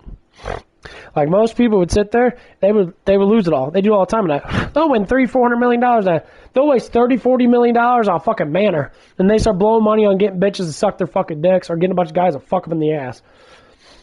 That's the first thing almost everybody does with their money in that. They do a huge amount of sin. I said, this way, righteous people look at money from a different perspective. The way I look at money now, if I had $1 million in my stockpile, in my stocks, with my financial advisor at, I wouldn't need money for the rest of my life. $1 million, just $1 million. Not even that. I'd say $500,000. Half of that. I can live making more money than I do now working a minimum wage on my dividends. Would I still work? Yeah, I still work. Would I work the same amount of hours? Yeah, I still work the same amount of hours too. Maybe less than others, depending. But I have to say is, that's how it works. I have to say, every year is a different year. This year might be better than last year. This year, there's a lot of stuff happening in our country now. There's a lot of investments going around. So it could be a huge stock exchange. Stocks could go up through the roof again. I can gain a massive increase. I didn't gain that much from last time. But I surely this year, because every new year now, stocks always seem to go down during wintertime and that because they have a lot of production. But as soon as it starts hitting spring, as soon as it starts hitting summer now, everything's going to fly up because better weather. So you got what? 4 months about bad weather from December all the way to fucking maybe a little bit in March. Like mid-November all the way to fucking like mid-February, maybe late February. You have really bad fucking weather that's cold in that. Not all the time, but you have your points where it's better. Business starts to pick up in late March or mid-March. Starts to get warmer than that. Springtime's the best time, dude. You have rain that, but you'll have like a whole week where it won't rain at all. And guess what? Business flies through the roof. Everyone starts being more productive in that. I learned about the economy. Financial advisor told me a lot of stuff in that. And I start listening to people that are actually financially savvy. They all say the same stuff. Shit goes up and down. The more you learn about it, the better off it is. I'm like, okay.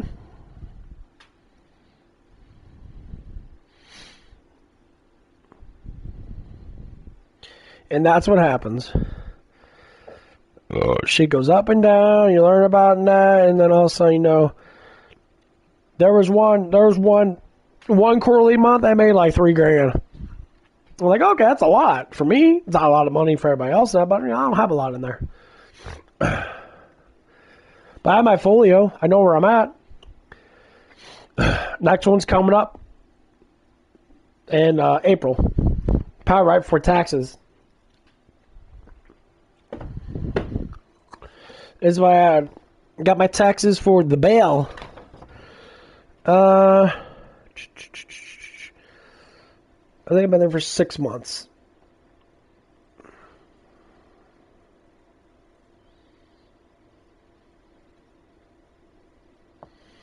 don't know what the fuck the date is, man. These damn things never had dates on them. Well, 2025, but... Okay, I'm going to have this and zips to do.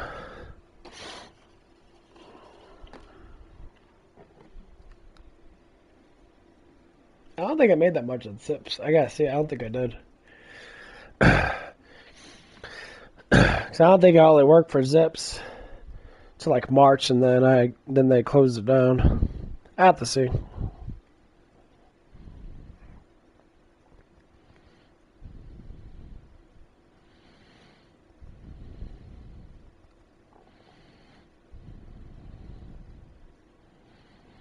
Maybe we'll see what's gonna happen. Maybe I'll get a good refund this year, and hopefully I do, because I'm just gonna fucking give it to my financial advisor. So I think 1 year now I got like, like 800 back or something like that. But this year I gotta see.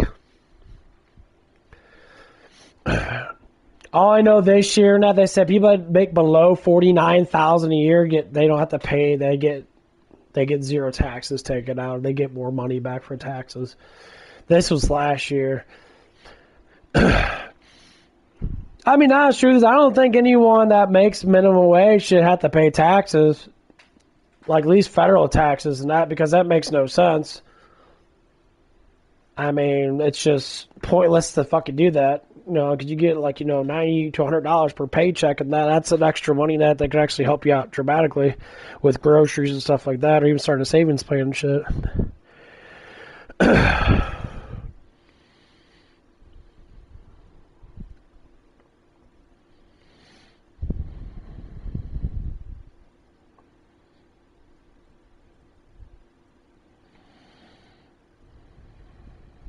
What the fuck is good neighbor speed?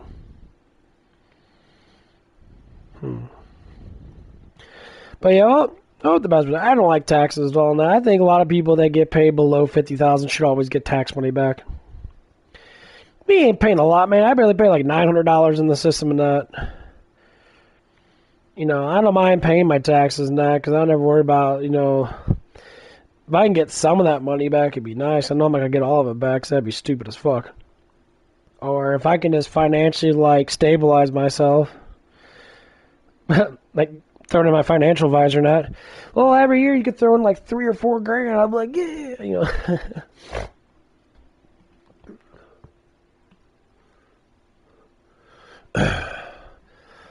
But yeah, I think my grandparents, they got me into the financial world and that. Started me off really small. Wasn't that big. Cause I got a little bit of inheritance and that, you know, it wasn't a lot, but it was a jump start.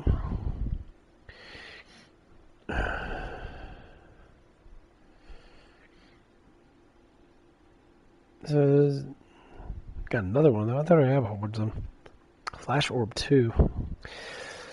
Grants movement speed bonus based upon the average damage of soldier skills.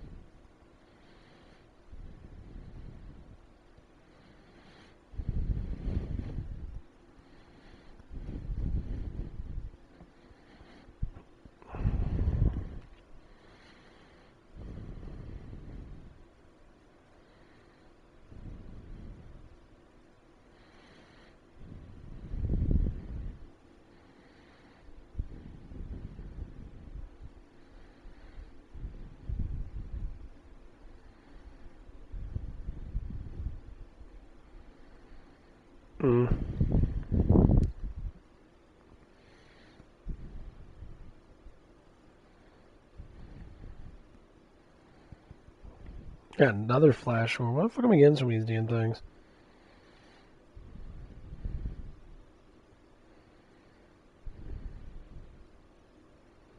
This ain't doing anything. No.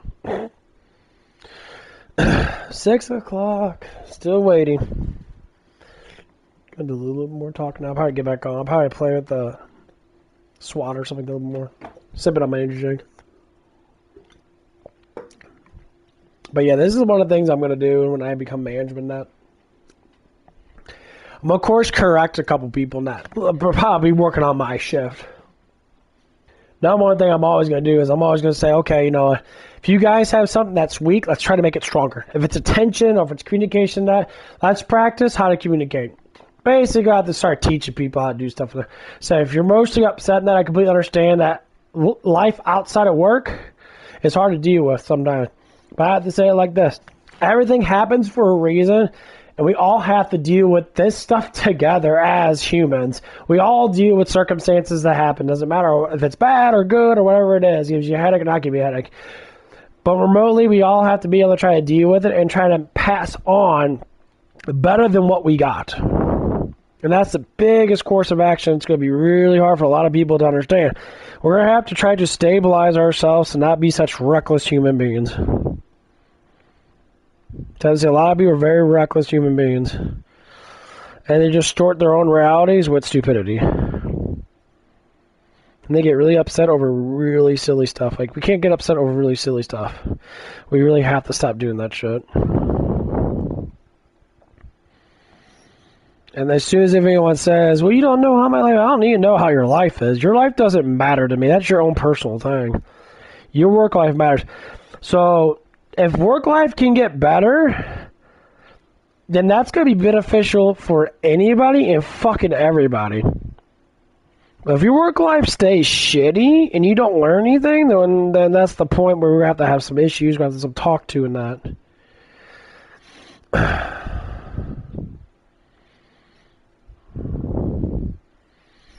You want your work life to be better than your house life, then you have to start acting like it. Like, that's how you get actual people to actually want to fucking work.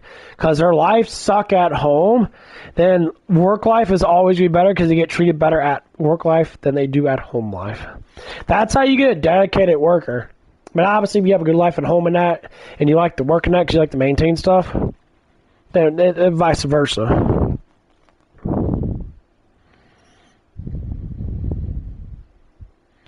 Okay, I said the best life is having both.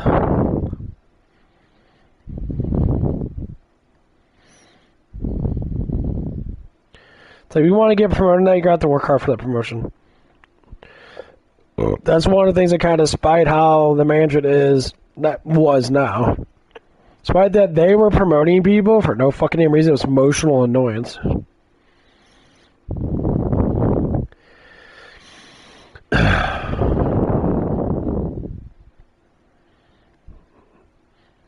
Like, one of the ladies wants to get promoted now, like I said before that. She's bitching about it now. I want to get promoted now, I'm like, are you going to be able to work? Because I bet you $100, if you're working with me and you're just sitting there not doing your damn job and I have to do it for you, then I'm officially going to be like, okay, well, I want to switch positions because she's not doing her job and I deserve more money in that because you're having someone promoted, gets paid more than one of your better workers. That basically establishes all overnights. I work all overnights. I establish that like a fucking king. I do my job in the fullest of every single thing that I do. I get my shit done. Because I can switch my brain to focus mode. I get shit done. I have fun doing it. Because I think to myself, if I'm helping them out, it makes life easier for everybody if I can push myself. That's how people have to act. Say, you want to use your strongest person? Use your strongest person. But when your strongest person wants to sit down and be a lazy fucking asshole, you can't say a damn thing about shit. That person's going to basically be like, well, I'm going to take a break in that because, I've been busting my ass all day. Okay, you have to deal with it. Then the lazy fucks have to get up there and start doing, well, I have to work? No, I thought he's supposed to do everything. And that's when you start getting into trouble. That's when people say, yeah, that person's doing everything because you're lazy. Fuck asses don't want to do it. You're the first ones that go and cry. And then also, you're losing hours and losing money and that. You bitch and monkey, you can't pay your fucking damn bills. That ain't my problem.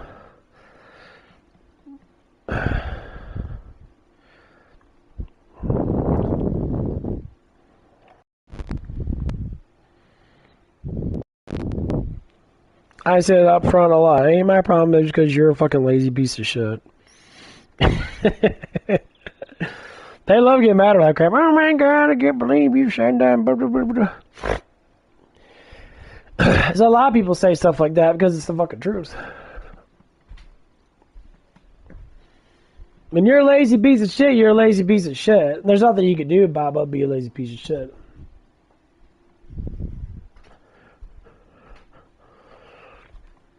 Woo! Oh man, that's just kicking it real good.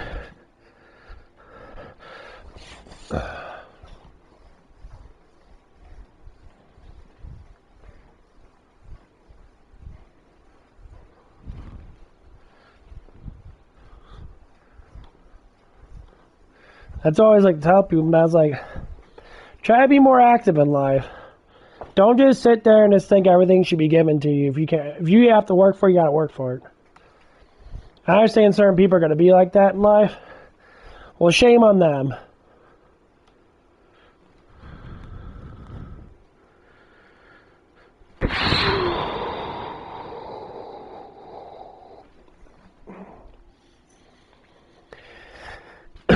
As I shame on you for not wanting to be better in life. This is what I never understand. When I was younger, I always wanted to be stronger.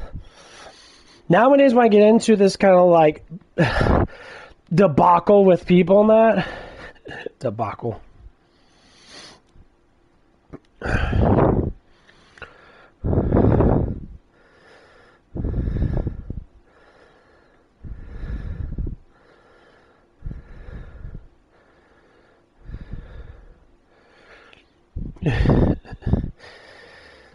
And I promise you, you always get better.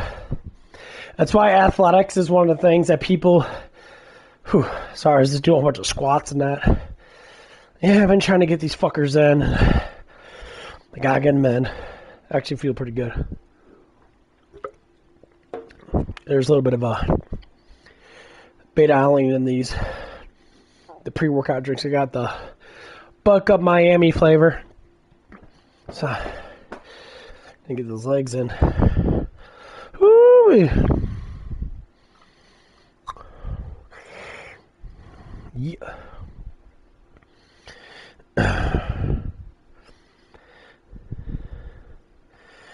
Ooh. Feeling pretty shabby.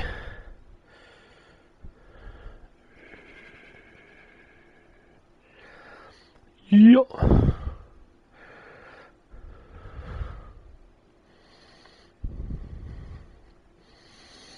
That feels pretty good.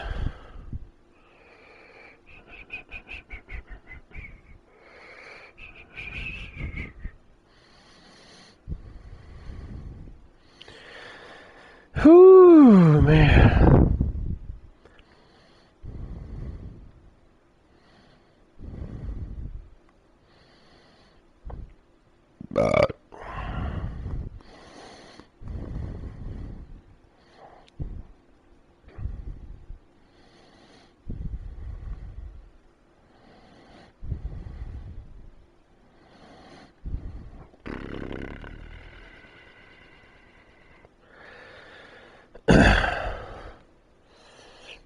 Okay, back to doing it.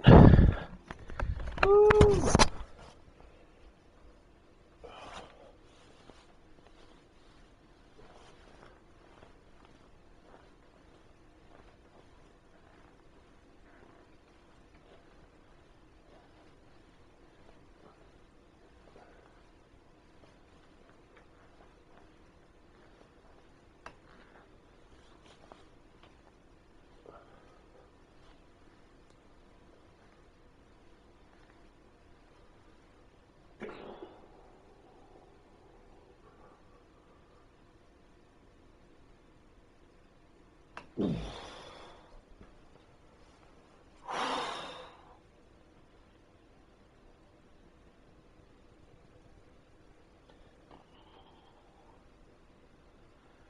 Whew.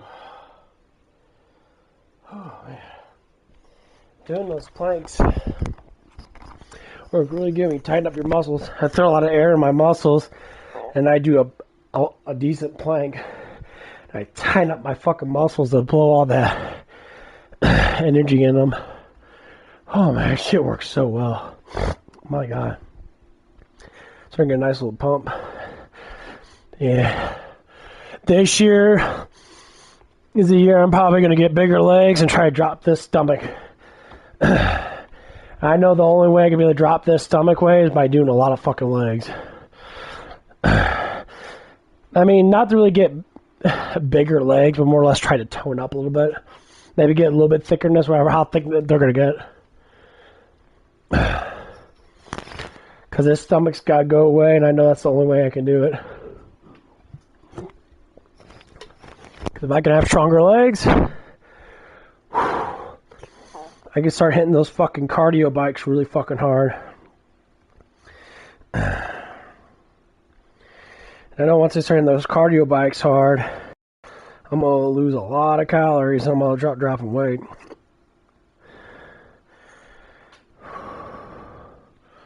Yeah, that's the plan.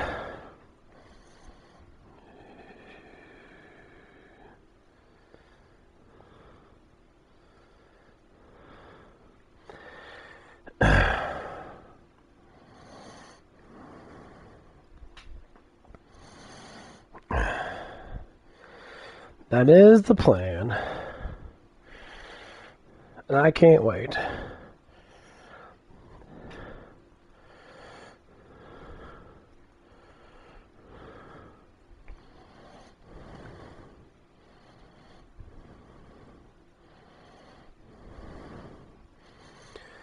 Woo.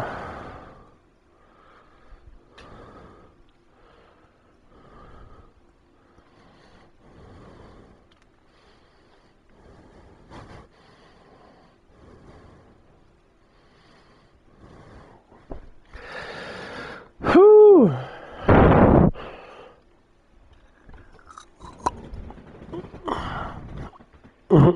Okay.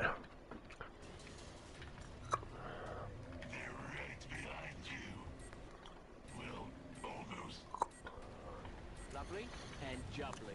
Then you go back on Persona, actually, and you start leveling up. Check up a couple levels a day.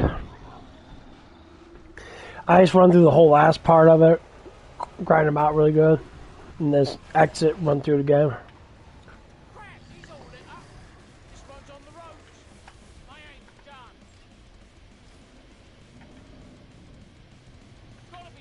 Anyway, this guy's gonna be a fucking dick. I already know it.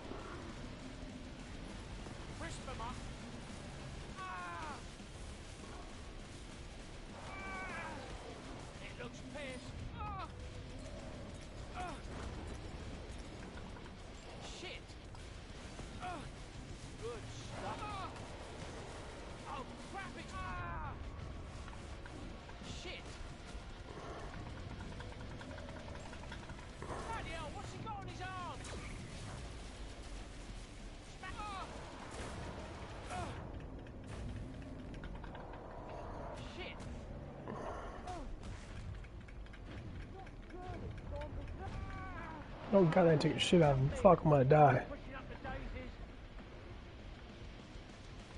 Hey, Jermaine.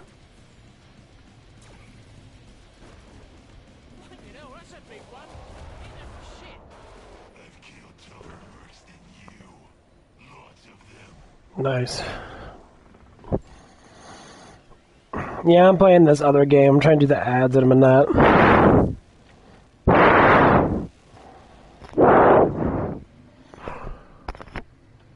I got a little indie game going off. Do some different ads and shit. Because while I'm playing this, I might as well do the ads on this so you can get a little extra more points and shit.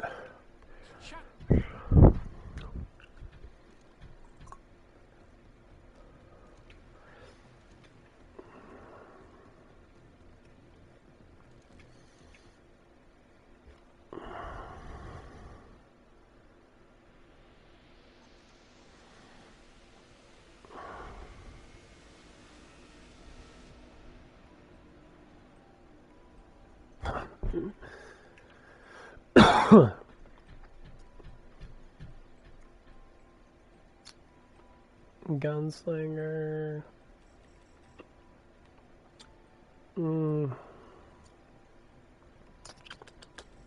Yeah, I never really got the sharpshooter that much. I really care about the sharpshooter, honestly.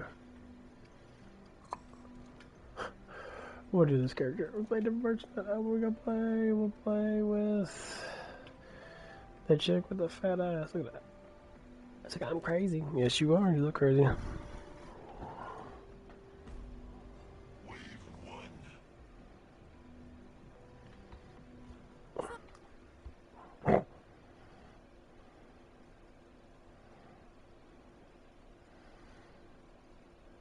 be crazy.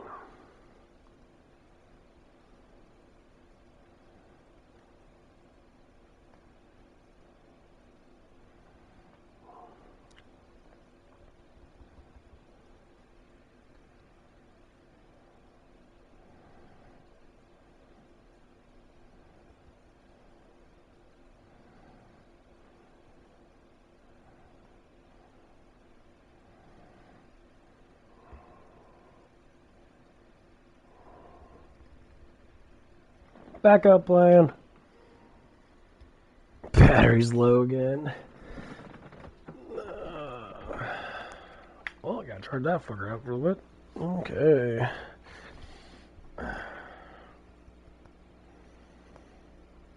Yeah, I probably have to buy a different headset. I think I might do that a little bit.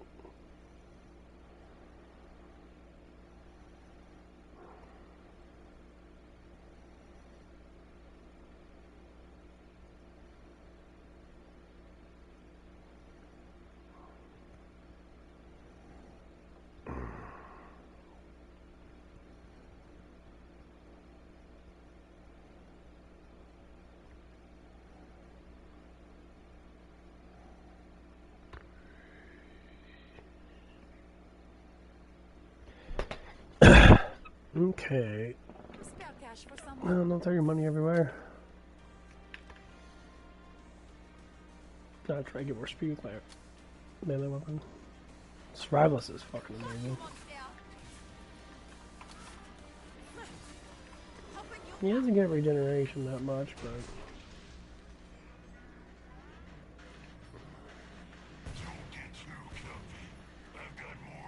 That speed's ridiculous.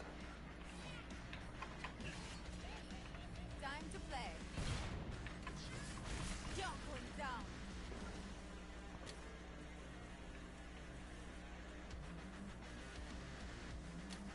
See this one, you can gather a shit ton of ammo and throw lob grenades fucking everywhere.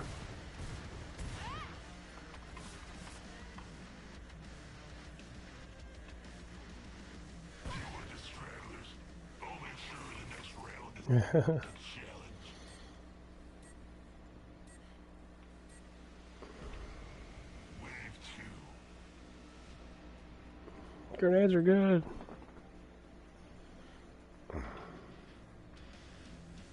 Yeah, Survivalist has like the best of all perks.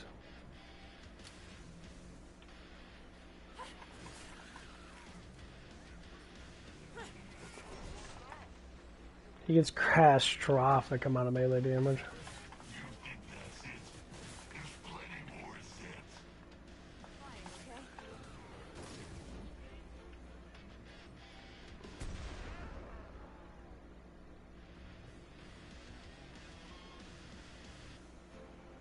Yeah, I learned the doorway throw from one of my friends in that.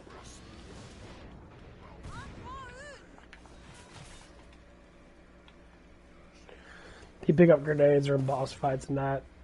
You get like a speedy character, like a gunslinger, constantly throwing grenades backwards and that.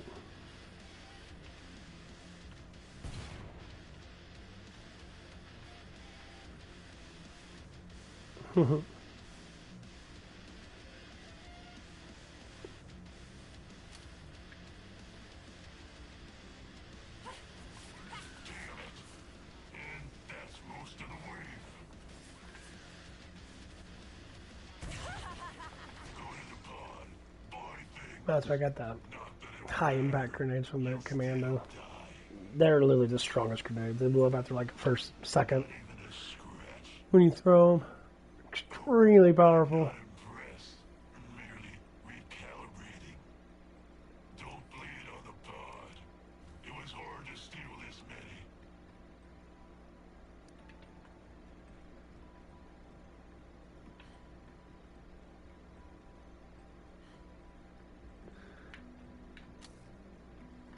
Yeah, you become grenade savvy.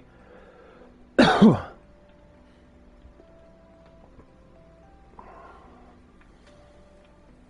man.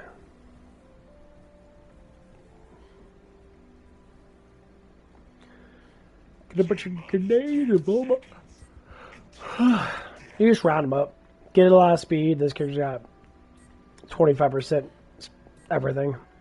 Normal walking speed and basically walks, his normal speed is about as fast as someone running. Gather them up, throw one grenade, and they all go kaboomies.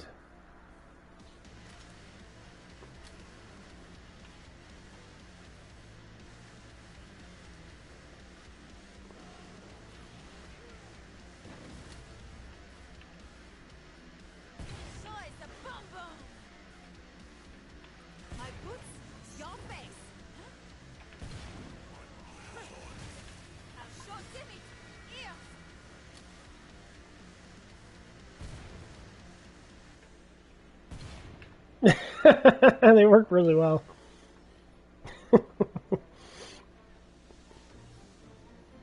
I never know why I never use grenades like this. I mean, this part you can just because of you got all this ammo around. But yeah, these grenades are amazing.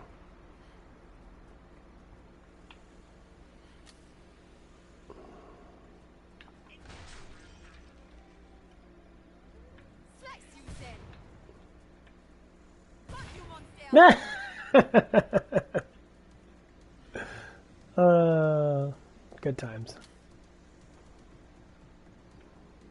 Time to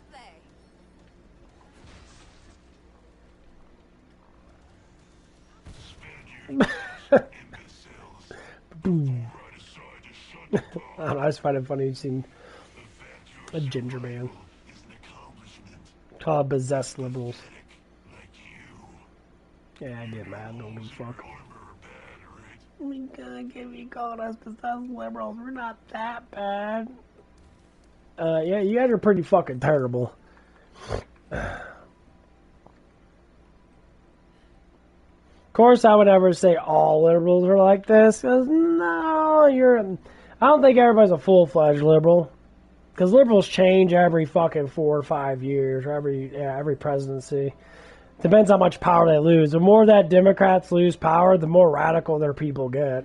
The more power that they have, the less radical they become. That's just how it is.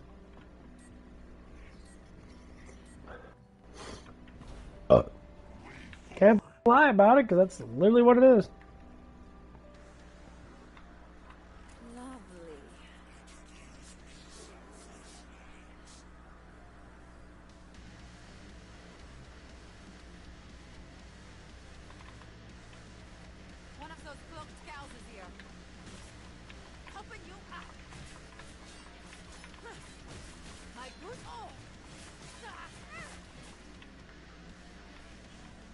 No, people don't want to speak that kind of truth, and that said, well, if you look at it every 4 years and that, if liberals don't win, since they're sore fucking losers, they immediately start paying people, because they make the majority of the fucking taxpayer money through all the fraud they do.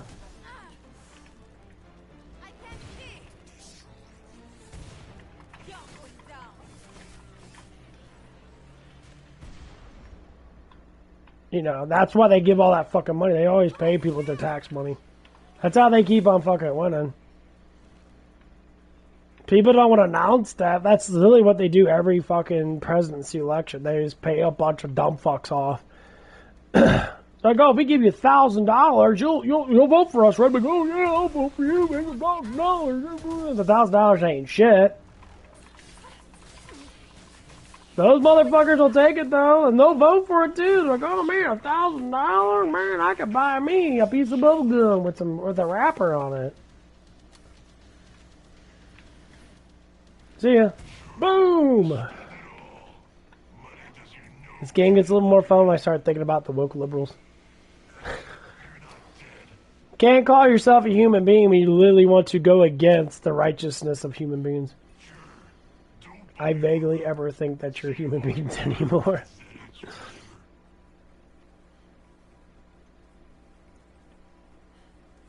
Like, everybody at my job knows I'm a Jesus person. I try to be as righteous as possible.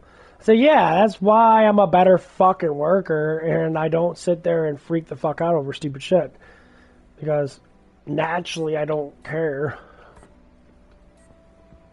If you focus on task at hand, which is just getting product out, nothing else fucking matters. I came for the patriarch. That's the problem with the majority of people now. They want everything to fucking matter. Why?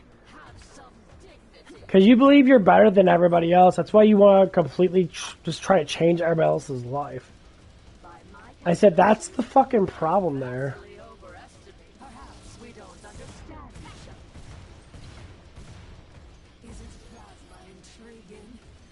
You want to change everybody else's life because you think you're more dominant. But when someone that has a better life, that has more intelligence than you, know what they say to you? You're a fucking moron. You're just fucking stupid. That's literally like what people say. Like, that's what I say towards people like that.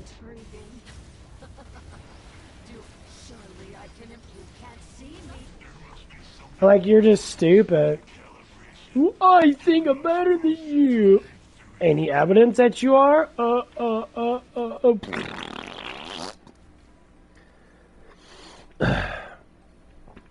And then I'll establish something like, it's not to say that you're better than someone.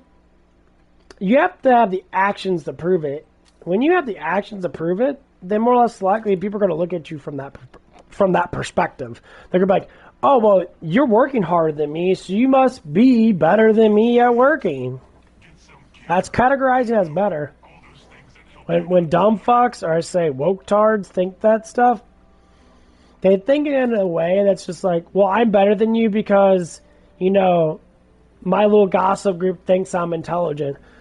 Well, if you're smarter than the stupidest fucking person that you're talking to, that doesn't really make you that much smarter. You can know A, B, C, D, and they know A and B, you know D and C, then yeah, you're 2 letters of the alphabet fucking stronger. When everybody else knows A, B, C, D, E, F, G, H, I, J, K, L, M, N, P, Q, R, S, T, U, V, W, you go fuck yourself, Y, Z. That's what I'm saying. You're not going to be that much smarter than someone just because you want to claim that you're smarter.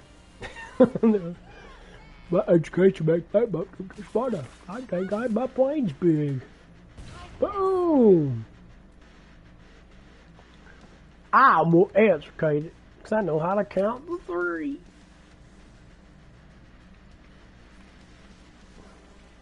What? What? My boots, your face. Your names are so fun to use.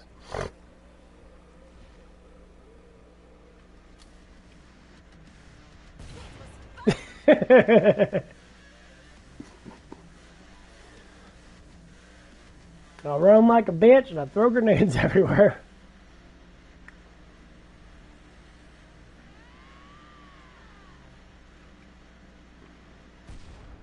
Walking,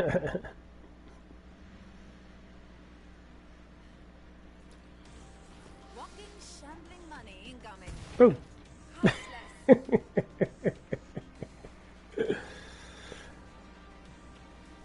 Come on, everybody, gather round. I'm gonna show you.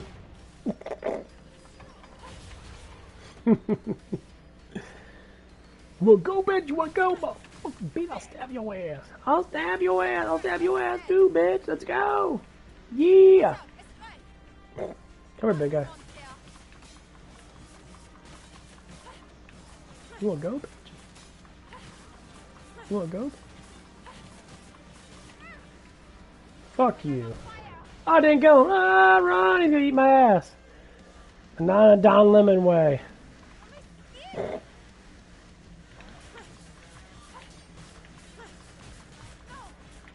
Oh my god, bro. Come on, man.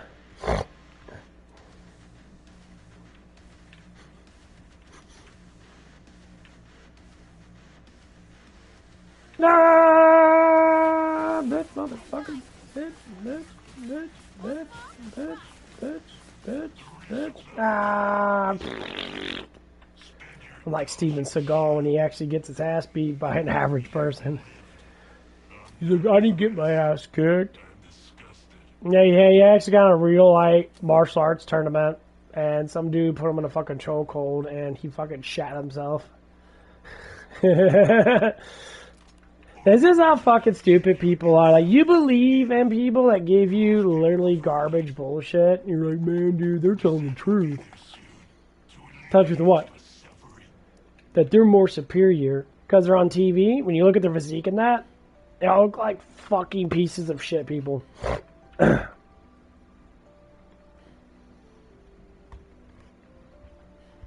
Now that Jeffrey Epstein files are finally coming out, oh my god, there's so much shit. They actually are coming out. They have 2 sets of them out. There's so much fucked up shit in there. Alex Jones, all these conspiracy people in the last 10 to 20 years talking about this shit are all going to be sitting there celebrating for talking about it beforehand.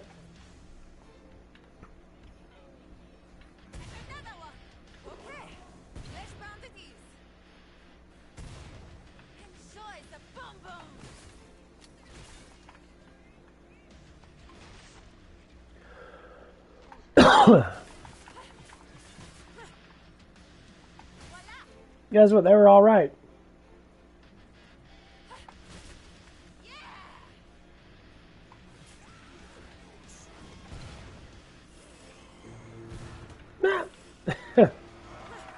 They were all right.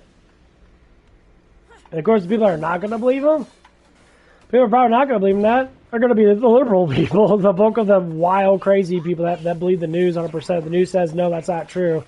They'll never think about the evidence. They'll go, oh, no, the evidence, no. They're lying about it. You got thousands of fucking emails, bro. And they all say really fucking creepy-ass, weird, satanic shit. This is what God says in Revelations. People are going to fight against it until the very end, until they get judged. They're not going to redeem themselves. They're not going to say, please, oh Lord God, I need forgiveness and that. They're going to keep on fighting and fighting and fighting and fighting and fighting to the very fucking end. And they're not going to stop. They're going to keep on doing it. And you're going to ask why. Because they're fucking stupid. That's going to be the basic woke-tards out there and the crazy, dickheads and the fake Christians out there that sit there and say, no, we don't have to be lethal as Christians. Christians, that's completely a fucking lie. When you go through Romans, you go through the other one that when Paul's talking about the Corinthians and that, you'd be very surprised that people literally tell you that you have to strengthen yourself to fight against the enemy. You gotta be strong as fuck.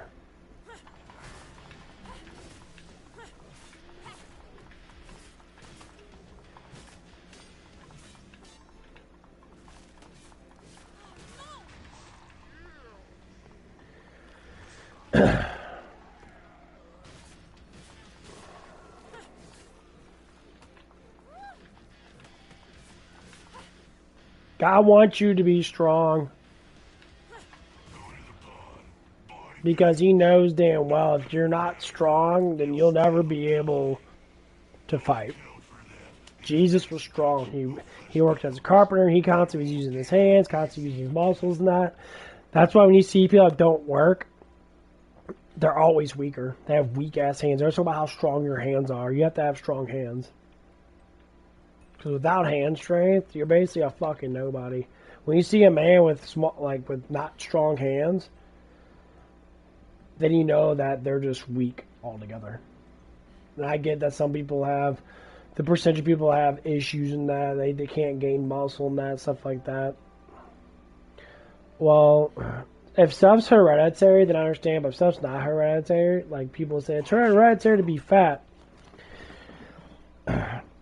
Please, bless their souls for at least trying, God. Lord Jesus Christ. You're fat because you eat too much fucking food. You're not active enough. That's it. And I'm not going to lie and say about me, that I'm plump and that, because, I was a lazy motherfucker back then. To a certain extent. A lot of times because I just get bored. Doesn't mean I can't start doing it. When I was younger now, I was always very active now. But I'll tell you what, if you ever see me in the gym, I work out harder than almost every motherfucker in that gym, besides the people that have been hitting the weights for 10 to 15, 20, 30 years. Even they only work out just to keep themselves going. They're not working out to get big muscles and strength and shit. They're working out to just keep the stuff going. And a lot of these guys have been on stuff for years. Like me and I just started my peptide treatment. There's probably people that have been on this same fucking peptide shit for the last couple years now. And there's stuff staggeringly more higher than mine because they've been on this stuff for longer than me.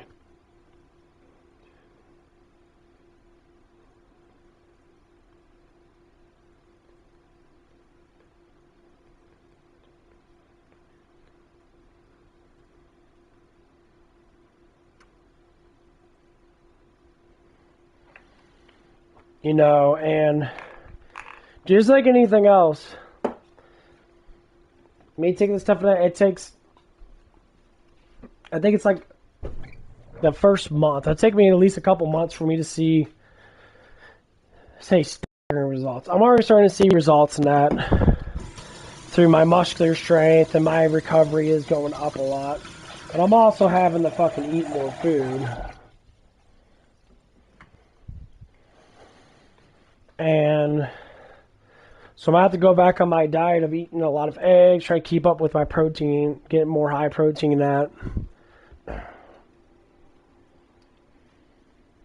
But strength-wise, and it has increased by a little bit. And the thing is, I haven't been on, I mean, I'm on creatine a little bit. I take the tablets and that.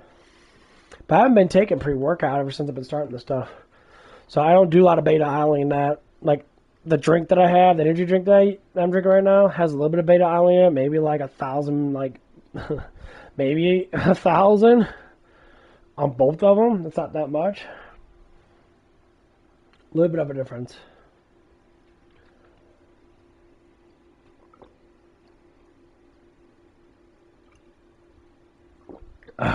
Down the hatch. That caffeine is kicking in really good.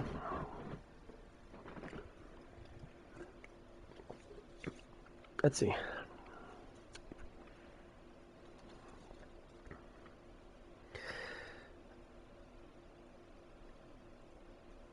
It didn't say how much it has in there, but it's definitely not equivalent to their pre-workout.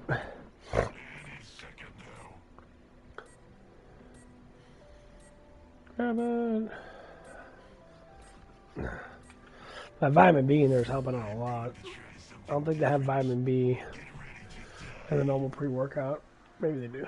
Oh, best time to have this. Choppa.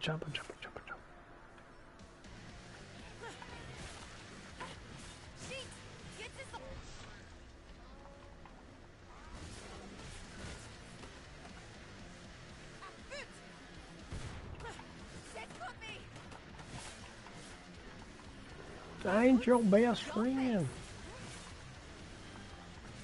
I gotta figure out what kind of MMO I want to play.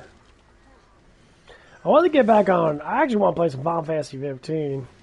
I was playing a lot of that. I don't know if they updated a lot or anything. I'll maybe go back to. I'll probably go back to Persona Striker and try to level up a little bit. Go through that shit.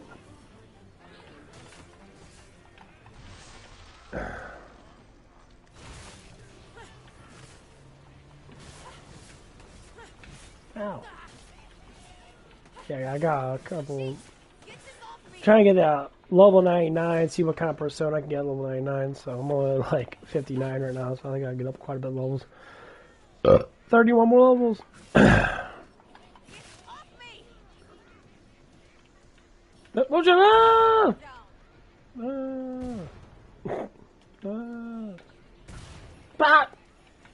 Motherfucker. Booyah. But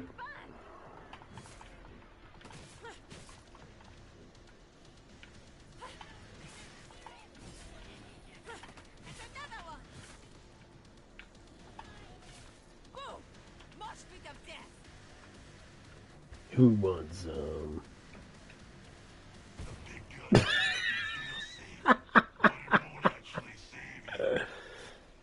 Fuck you, demon. Burn in hell.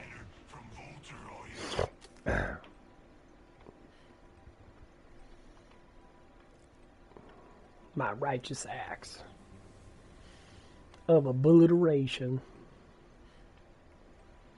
I had Choppy.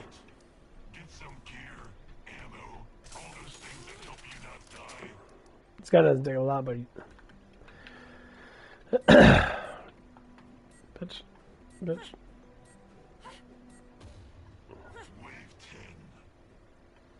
I'm always saying a combination, it always does more damage, but I never fucking use the combination of that stuff. Okay. Let's go, you fat bitch!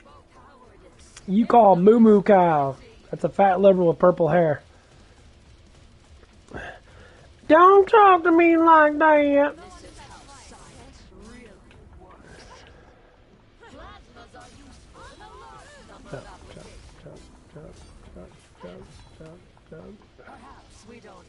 You're a fucking new cow, bitch. Get fucking mad. Get mad. Get moo cow mad, you fat bitch. Come on, let's do this shit.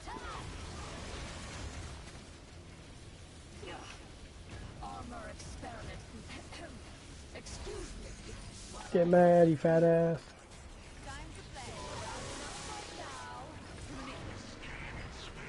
Get mad. You're making me angry. Yeah. Fuck you, fat liberal. People get so upset. Oh my god.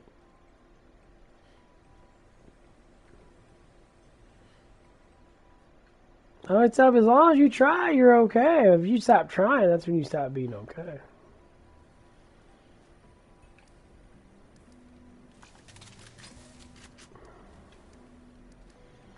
That's everybody's same thing. I used to be a dumb fuck liberal, now I became not liberal. Why? Because I got smarter. That's what it was. Once you start learning economics, you start learning how the world actually works, you literally stop being a liberal, because liberal people are literally don't know any of that shit. They're not really savvy on intelligence, on intellect. I hate to say it like that, but it's just how it is. Like, you know, I love people that are liberals and that they have a mindset of their own, that as long as they're not too fucking crazy. But like, when I hear people say, you know, like Trump needs to be assassinated and all that bullshit, and I'm like, dude, stop saying such things like that. It's like, why? But he's not doing anything wrong, you dumb fuck. Everybody voted for him. No one likes. You guys are getting more and more normies that don't really see politics as the way you see it to not fucking like you guys.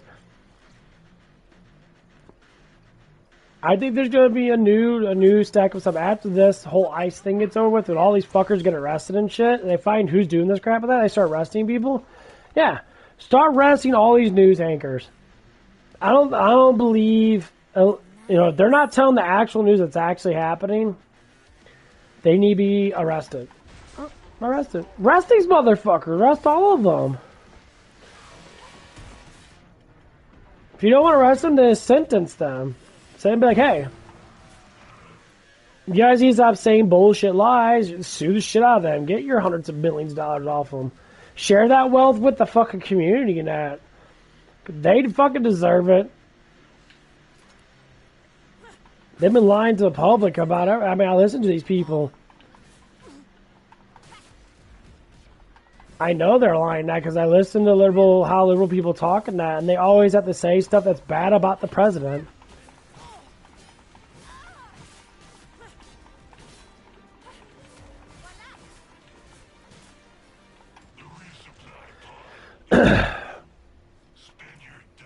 Well, why you gotta talk bad about the president? The president's doing this. And you know what they're trying to do is? All these people try to do is program people. Like, they edit and they cut up what the president says, and they add in, and they'll add in certain cuts to make it look like he's saying bad stuff. And trust me, they do it all the damn time. People try to say, oh, no, they don't. They do it literally every single damn time the president talks. You guys are sitting there believing this stupid shit.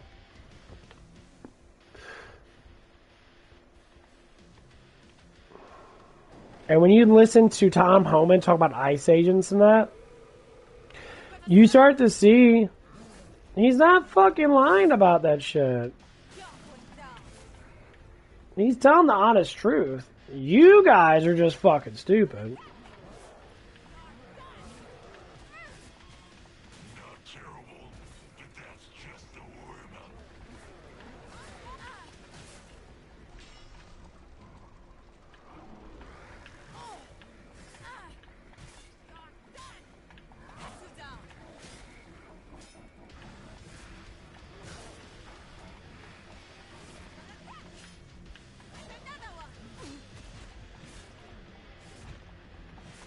Here.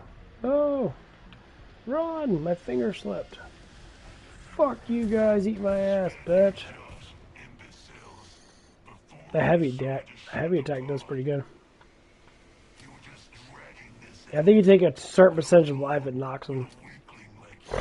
There's a chance of stealing. Lovely.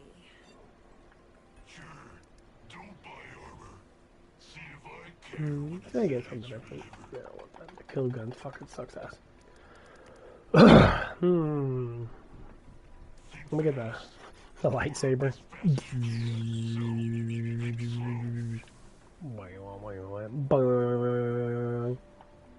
I have the power. This just has a metal stick on fire. That's what it is. Oh yeah, that's how you chop.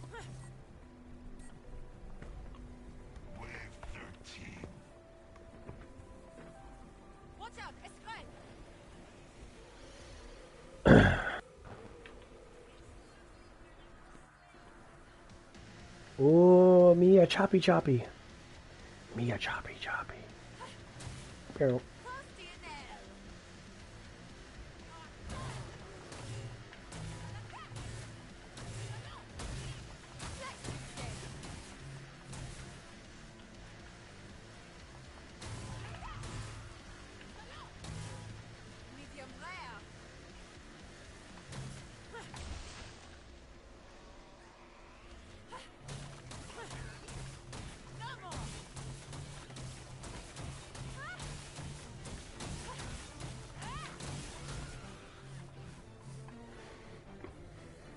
Yeah, the charge attack's actually pretty good.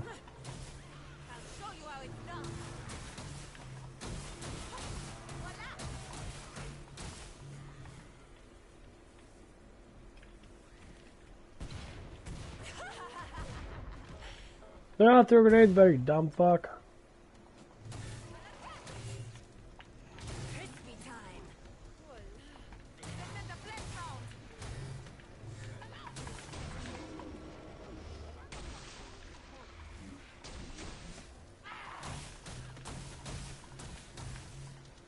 Dun, dun, dun, dun, dun, dun.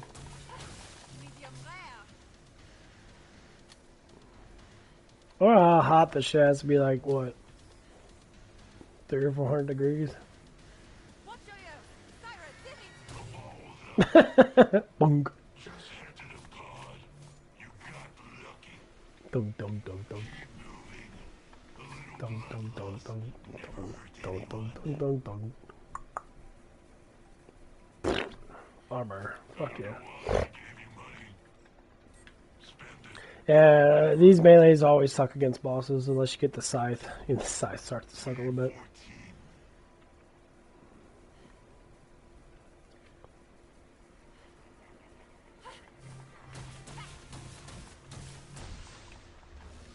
I remember I used to play with the,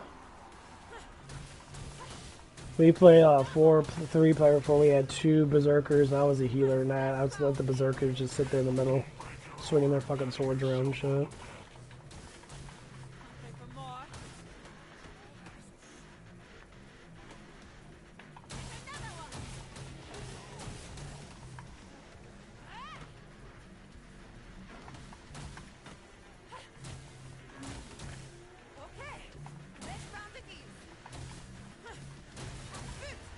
Okay, my Jeff.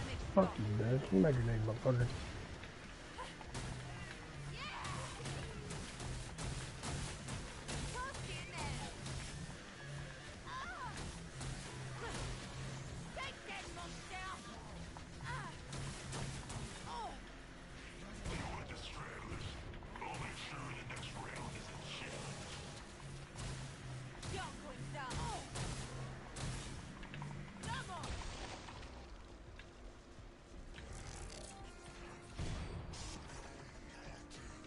I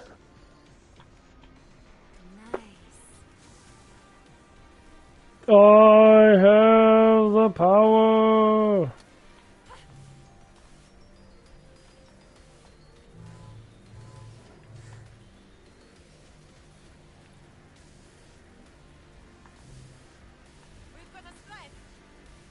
How do I do the special hit? Oh, it's reload. Oh, damn. Hit him in the butt. Roasted butt. Roasted rump roast. Rump roast. Yeah, but the FC files are coming out on that. It's all about human eating shit. Like, it's been all over the place now.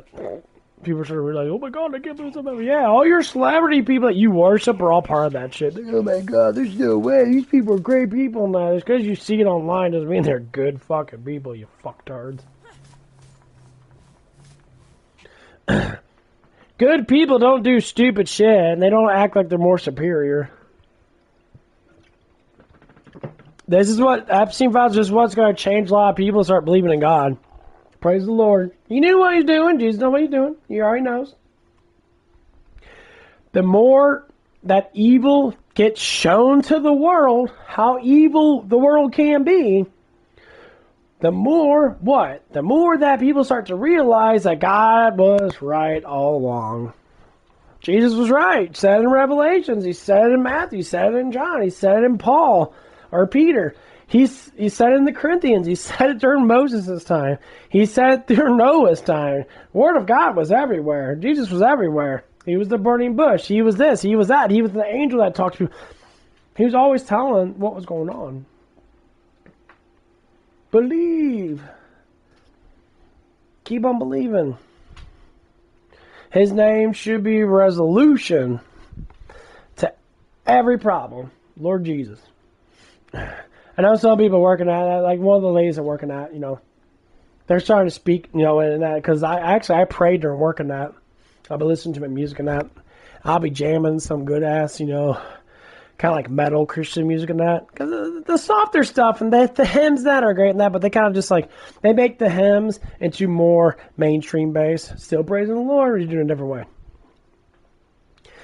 And you get some of these hymns and they got rock guitar and all that stuff and that. It is so beautiful. Now they got rap out there now. You know, they got what I think it's called street gospels and that. This guy's like jamming, he's rapping really good and that. And I'll tell you what, shit hits really hard. That's how you know you're a true Christian, when you actually listen about Jesus and you really fully believe in it. Because before, when I was younger, I never believed that stuff. I'm like, man, look that stuff. They're just mimicking other stuff and that. Now I take that stuff to heart. Take it to heart, because I know that's true. Jesus is always going to be my Lord. He's always going to save me. He's going to keep on saving me.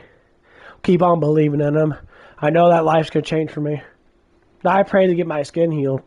I've been having this skin disorder ever since I was 21 years old, 20 years old.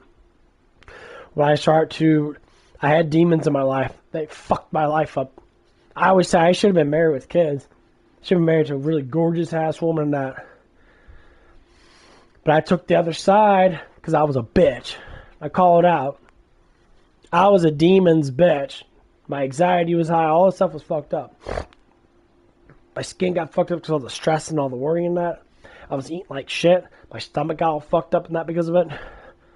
Now I don't eat any fucking like la sweets. I keep my sweets very low, and I make sure I eat just like noodle-based stuff and that, like grain stuff and that, or, you know, every once in a while, you know, like, I got these little Old Trapper sausages and that. I look at them and that. You know, they made beef heart. They got a little corn protein in it, of course. They got a little, you know, all that stuff, that soybean ain't too much in that. They have the salts in there and that, you know, blah, blah, blah. Came a little bit of, they have a little bit of corn syrup in there and that, of course. You know, they got a couple other stuff in there for, you know, a little bit of stuff in there. I can't even eat a lot of these. I have to eat them every now and again.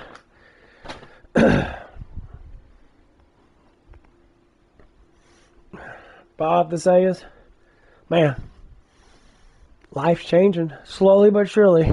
I'm more confident. I'm getting stronger. I feel better about myself. It's the feeling better about yourself that always constantly pushes you forward. Like, I might go out today, and I'm thinking about going out today. I think I can now. I'm going to go out and...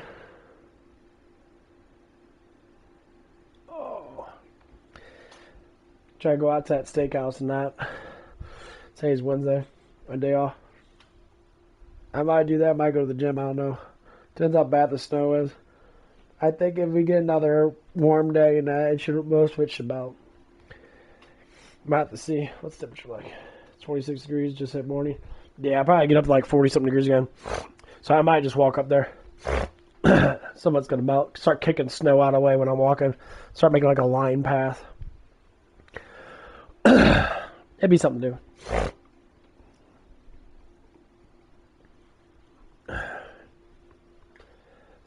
That's what we want as humans. We want to start changing.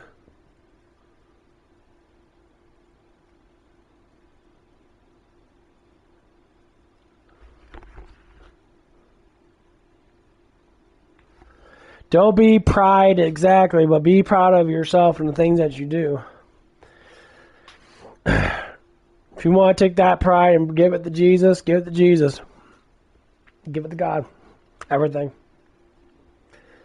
Get in a relationship with them. The main focus of it is a relationship. Use God as your guiding point of wisdom. Ask him questions. Ask him about working out. Ask him about this. Ask him about that.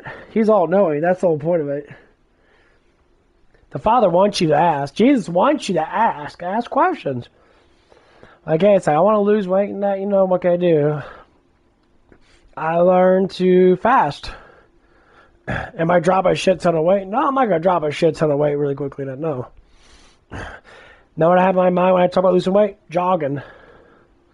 Strengthening my legs. I got a bike I don't even use. Might use it right now? No, not really. I already did my legs today. This shit's hard. So I never put on lights there. I always put a little pressure on there. And I'll tell you what, hit it with a little bit of weight on there, your legs start to burn. Because the way the cycle is, everything goes in your legs.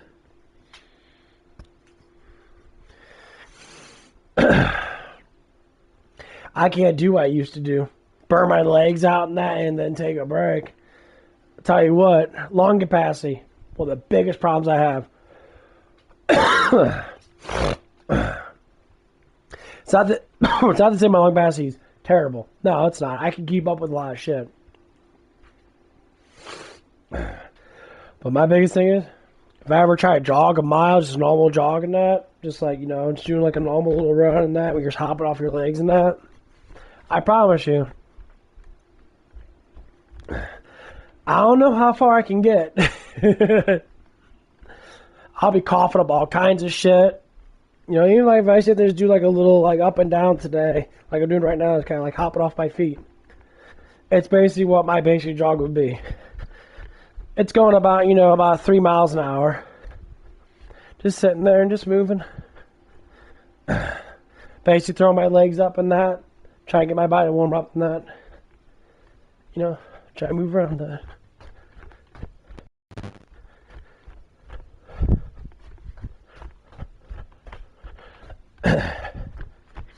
I ain't gonna lie, that I know how much weight I got on me.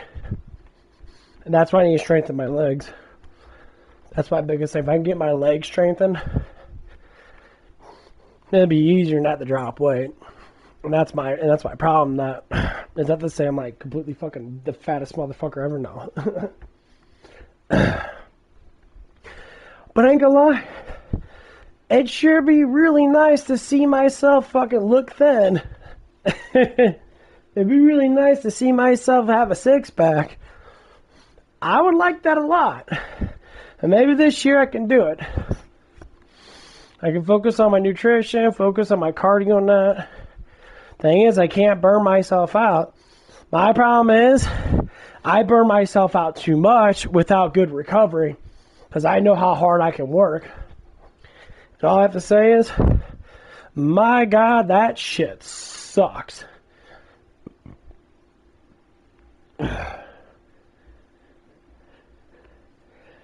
My biggest thing is that I taught myself is how to regulate my energy.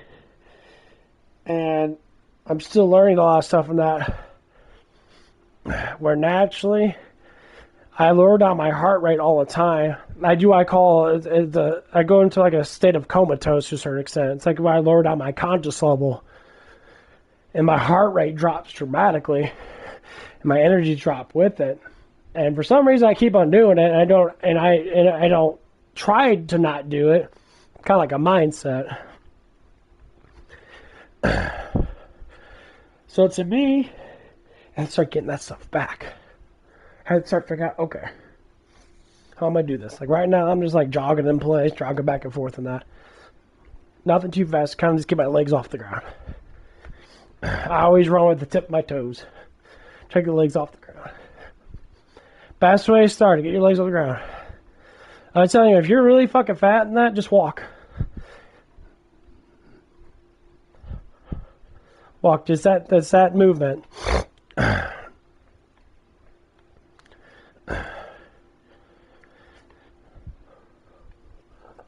So when I was younger than that, I would walk.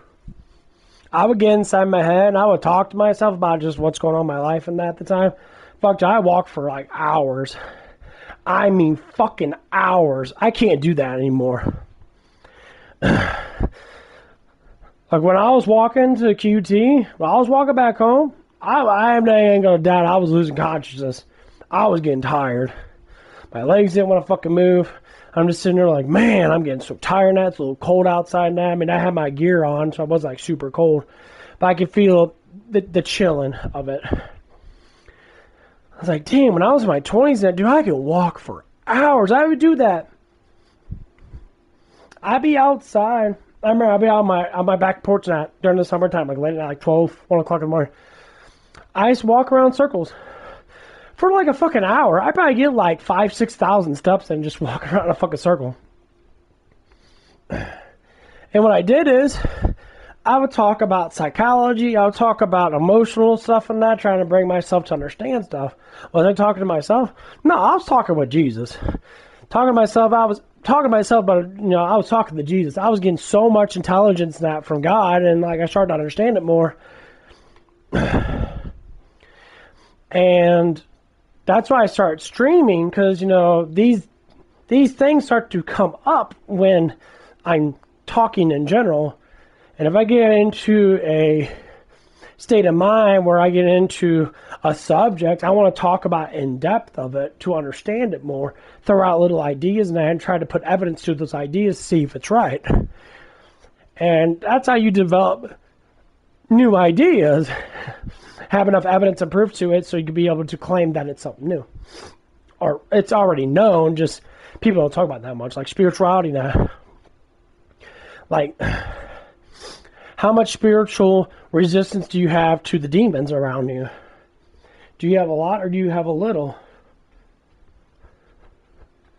And I said, well, a lot of people don't have a lot. Why? Because you don't pray. Prayer has to build up. So before we get any farther than that, let's say the Lord's Prayer. It's morning time. Sun's peeking up where I'm at. Let's do this. If you're listening, I'd do it together. Start off. Our Father, whose art is heaven, hallowed be thy name. Thy kingdom come. Thy will be done on earth as it is in heaven. Give us today our daily bread. Forgive us our trespasses, as we forgive those who trespass against us. Lead us not to temptation, but deliver us from evil. For thou the kingdom, power, glory, forever and ever. Amen. For you, Lord Jesus Christ, everything goes to you. Thank you for the crucifixion. Thank you for the sacrifice. Thank you for everything. In your beloved name, Lord Jesus Christ. Amen. I know I said crucifixion wrong, but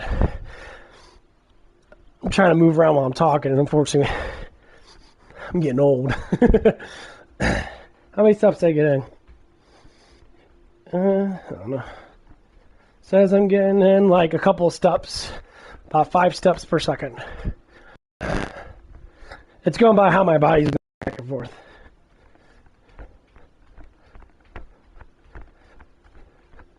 Ain't too bad. Probably more than that. But yeah, it's about 5 sucks. Second night. See how many subs I can get today. Now it's a competition that we got numbers. I haven't really ate too much today. Let's just keep on getting this fucking cardio in. Yeah, why not? We'll talk while doing it. I think my battery should last long enough. Well, let's set 6,000. Numbers are fucking awesome. I don't know if I can run any. It's going to be harder for me to run faster now. My headset's going to fucking explode. Picking up the pace. Yeah, it's not registering me picking up much pace. The thing is, like, when you add in more energy to your jog, I always notice that when I lift off my feet, like from, I don't know, it's just kind of weird how I lift off feet. If I lift off my feet really heavily, but put them down slowly, you kind of bounce up really heavy, it's way harder. If I keep on, like, putting energy into it, it makes it a lot fucking easier. Oh my god. All because I walked to QT and back. I already got my first 5,000, 6,000 steps in today. Woo! Party! I remember when I was a young kid, and I used to walk around in circles a lot, trying to follow patterns in the rug. And I'll tell you what, I used to do that shit for hours. I would always try to follow the pattern. My mind would get stuck on a pattern. I just fall around in circles and that. I've done that shit for years. Okay, well done. I think it's the reason why I kept myself so skinny in that. Because when I did all that stuff during high school, and I was always like 175, 100, or 165 to 170. I used to run a lot. I used to just blow off energy in that. I get excited. We used to play a lot of capture flag. Back then, the old days, we used to play a lot of capture flag. And my belief system was always in, like, being a hero on that. I used to do a bunch of push-ups and that. I mean, obviously, I'm a lot stronger than what I ever been. Comes down to almost everything comes down to strength. Besides cardio perspective, lung capacity haven't really grown that much. Because I used to run a lot when I was younger. I say the longest I ever ran was about an hour. I did pussyfoot jog. And I ran, I kept my heart rate up to about 140. Sat there and jogging like I'm doing now. It's pussyfoot jog. You get a lot of miles, and if you used to say jog about, I don't know, 3-4 miles an hour, just keep on trucking. Surprising that you go a long way doing that.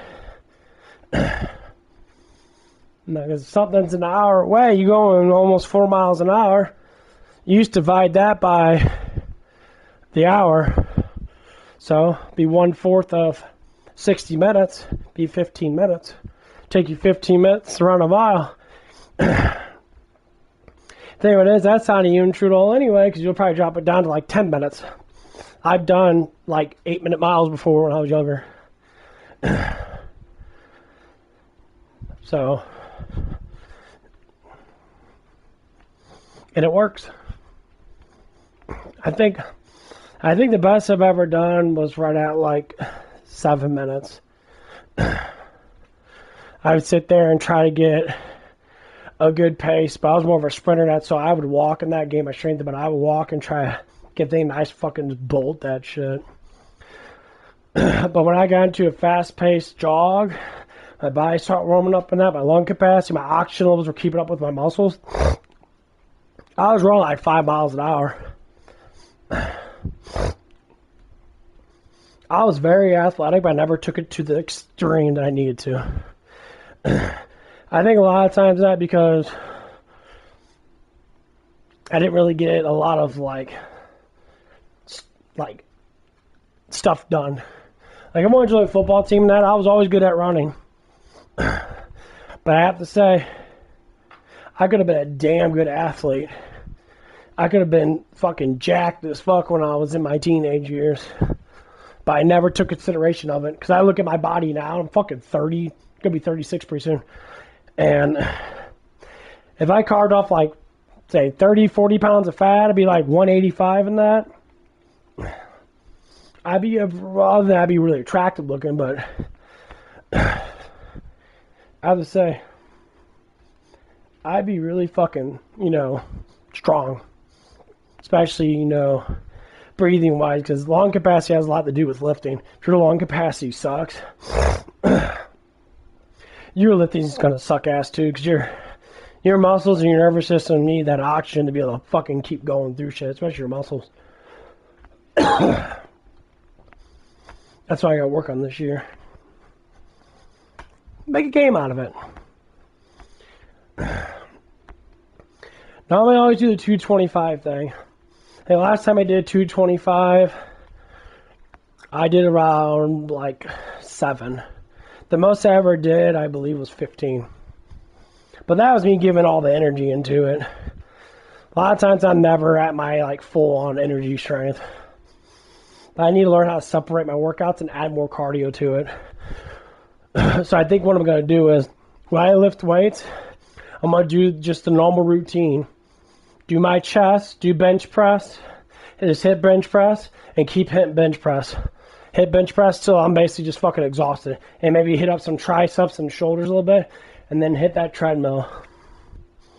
Sit there, put it on like about 3, and put up that thing up, the incline up to like, I don't know, like 5, and just walk that shit out for about an hour.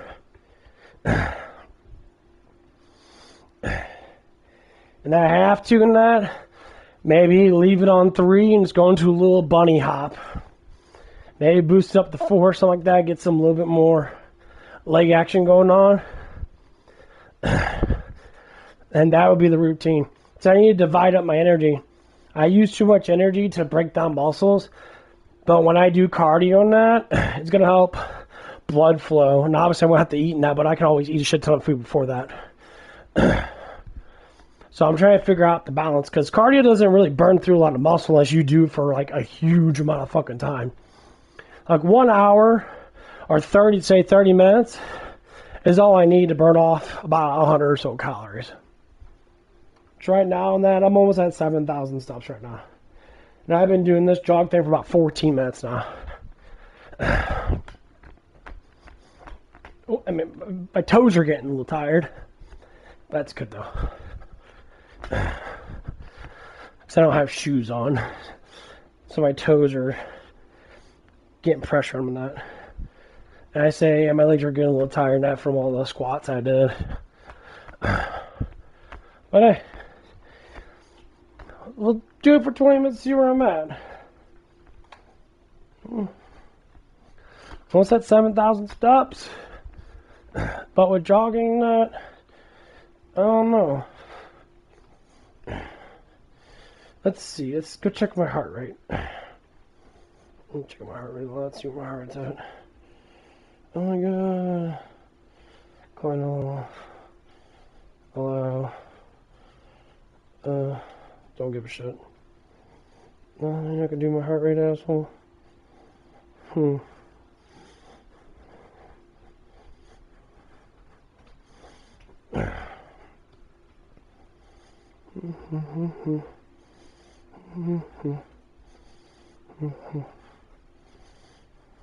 Measure. I like measure my heart rate. Says at 116. Tag. 116 doesn't seem like it's that fucking damn high. Oh man, heart rate, I'm not really pushing it that much. Energy's flowing though, I'm feeling pretty good. A little warm my muscles a little bit. Get a little bit of that stretching.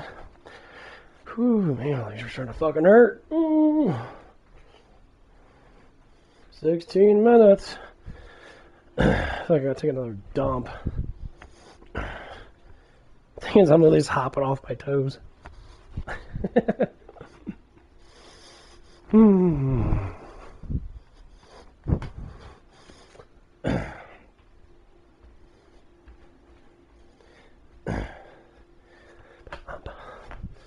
Today is the 4th. 2 more days, guys. I get paid today, too. I gotta check my bank account after today. Today is going to be The free paycheck. I know I got paid less than last time, but I'm happy I got paid a little bit more because of I spent a little money as pill day. I got like I think I had almost like 90 to $100 more than that. I did buy a little bit of stuff in that, but I checked my account. I don't think my accounts could be super low.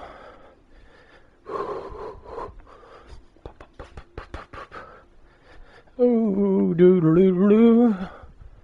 I always gotta ask myself, when do you get into that cardiovascular zone? I think I got into it when I was younger, and I remember it. I ran for about, I think it was about an hour and a half. I jogged around my subdivision. Probably like 8 or 9 times. I have to say is, I was so in the zone. I felt like I could run forever. My calves were kind of hurting that, but like, unfortunately, I was a lot lighter than I am now. I literally woke up, and I literally saw the fat completely melt off of me. I didn't eat at all. I literally ran. I ate food before I did it, and I ran.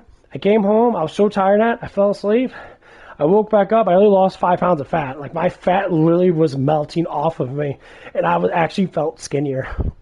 And one of the guys was sitting there that I knew, my neighbor, and he said, your arms got smaller than that. I always say, you can't say a man's arms got smaller than that. And I said, well, I've been running a lot lately. And he's like, okay, keep it up, bro. You're losing weight. And I'm like, oh, thank you. And he's like, damn. I just had a good time now. I was just sitting there jogging that. Like, doing what I'm doing now. And obviously, I would say 15 minutes. I would say 30 minutes of jogging right now. I'll probably kick my ass. Because I'm not barely even doing anything. But of course, actually moving through the neighborhood would be a lot more fun than this. So you do got some quite a bit of hot neighbors around the neighborhood now, since we got a bunch of people moving in.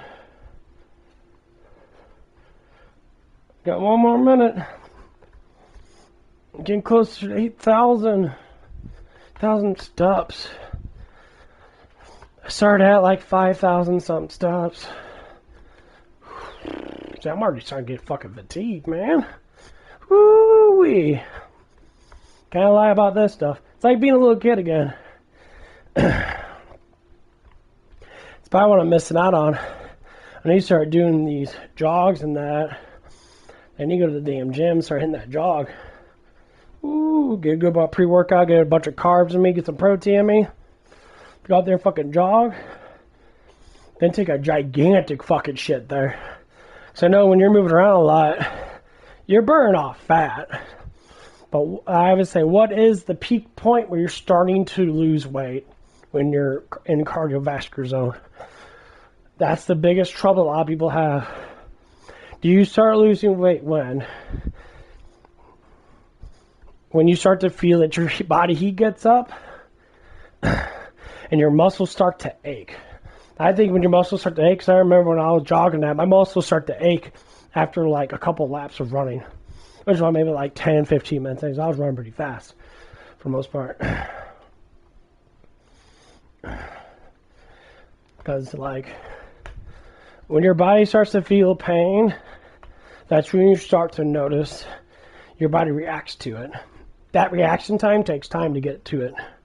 So that's when you start to actually wanting to burn off weight. Because if you use your muscles, that your body's going to know, okay, use your muscles in that. Especially use your whole entire body in that. You know how much weight you burn when you run? You're using every single fucking muscle. Your back, your neck's tilting that. Your whole body's going to be moving. And if you have a good amount of body weight on you and that, like muscle and that, I've done it before. When I sat there and I jog, I would get a massive fucking pump. My whole body would get pumped up. And that's where you start to burn a lot of fucking calories. Your muscles get all pumped up in that. And that's where you start to notice. Blood starts flowing better. Your body starts to heal more. That's why cardiovascular, I think, is really good. Of course, people say, you know, you could burn off a lot. You could burn off muscle by doing it. You know how much you have to do to burn off muscle? Fat's always going to burn off first before muscle does. Because fat is a storage device. When you look at survivalists, your fat's used to survive off of. If it's too cold or if it's too hot, your body uses fat to produce energy to keep your body from dying. That's why people that have to eat, the lean people that they have to eat to keep up with energy, their glycogen storage. Well, for fat people in that, they always eat in a surplus and their body always stores the surplus. That's the highest trick. Is it hard to eat a proper diet of 1,500 calories, 2,000 calories a day? Yeah, it's fucking hard. You live in a world that people want to eat one meal that equals up to 1,500 calories. That is the biggest fucking thing that's hard to maintain because you got 3 meals a day. People say 3 meals a day. People say eat every 2 hours, every 3 hours and that. Okay, if you eat every 3 hours and that, if you eat every 2 hours and that, if you eat, obviously 2 hours is really, really fucking difficult. So if you eat every 3 hours, or if you eat 3 meals a day, eat 3 meals a day. Every 4 hours, yeah, every 3 hours. You count it up, you stay up for what, 12 hours? You go to bed? That's 4 meals. Okay, well now your body's going to regulate that to the point where you're constantly have food in you. But when you use up that food faster than what the body normally uses up, because you got to think every time you're awake for an hour, you're burning off a certain amount of calories. So every 3 hours if you eat, your body has to digest. And if you're active and you're staying actually awake, you're not trying to fall asleep, taking naps and that, you're going to have to eat less food. When you overclog your stomach gets full, your stomach wants to sleep to be able to use the energy it can. That's why you get fatigued and tired. But if you eat just a little bit of food, say like you have 2 eggs, piece of bacon, maybe like a hash brown or something like that, and the food, you don't feel full, that's the problem. You don't need to be full. You need to be actively full, which means you don't need to be full to the brim of sleepy. And that's one of the things that people tend to do. They want to be exponentially full as fuck. They're like, oh man, my stomach's full now. Like Goku does. Yeah, but Goku trains for fucking 10 hours a day. Goku trains constantly. His energy levels have to be high. But as a normal human being, unfortunately it's a cartoon, but as a normal human being, 1,500, 2,000 calories a day is about average for most human beings. People say, well, I eat more than that because they think that they're superheroes. I say, you don't need to eat more than that. Some people regulate fat a lot differently than others. They do. Like, I go up, I'd say the biggest fat percentage I've ever been is probably like 35% body fat, maybe 40% body fat. Maybe. Normally I'm roughly around in the mid-20s, the 30s. At least I noticed by their fucking bullshit scales. Them scales are never fucking right, and they lie to you a whole bunch. They're complete bullshit.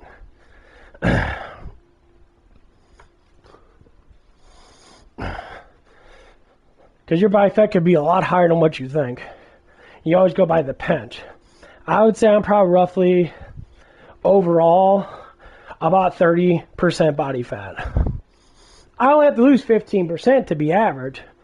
I lost 15% of my weight, I'd be at 200 pounds. I lose about 30 pounds.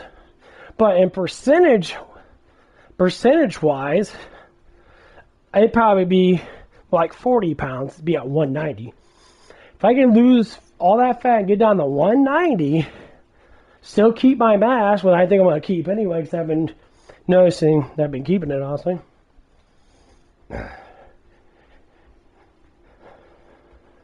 But you haven't noticed, I'm still jogging. I'm in the zone now. It's been about 20 minutes. So yeah, 20 minutes of moving at a constant pace. Not anything up and down pace, just a constant, steady pace. I'm finally in my zone. My muscles are starting to warm up really good in that. My oxygen flow is trying to keep up with me talking, so my body's trying to keep up with it. So now I'm what you call cardio zone. So now I could probably do this until, probably do this for another 30 minutes if I choose to. So I'm gonna keep on talking like an idiot to keep my mind steady, so I can forget about the time. And then when time flows by, guess what? I could do a whole hour of jogging and never even bet a fucking eye at it, because I'm almost at 30 minutes right now. So this is how I do it. Have good conversation with myself to keep my mind focused on something else other than what I'm doing. And if I'm jogging and moving, I know my body's moving. The thing of it is, I'm not paying attention to the time. I'm paying attention to my voice, to the subject. Because I know my body's moving up, I'm not looking at my feet. Try to keep my ears focused on my voice, not my eyes focused on my legs or my time. So I'll get into a little conversation about something. Oh, we have to do, talk about what? Well, there ain't really any new games coming out. Borderlands 4, I started playing that a little bit again, but Borderlands 4 kind of got a little boring. Because it's the same shit over and over again. And story's not bad, but I'm not a ridiculous fucking fan with it, honestly. Borderlands 3 was a little bit, honestly, better than that. You can start all over again. You always get all the quest experience again. You can level up again. I do like the different worlds in Borderlands 3. I think 4, you might actually leave that area. I think that's what kind of made it a little bit more worse than 3, is that you can't go to different planets and explore the galaxy. Or whatever that is.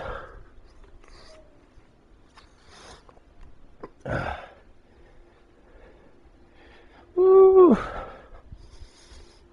Almost at 30 minutes already. And I'm getting there. Yeah, I don't think I'm going to do this for too much longer than that, because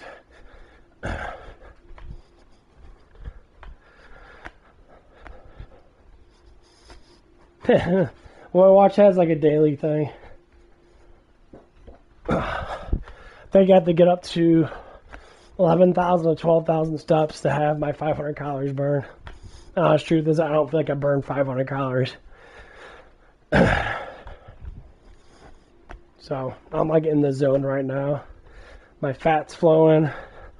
My fat's starting to get a little cold. It's starting to get a little bit more jiggly. That's how you know your body's absorbing fat. It's cardiovascular. It's not about putting a lot of speed and energy into it. It's about a constant pace of doing it. When your muscles are used and they're like choreographed, more or less likely it's perfect. A light jog, you do an hour every other day. I mean, Greg just said, I listen to Greg just said, he says, you do 30 minutes a day, you do 150 minutes of cardio a week, you'd be very surprised how much you're going to lose. I said, well, yeah. Doing 30 minutes a day of good, decent cardio on that, you're going to drop weight like crazy. Now, I listen to him more because he's calling out all the other fitness people, and he's being truthful, and that's what I like about him. He's very truthful with it. Okay, almost at 31 minutes. I'll call it. I'm feeling pretty good, though.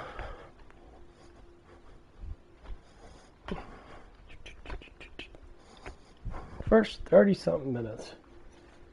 Okay, 30 minutes. 31 minutes. Yeah, once I stop, my leg's about to give out. That's how you know you did good. Because the constant flow of energy stops, you keep your energy up high. But as soon as you stop moving that, your muscles in your legs want to collapse on themselves. And now I got the collapsed legs, which is good. It means my energy in my legs is disappearing. Which means my body's going to start absorbing fat to try to keep up with the energy that I lost as soon as I stop. It's hard to fucking, my legs are shaking and shit. Be right back. Take a big ass piss.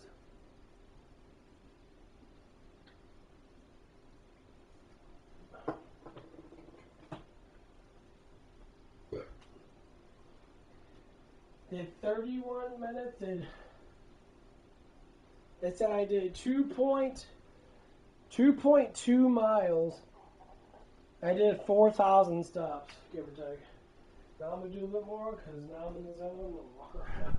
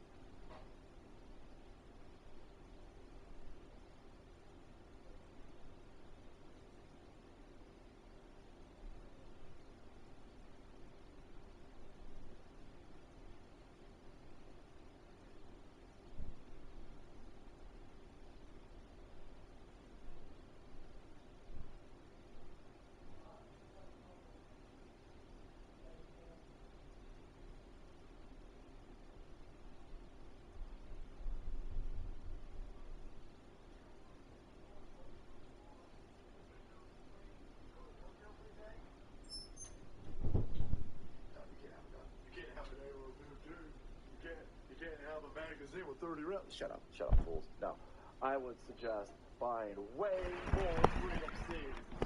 And that was the second thing that I didn't. Oh man, woo! But anyway, an illegal alien hired to be law enforcement and handed a gun, and not a thief from the day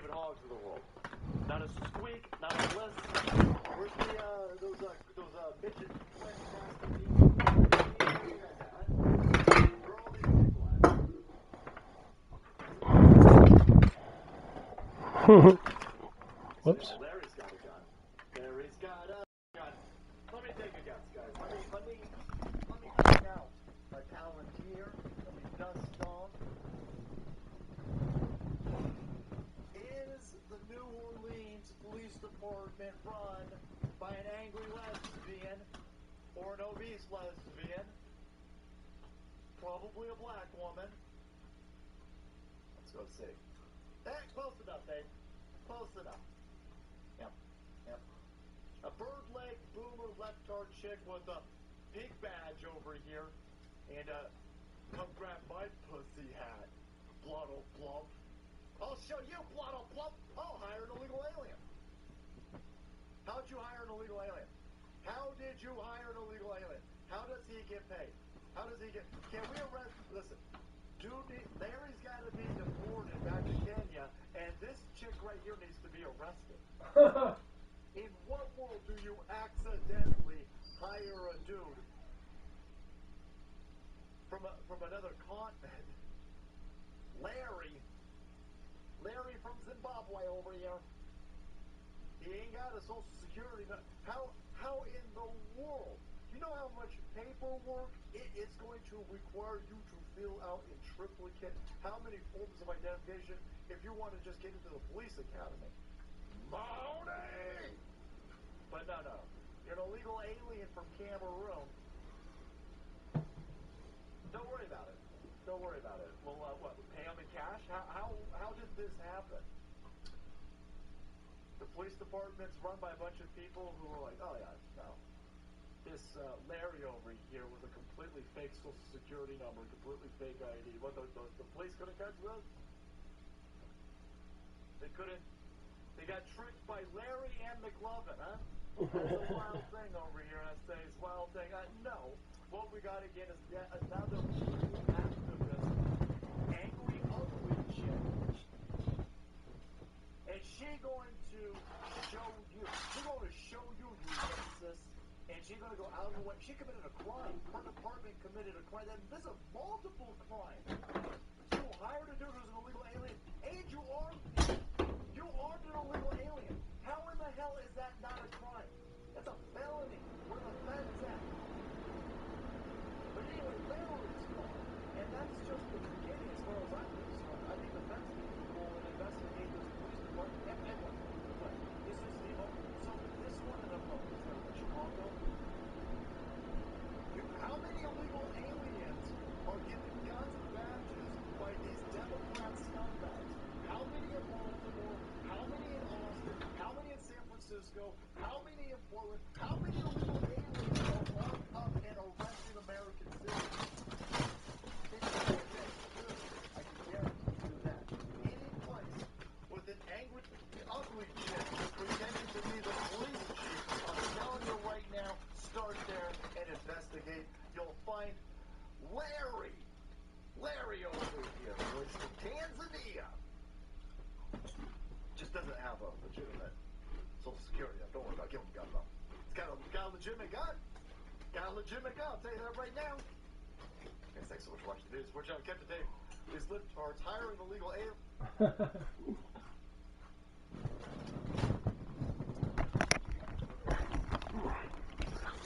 These people are stupid. This is something that a fucking ugly police chief woman hires a fucking legal immigrant person to be a cop and carry a fucking gun.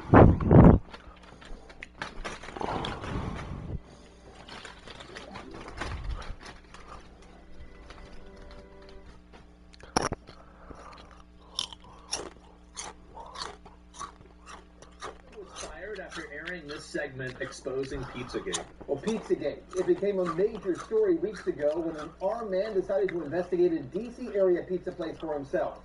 This man right here, he carried a rifle into a pizza parlor and then fired it at the floor. Media is telling you the entire story is a hoax or fake news. But what does that even mean? I spent the last month investigating. So what exactly is Pizzagate? And are there any actual facts to support this story? What we're going to talk about tonight will be disturbing to some people. Yeah. But this is a reality check you won't see anywhere else. Pizzagate actually comes from the WikiLeaks release of hacked emails from Clinton campaign chairman John Podesta. In all, WikiLeaks dumped around 50,000 email messages, and it was from those emails that the claims that John Podesta may be part of a child sex trafficking ring. And to be clear, not one single email in the Podesta emails discusses child sex trafficking or pedophilia. Well, they do if you understand their vocabulary, it does. Like, this is like saying that nothing in this email is explaining anything, but that's because the email's written in Spanish. Yeah, retard. Which, by the way, this guy's not a retard. I'm just saying in general. It's a royal retard, right? Yeah, very obviously, if you read it for, its actual stated purpose, it makes a lot more sense. Let him cook, I get that. That is a fact. But there are dozens of what seem to be strangely worded emails dealing with pizza and handkerchiefs. Self-described online investigators say that those words in the emails about pizza and the talk of handkerchiefs is code language used by pedophiles. So how did a DC pizza parlor get pulled into the story? So again, read any mainstream report, and they indicate that Comet Ping Pong Pizza was somehow linked to this fake story and has no relation to anyone involved. But the truth is, that's not true either. What media is ignoring is that the Comet Ping Pong Pizza place is actually referenced in the Podesta emails at least a dozen or so times. That's a lot. And that the owner of that place... That's a lot of times to talk about one pizza place, man. Wow. I don't even talk about McDonald's that much. James Alfantis is a friend of John Podesta. He was actually named, this is kind of strange, by GQ magazine as one of the top 50 most powerful people in Washington.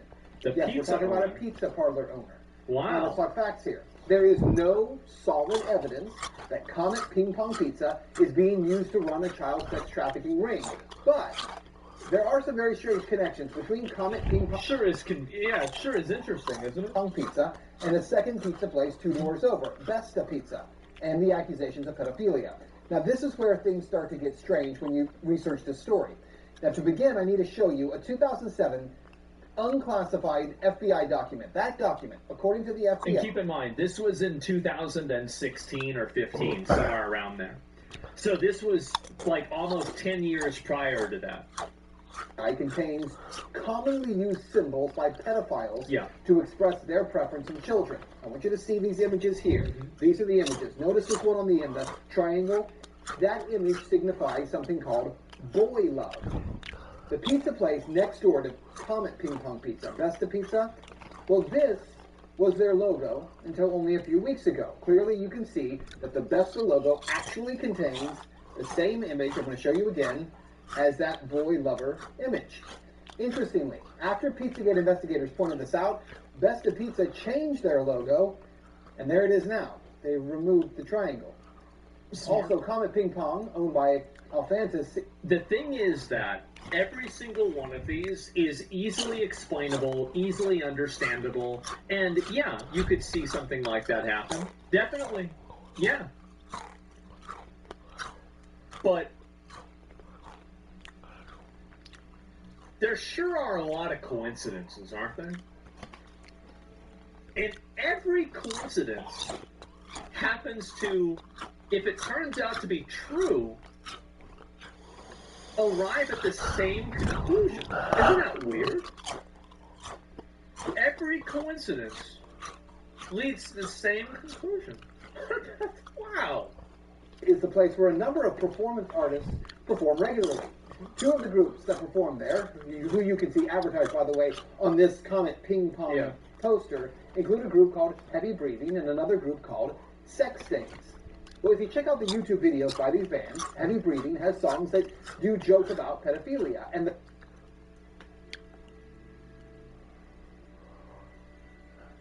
I didn't know this part. Wow. The band Sex Stains has a video that includes, and you see it right there, there's the spinny thing, that same boy lover symbol. It's nearly identical to the one that the FBI does say is a pedophile code symbol for boy love. As I said, there are some strange things there. As for the owner of the pizza place, James Alfantis, Well, he was one time in a relationship with David Brock, who ran Media Matters for America. Well, since Pizzagate began to blow up online, he has made his Instagram profile, Jimmy Comet, private. But an archived search of Instagram reveals a number of strange photographs and those are the photographs of like the children with their hands tied down. Words with strange and disturbing images associated with them. Look, to the point where we can't show you those pictures. Yeah. We're not even going to describe them to you because I just did. Some viewers would find it too disturbing to share on TV. Now let's talk about the Podesta brothers, because remember, it was John Podesta's email that was hacked. In those leaked Podesta emails, John Podesta talks about his close relationship with Dennis Hastert, the former Speaker of the House, who was recently sentenced to 15 months in prison for abusing boys years ago. Wow. He was referred to That's weird. by the judge as a serial child molester. According to the Washington Post, visitors to Tony Podesta's home in Falls Church got an eyeful when they walked into a bedroom at the Podesta residence hung with multiple color pictures by Katie Grannon, a photographer known for documentary-style pictures of naked teenagers in their parents' suburban homes.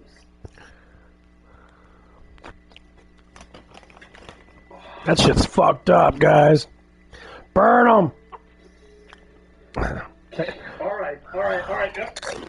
And to be clear, that just begins to scratch the surface of how strange... Also, wait, somebody just made something pretty clear. They were asked about this. So, he went to jail for 15 months for being a serial child molester? I feel like you should be in jail for longer than that if you're a serial child molester. Like, a serial child, 15 months. The bedroom at the Podesta residence hung with multiple color pictures by Katie Grannon, a photographer known for documentary-style pictures of naked teenagers in their parents' suburban homes. And to be clear, that just begins to scratch the surface of how strange some of this stuff is. Of it because of the limits on broadcasting this on television. But it is some very strange stuff. Now keep in mind, again, there is no proof here that there is a child sex ring being operated out of a DC pizza parlor. And investigators have already proven there's nothing to the story, right? Well, actually, no. And that's what you need to know. For all that is here, there has not been one single public investigation of any of this. Not from local police, not from the FBI, no one. And that has to be the big question. Not for Podesta or for pizza parlor owners, but for law enforcement. Based on what may be or may not be here, the big question is, why hasn't any investigation taken place? That's Reality Check. Let's talk about it on Twitter. Where's this guy now? The segment effectively ended on the station in early 2017. Swan aired a controversial Reality Check episode January 2017 that discussed Pizzagate conspiracy theory. This led to his suspension, and he was required to take down his associated Truth and Media website and social media accounts as a condition of the reinstatement. Although he returned to on-air duties briefly, the Pizzagate-focused segment is widely regarded as his last official Reality Check aired on mainstream television, and he was fired a year after that. What did he do after that? After being fired, he published for Liberty Nation, returned to work on Russia Today America. He was involved that shortly. Swan's production company received their money into Russia again, including 12 high-profile part series Zelensky Unmasked. So he's involved with this. Promoted by right-wing influencers and funded separately. He remains active on social media. Man.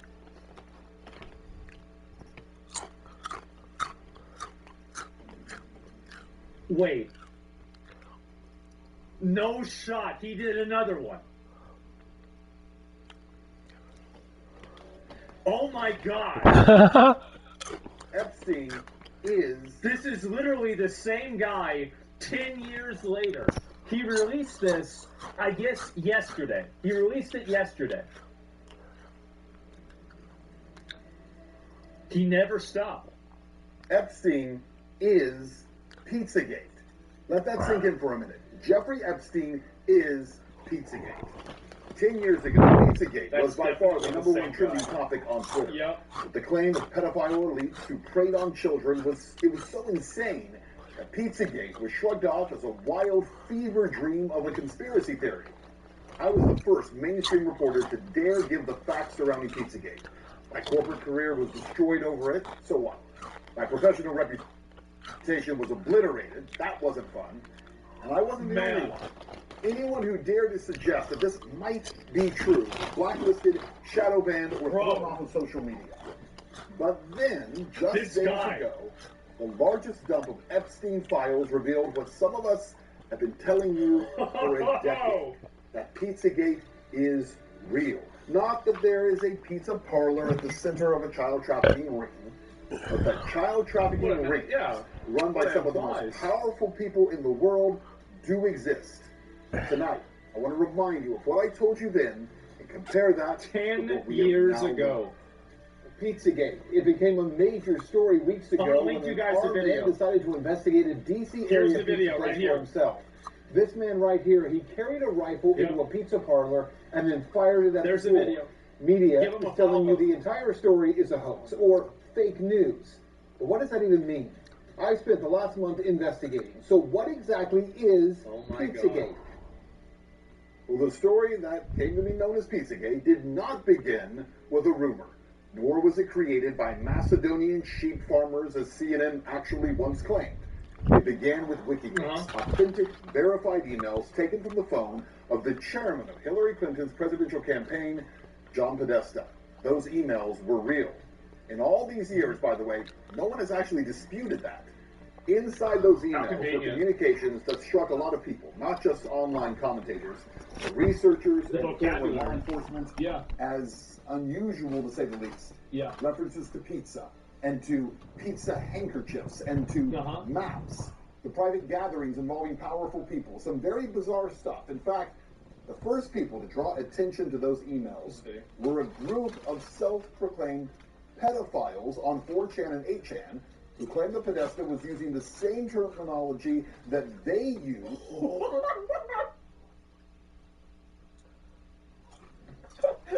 We know he's using it because we use it. No way. Oh my god. Spider-Man meme, yes. Takes one to know one. What a twist. Used to speak in coded language. And in researching those emails, I found a 2010 entry in the Urban Dictionary. It's still there, by the way. It confirms that cheese pizza is a commonly coded term for child pornography, CP. I want you to see these images here. These are the images. Notice this one on the end, the triangle. That image signifies something called boy love.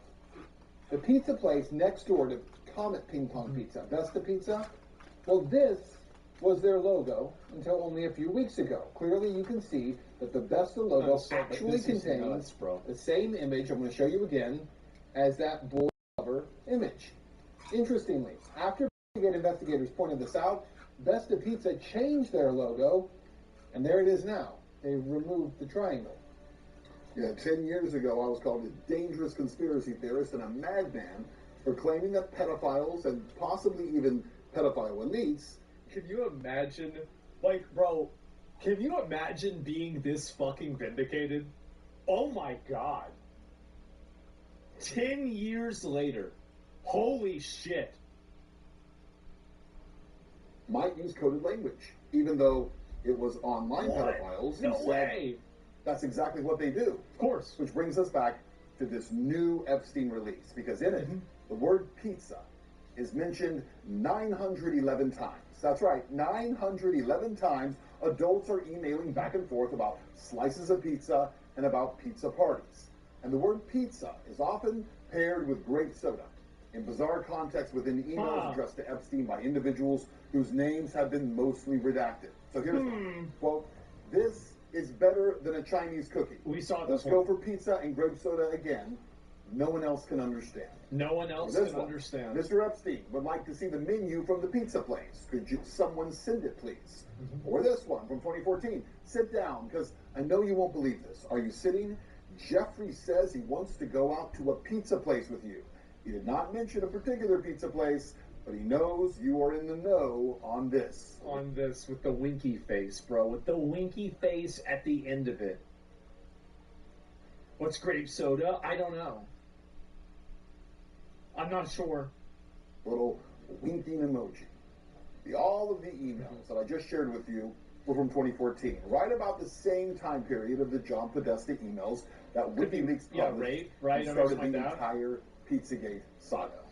Now let's talk about the Podesta brothers, because remember, it was John Podesta's email that was hacked. In those leaked Podesta emails, John Podesta talks about his close relationship with Dennis Hastert, the former Speaker of the House, who was recently sentenced to 15 months in prison for abusing boys years ago. Yeah, well, speaking of the Podesta brothers, again, there was no direct evidence of them being involved in child sex trafficking from those emails. But as we pointed out at the time, 15 there was months, a lot of bizarre communication, including an email from John Podesta to his brother Tony. The subject line, "Last night was fun," and the first line reads, "Still in torture chamber." That email got... Why are they talking so much about torture chambers? Isn't that weird? Got really no attention 10 years ago. But today, a 2009 email from Jeffrey Epstein is getting a lot of attention, as it asks, "Where are you? You okay? I love the torture video." To the fallout. Totally normal thing to say. Oh, I love the torture video. From the latest release of the Jeffrey Epstein documents, they include communications between the rich and powerful, from the co-owner of an NFL team to billionaires like Elon Musk. CNN teams are carefully sifting through the largest, and what the Justice Department says is the last, batch of Jeffrey Epstein files. Friday's release of millions of There's no way it's the last one. pages related to Jeffrey Epstein provided a closer look at his connection to world elites from Hollywood to Washington, Wall Street to Buckingham Palace and beyond. Yeah, well, all those so-called news anchors and their newsrooms for a decade blacklisted this topic. They did. Yep, nobody wants to talk about this at all. They conditioned you to live in ignorance. They called it a conspiracy. They called me and so many others dangerous for even looking. I thought it was a conspiracy too. I'll admit it. I did. I thought it was a conspiracy. Now, I'm not as sure. Conspiracy is all true, baby. It's all true. Yep.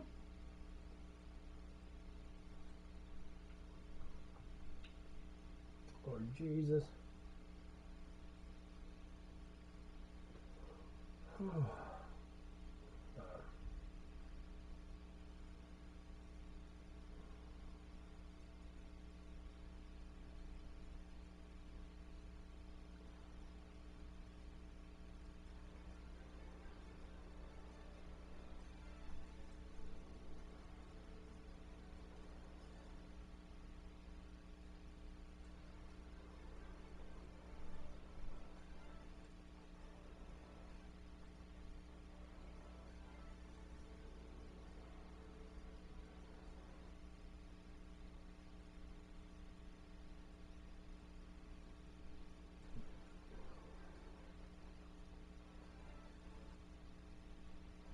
All right, here we go. Yep, loud and clear. Yep. Okay, great. They were his emails. Nobody's ever said that what's in those emails he didn't write. Right. Nobody's ever said, obviously AI wasn't even a thing then, but like, oh, this is AI generated or it's fake or whatever. No one's ever said any of those things about it. Instead, they simply said that it was debunked. And actually, I would argue, and this may be historically inaccurate, but I think it's accurate. I would say that Pizzagate became the first. Exactly.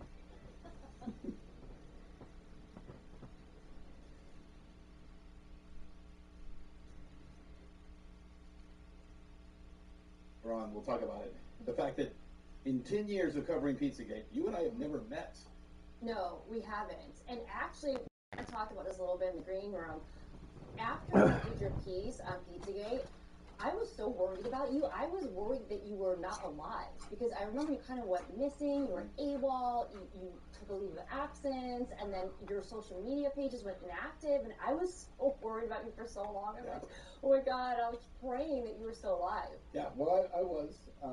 Well, some people think I wasn't. They think I'm a clone now. In fact, somebody just posted on the one from yesterday. I guess I got older and my voice got deeper, and they were like, "Your voice is different now, man. What changed? What happened to you?" It's just been a decade. Yeah, so. Exactly. It's only been 10 years. It's only been 10 years. Age will do that to you. It's probably being tired of shouting at people. Yeah, so we're gonna get started here in a few minutes. But as people are kind of coming into it, we'll talk about kind of the format for tonight. So we are live on. We're doing something unique, right? I've never seen anyone do this. We'll find out if it works or not. Maybe it does. Maybe it doesn't. So we're live on Twitter Spaces, so people can listen to the conversation happening there. I assume producers who are listening to that's up right now, right? You guys are listening to it. You can hear us. Okay. See, we're live on Twitter Spaces, so our audio is being carried there, but simultaneously, we're doing a live stream on all these different platforms for the video side of it. So we're going to have a conversation here, and then if you want to be a part of that conversation, you can also log on to Twitter Spaces and you can talk to us, and we'll be bringing people into the conversation there. We're like cross-pollinating platforms simultaneously. It's amazing. And people love Spaces. I'm surprised no one's tried this before. So. I'm surprised they haven't either. We're pioneering something. Yeah, pretty soon they'll all be ripping it off. Imagine us pioneering something. I know. Imagine that, right? Exactly. Okay, so the conversation tonight, obviously, it's this thing, right? Epstein is Pizzagate. Let me give you a quick background as to why I made that statement, and then Liz, we're going to talk about kind of your experiences, my experiences with this. Again, in 10 years of covering Pizzagate, we've never been in the same room talking about this ever before. So I guess the time has finally come. So the concept is this. Epstein is Pizzagate, is that for 10 years, Pizzagate obviously isn't a theory, it's a fact. It's something very real that was happening. And yet, I think there's a lot of bad information about what Pizzagate was. I don't think that's unintentional. We'll talk about that later too. Nope. But the concept is that Pizzagate and what it encompasses, which is that there are a group of elite pedophiles. I hate the word elite, by the way. It makes it sound like they're superior. They're not. Right. Wealthy, powerful pedophiles who prey on children, and at the highest levels are ritualistic in that abuse of children, and that they exist, and that it's a very real thing. And as crazy as that has sounded for a lot of people for 10 years, I think what the Epstein dump of the last few days has proven is that absolutely, it's not conspiracy theory, it is a conspiracy fact, and it is a conspiracy in that there is a group of people who are conspiring in this. Yeah, they've been conspiring at it, and it's been going on for a very long time. You know, before Pizzagate in the 80s and the 90s, there was the Satanic Panic, there was the Franklin cover-up, there was the McBarton preschool case, and then there's been, you know, pedophile rings all over the world in different countries, you know, for a very long time. And what happened when the Podesta emails came out and Pizzagate basically broke is that the people that were involved in it, they redefined what Pizzagate is. They made it sound ridiculous, and then they, of course, lied about it and said that, you know, it's a debunked conspiracy theory, which was never the case. And by the way, to this day, nobody's debunked it. No, nobody's debunked it at all. And actually, John Podesta himself was on some show talking about how it was debunked. It was a debunked conspiracy theory. Yeah. What was debunked? They were his emails. He's never said they weren't his emails. And they've never denied that. They've never denied that they were their authentic emails. They've never denied that. Right. And so all they do is say it's been debunked. But for something to be debunked, you actually have to prove it's been debunked with facts. And they've never been able to do that. And usually when anyone in the mainstream media or Hillary Clinton herself or John Podesta talk about Pizzagate, they bring up Comet Ping Pong, and they bring up the basement, and they ignore where this whole thing started, which is through his emails, where he was using pizza, which we know is a confirmed pedophile code word, in a context that does not apply to food, in a context that could apply to child sex trafficking, pedophilia. So let's talk about that for a second. So let's start at the very beginning of it. Okay. Right, which is just the Podesta emails. Let's focus on that part first. So my first encounter, and I mentioned this in the story, so anybody who saw my story yesterday understands this. and I talked about it 10 years ago. My first encounter with it was trying to figure out where Pizzagate came from, right? And the fact that CNN at the time was saying, and a lot of people don't even remember this, they were saying it was Macedonian sheep farmers, right, who were trying to prevent Hillary Clinton from becoming president, so they created this crazy story. This was a real story. Like, you can still look it up. Macedonian sheep farmers. And then when you look into it, and you're like, actually, it's not from that at all. It's from this John Podesta's emails, right, that get leaked. But the reality is, to your point, nobody has ever said they weren't his emails. Nobody's ever said that what's in those emails he didn't write. Right. Nobody's ever said, obviously AI wasn't even a thing then, but like, oh, this is AI generated or it's fake or whatever. No one's ever said any of those things about it. Instead, they simply said that it was debunked. And actually, I would argue, and this may be historically inaccurate, but I think it's accurate, I would say that Pizzagate became the first real test for the Wikipedia, what I would call a Wikipedia technique of debunking a story. So here's what they do. So Ben Swan does a report on Pizzagate. Right. The Daily Beast writes a hit piece about how I'm a truther Pizzagate conspiracy theorist. Right. And then Crooks and Liars and 10 other publications, right? Media Matters for America, David Brock, boyfriend of James Calafantis. The ex-boyfriend. Right, the ex-boyfriend of him, yeah. So there's a whole source. So they all write these stories, right? So you get about 5, 6, 7 of them. Then what they would do is that they would take those articles, and somebody goes, and by the way, after Pizzagate, I became the first person to ever have their Wikipedia page locked. Oh, wow. Yeah. I didn't know that. It had never happened. What does that mean, though? No one could access it, or no one could update Only a super administrator was allowed to update the page. So I couldn't edit it. No one could edit it, right? And then what they did was, so they locked the page. Then they went in and they wrote all this stuff. But Wikipedia doesn't, they only cite articles. Right. So they would take these hit pieces. Right. And they would say, according to reports, this was all made up and it was all fanciful conspiracy. They would dump it into there, and then they would put links at the bottom, and the links are back to the story. So what happens is you create a cycle, right, where everyone who goes and looks at this, oh, this person's not true. It's on Wikipedia. This is all a lie. This person's crazy. And then it's all based on, it's got sourced articles. And that's why they would say debunked, because someone wrote an article, and the article goes back to Wikipedia, and then Wikipedia goes back to the article, and so then they say, that's debunking. And I think Pizzagate was kind of the first time that technique was used. It was used a lot after that during COVID, but that's where it actually started. Yeah, and it creates this echo chamber. So, people that, are busy and they don't have time to do the research, and they just watch CNN, or they go to, mainstream media publications or Wikipedia, that's all they see. So, of course, why wouldn't they think it's fake, right? But so they create this echo chamber. And meanwhile, there's people over here like you and I who have been screaming from the rooftops that no, that's not true. Like that's not what Pizzagate was even about. Right. But they don't have access to people like us, or they don't even know we exist for that matter. And the other thing about Pizzagate is that Hillary Clinton and John Podesta and their crew did say about it is, they would say it's a lie, it's a debunked conspiracy theory, and it's all about, one pizza shop in the basement that may or may not exist. They also, Hillary would say things like, oh, John Podesta, he likes to cook. And it's like, that doesn't explain all the questionable emails. Like, you guys are talking about, like, a pizza-related map. What does that have to do with cooking? You're talking about playing dominoes on cheese or pasta. Like, what does that mean? Like literal, like, the game dominoes? You guys are all, like, we're supposed to believe a bunch of, like, wealthy elites are sitting around with dominoes and they're playing on an actual pizza?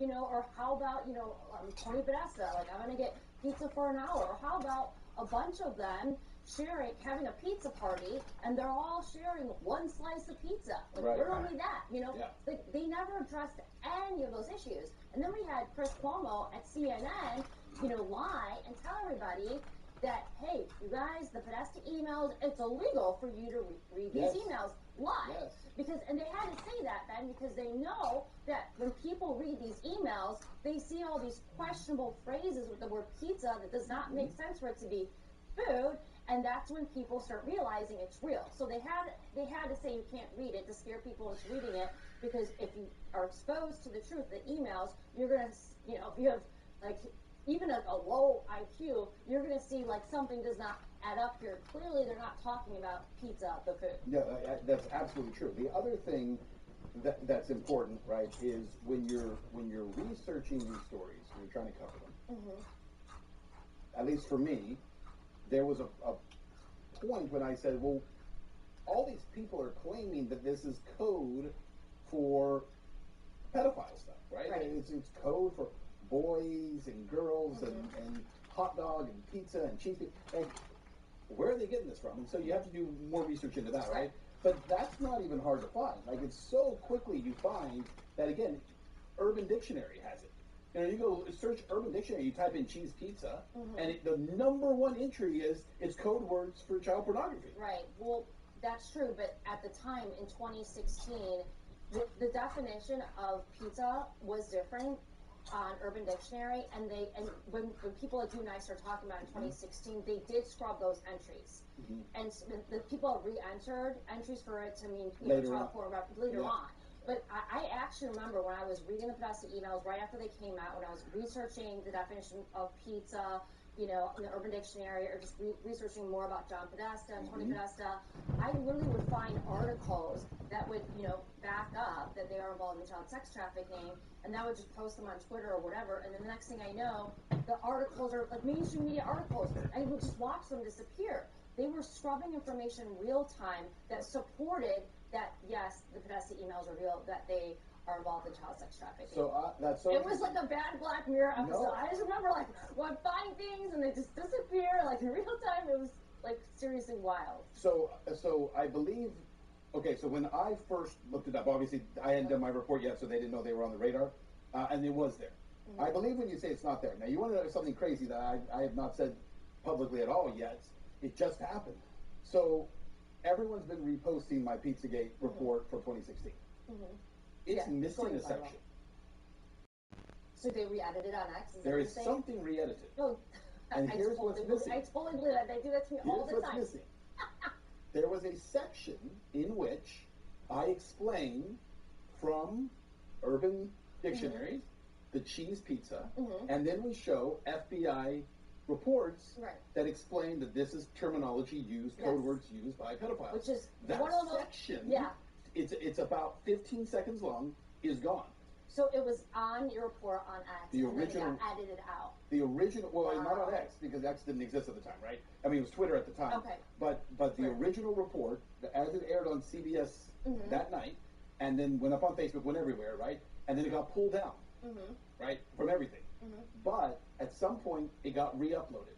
The re-uploaded version is missing the section that talks about and references cheese pizza as actual terminology. Which is the most damning piece of information proving that it's real. It's wow, that's amazing. But I totally believe it because they've done stuff like that nonstop. And it's interesting that if you were to remove that, because that piece of the report is critical in understanding that these are real terms, right, that are used commonly within these circles, which is also why, as we fast forward to the Epstein stuff, it's so damning that you have over 911 references to pizza and pizza parties. You know, I said to somebody yesterday, I was doing an interview, and I said, look, we're grown men, right?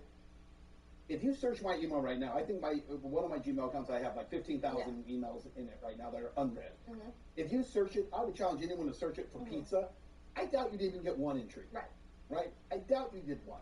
But if you did, you're going to get like a receipt for Domino's. You're going to get an order that was placed. You're not going to get a message from me to somebody saying, hey, gonna have a pizza party.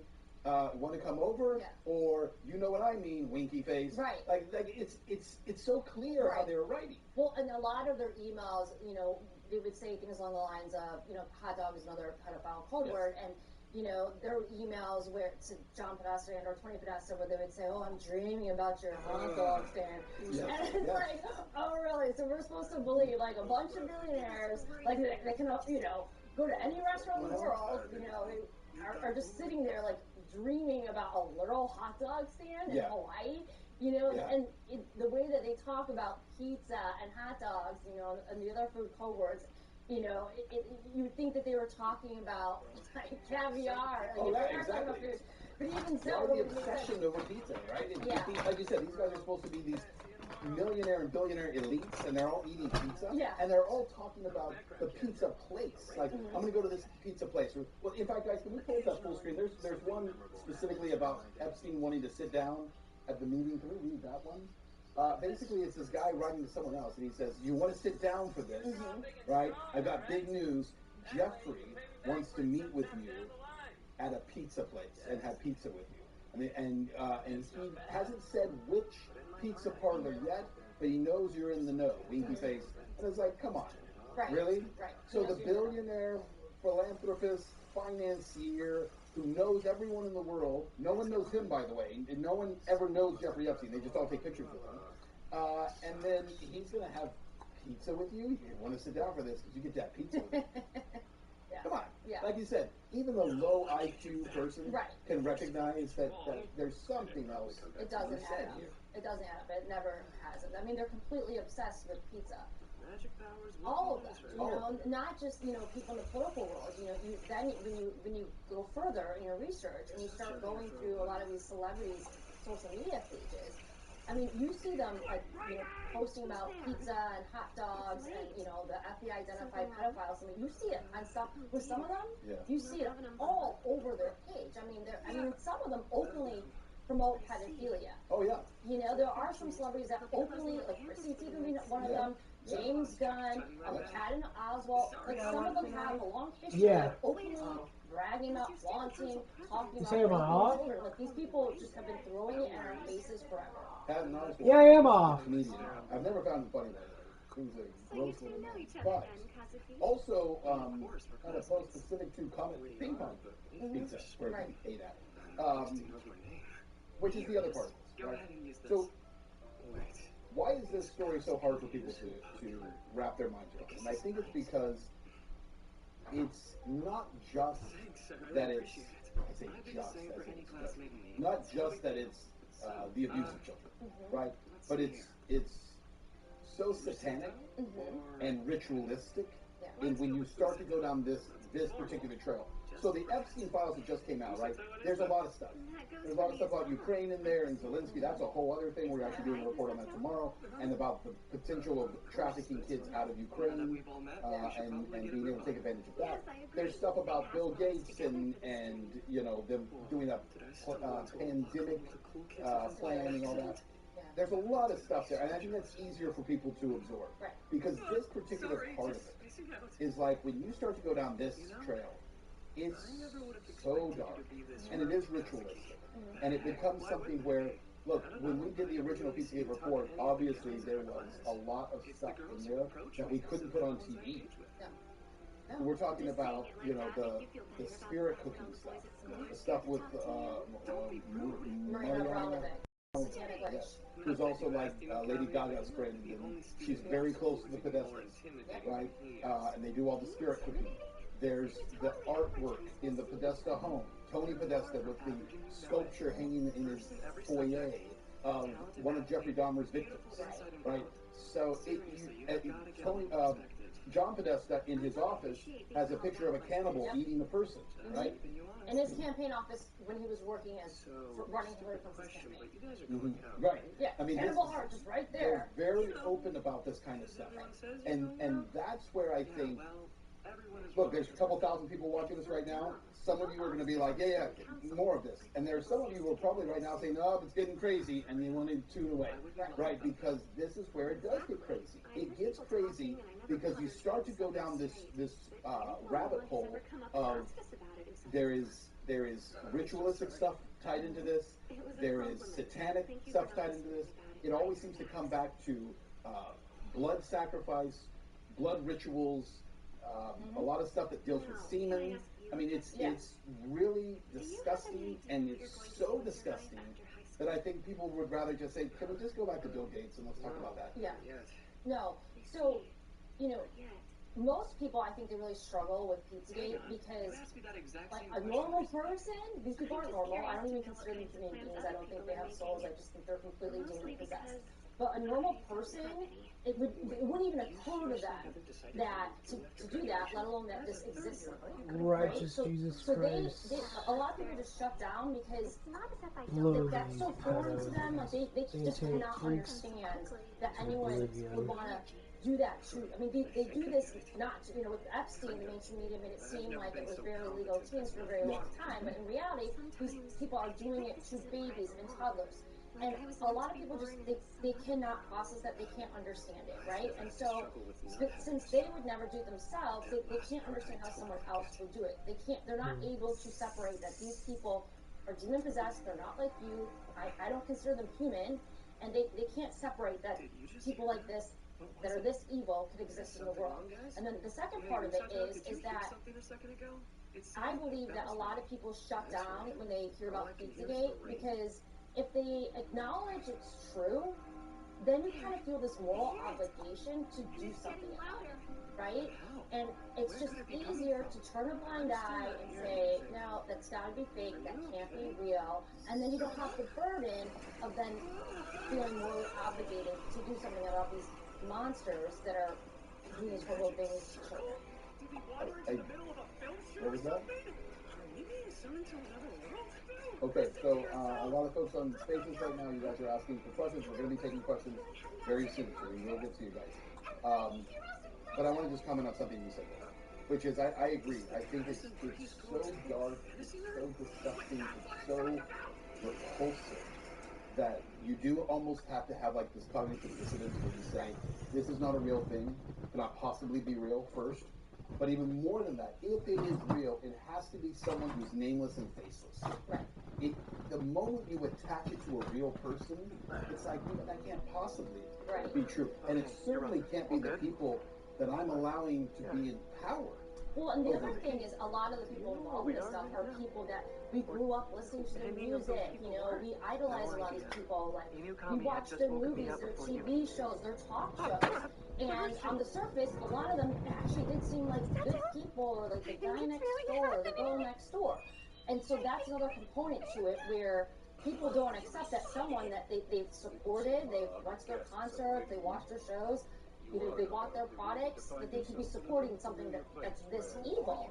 But these people wear masks, right? They're like Dr. Jekyll and Mr. Hyde, because they have these two lives. And so, yeah, it's harder for people to accept that, because people idolize these people and worship these false idols for years. And, I would say that Hollywood and the mainstream media have done a very good job of leading the public to think that the people that are involved in things like this, it's just like trailer trash, just people, low-income type people, it's not the elite of society. Because, I remember for years, whenever I would hear about pedophilia and stuff, I never thought that there would be pedophile rings, number one. And number two, I just thought, okay, well, this is just bottom of the barrel people that live in, low-income areas and whatnot. And in reality, it's actually the opposite. It's the opposite. Yeah. It is the opposite. Okay, so, and let me get your point of view. Maybe this is a place where you and I might differ. So, the way I kind of read, and maybe I mean but the way I kind of read the Epstein circle is, first of all, it's everyone. So everyone who's ever been in a position of celebrity or power seems to have encountered him on some level, right? I don't think all those people are pedophiles. Have nothing to do with us. And then I think you have a smaller group of influential and powerful people that he surrounded himself with to honeypot on some level. And then I think there is an increasingly smaller circle, and then the smallest circle. And the smallest circle are the people who are actually on the inside of this, who were actively participating. I think that's the smallest circle. So something Trump said that I think is true. He says just because someone is named in the Epstein file doesn't mean that they are a pedophile. That's absolutely true. Yeah, of course. And I think it's also true that not everyone who hung out with Jeffrey Epstein was a pedophile. In fact, I remember hearing a lot about the Golden Boy scandal in D.C., where there were a lot of these boys who were smuggled into the White House and into different places with politicians, and then they're having these sex parties. Yeah. But one thing I've heard about that is that you could go to these parties, you would be at the parties, you would never see a kid there. Right. None of that's happening. And then there's an after party. There's a separate time when a certain select group break off and they go and take part in this. And I think that's where it's very difficult to determine exactly who is involved in this level of it, the highest level that we're talking about, the most grotesque level. How do you determine who's involved in that? And to me, this might sound, again, oversimplistic, unredact anyone who's on an email about pizza. Yeah. Like, to me, that would be the first place to start. Because anyone who is conversing in code language is probably in that circle. Right. If we could just see that list, like, I think that's a great place to start. Yeah. What say you? I agree. I mean, I worked in Hollywood for years, and I worked in media for years, and I worked in D.C. I was working in the White House over 20 years ago. And I can't tell you how many parties I've been to with A-list celebrities, high-profile celebrities, and, you know, I saw some weird things here and there, but never did I see anything. You know, I never saw any children at any of these parties. I never saw, you know, any satanic rituals or anything like that. But you completely nailed it when you said that when these elites do this, you know, there's always like an after party, right? Yeah. And I believe the same with Diddy too in his circle. I believe that there were some people that would go to Diddy's parties and never see anything, and then, you know, the reporters that were invited, and, you know, the lower level people, the people that weren't close to Diddy or in his inner circle, they were all told to leave, and then they would have the after party, and that's when all the baby oil came out and all the crazy stuff happened, right? So it's the same thing. You know, I did Outer Shadows with Mike Smith, who directed it. You know, he worked in Hollywood for decades as well. He went to all these parties. He was on set with these people every day. I mean, he was a stunt double for, like, Christian Bale, so many A-list celebrities, and, you know, he never was at a party and, you know, saw satanic rituals or anything they're like not rolling out a kid on a cart. And like, hey, everybody, it's time for this part. Only Marina's parties, but, you know, we were never invited to those parties. But, you know, we've seen enough that now, after reading the Podesta emails, we're like, okay, now that makes sense. Or, you know, like, he would see things in people's offices, you know, like human remains, like bones and stuff, and, like, I've seen a lot of weird things, and so when you put the pieces together. But yeah, when they're doing these rituals and whatnot, you know, I mean, one thing that we're learning from the latest dump is that Jeffrey Epstein did actually have underground facilities and tunnels, not just on the island, but at the Zorro Ranch, a lot of his different locations. So they're doing a lot of the trafficking and a lot of these parties, the cannibalism, the rapes, they're doing them in underground facilities. And I believe that a lot of the children are actually transported via the underground. And so you know, it's not happening on planes or in cars, or, I mean, Ghislaine Maxwell had a submarine license. Right. So, you know, it's my personal belief that they were probably for sure trafficking children through the submarine. So, like, you know, you could be, you know, circling the island every single day and never see any children go there if they have a submarine transporting children. You know, we know for sure now they have these underground facilities. So all this is happening in darkness. Pretty bizarre when Ghislaine Maxwell has a submarine license. Yeah, and a helicopter license. How many people have that in the world? Yeah, right. Like a super spy. The girlfriend of the financier just happens to have this also. Sorry, I cut you off. Because no, it is totally it's crazy. Totally bizarre. I mean, you can't make this stuff up. Yeah. Truth is stranger than fiction. But I do believe that most of the stuff that they do, it's in darkness, it's underground, and so it's hard to see or to bust because it's all underground. A lot of these celebrities, they have homes that have underground tunnels that connect to other homes. The Playboy Mansion had underground tunnels, right? There's been whistleblowers that have been in the Playboy Mansion that have come out and said, I've been in the tunnels underneath the Playboy Mansion. And they connect to other big celebrities' homes. So, you know, you don't see this stuff. It's all been in the shadows, in the darkness, but the truth is finally coming out. Yeah, Thank God. It finally is. Okay, I think we should probably bring in some of these folks who were standing by and want to talk. Joe, you're kind of picking them, right? We can't actually see them where we are. So they're going to start pulling them up, and we're going to start bringing people into it. But to that point, let me just say that, yeah. So then, if you're talking about, again, this increasingly small group of people, when we use the term elite pedophiles, again, I hate the term because it makes it sound like they're better, but I think they see themselves that way, right? I think they do think of themselves as elites, like we're above everyone else, and that's part of what is the attraction, like we were talking about Abramovich, the artist, if you want to call her that, and everything she does is satanic and vile and disgusting in the way that she does it, but it's all part of like being part of this exclusive elite group of people who are then allowed to be part of her world, I suppose. And so I think that's part of the attraction to this too, which is that, you know, because other people can't see it and it is in the shadows, and if you know, right?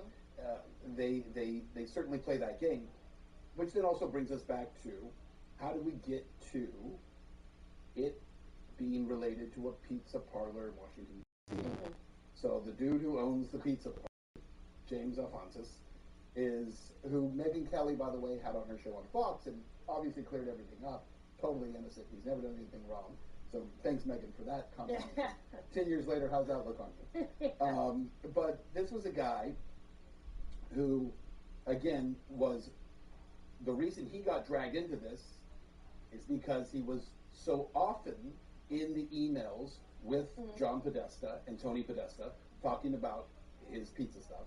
And then when you went to his Instagram 10 years ago, which obviously was scrubbed immediately and they got rid of it, but his Instagram was totally bizarre and filled with all kinds of very weird sexual stuff involving children. Right? He didn't hide it at all. And then when he went dark and closed off his Instagram because he was a victim, he trolled everyone, it felt like, by putting this Greek god of pedophilia as his image, right? His avatar. And so this was a guy, the reason he stood out to me, though, was when I started researching him, it was the fact that he was listed by GQ magazine as one of the 50 most powerful people in Washington, D.C. And I'm like, wait a minute. Aren't there like, I don't know, like 200 members of Congress and Senate who would be higher than that? Isn't there an entire administration full of people? Like the president and his cabinet? If you're coming up with the 50 most powerful people in Washington, D.C., how in the world, maybe the head of the IRS, a guy who owns one pizza parlor in some strip mall in a far corner of Washington, D.C. is on the list of 50 most powerful people? That's bizarre. Now, that doesn't mean he's done anything wrong. Maybe GQ is just being cheeky. But the fact that he was connected to all these people, and the fact that he seemed to have connections to Podesta and, you know, was able to go, again, I'm not accusing him of anything. He definitely did have connections with them. But he had was connections with connected to many of them. He was photographed in the White House. He went to the White House all the time under Obama, and he posted a picture on his Instagram page of Obama playing ping pong, like literal ping pong, in the basement of the White House. You know, he was constantly throwing events, you know, with, you know, some members of the Rothschild family and Hillary Clinton. He was sponsoring her events. He was very well connected with all these people. So and that was on his Instagram page too. And so the question becomes, how? How are you connected? Now, it doesn't mean you've done anything wrong to be connected to them. Maybe you're just an awesome guy and everybody wants to hang out with you. But I feel like if that's the case, your talents are being squandered running one single pizza place, again, in a corner of a strip mall. And then, of course, the other thing that was highly suspect, and we talk about that in the report, it did not get scrubbed, was the logo of the company. So it was Besta Pizza, which meant Beast Pizza, and it had the boy lover symbol built into it. And then once people started to detect that online, right, and it became a thing, they scrubbed it, they changed their logo, and they removed it. But he also had a lot of bands that would come and perform at his pizza place, and two of those bands had music videos in which they had the boy lover symbol and sang songs about pedophilia. And so openly promoted it. One band was Heavy Breathing. And he openly promoted this, not just on his Instagram page, on Comet Ping Pong's website, and they actually had a link to Heavy Breathing's website as well. And this band would openly promote not just pedophilia, but they would also promote sacrificing children. You know, and then I'll take it a step further. James Alphonsus didn't just have Pizzagate symbolism or pedophilia symbolism on his Instagram pages, which he did, but he had known pedophile slang. So not even code words. Like he used slang like chicken lovers on his Instagram page. Well, chicken lovers is a known slang that means a grown man that is sexually attracted to a young boy. So again, like, he wasn't even hiding it. Right. You know, and then we start to notice, and we point out what is he openly put on his page, and then they all freak out, you know, and call us crazy. Right. But James Elefantis, if you happen to tune into this, I would love you to come on and explain, because maybe we're misrepresenting you in some way, and so the door is open for you to come on and to explain to us. I'll be half as kind as Megan Kelly. You can explain to us. I won't. Why? Yeah, Liz won't be here for it because I won't be able to keep her back. But explain to us why you had the symbolism that you did, or the pictures that you did, or why you're one of the most 50 most powerful people in Washington, D.C. And again, I'm not accusing you of anything. You can come on and you can give your side of the story and you can explain it. So that invitation is open to you. And to John Podesta and Tony Podesta, to you as well. We would love, and I'm not being tongue-in-cheek, I would love any of them to come on and explain their positions on this, because I don't think any of you have actually been asked to explain your positions on any of this. You've been given a pass that just because you say these people are all crazy, don't read my emails, that everyone should do it. And I don't think that's legit. No. I actually would love to interview all of them, because they haven't taken any serious questions. Then they haven't answered any serious questions about the emails or their social media posts or their ties to child sex trafficking. None of them have. So I actually would enjoy They're it. purported ties. Yes. Yeah, they're purported ties. And then, but to that point, like when Megyn Kelly did interview Elefantis, she sat with him and said, "Tell me why you're a victim of all these people who think you're a bad guy." And he's like, "Crazy people on the internet." And like, but she didn't ask him a single question about, so why do you have a picture of a little girl with her hands taped to a table in your Instagram feed? Yeah, or posting pictures of infants and with signs saying they're for sale for X amount of dollars. Yes. You know, or a picture of a little boy chasing after a man in the Speedo, and you know that he's hungry and horny or whatever it was he posted. I mean, that's that kind of stuff. But there were no questions about any of that, obviously. So to that point, a lot of people have been asking me or sending me messages saying, "Vindicated, you were vindicated." I don't feel vindicated. I'm sure you don't either. I don't think we'll really feel vindicated until the mainstream media is forced to report on this and tell the truth on it, number one. And then number two, most importantly, until there's justice. Yeah, because that was what I was going to say. Yeah. I don't feel like vindication because I don't think the story's about me. Right? If this were out, Pizzagate is not our story. It's just something we try to cover. Now, we got punched in the face and beat down pretty hard over it, but that's fine. It's, honestly, what I would say is it's the best thing that ever happened to me. I mean, it got me out of corporate media forever. So that was fantastic. And I wouldn't take it back for a second. Wouldn't do anything differently. But I would say that the vindication comes not from that. It would come more from either justice for victims. It would come from people being taken to jail, actually investigated and going to jail. But it would also come from a condemnation of people who were professional journalists, who mocked and made fun of it and said, "You guys are crazy." And, you know, I'm actually a big fan of Megyn Kelly's in a lot of ways. I like a lot of what she does. But that was probably her worst moment as a journalist, in my opinion. Like, you gave this man cover, and you didn't ask him a single serious question when there were serious questions to be asked about all this. Yeah, I wish she would address it. You know, I mean, if she generally really thought he was innocent and just made a mistake, then just address it, apologize to the victims, you know, and say that you were wrong. Then we can all move on, right?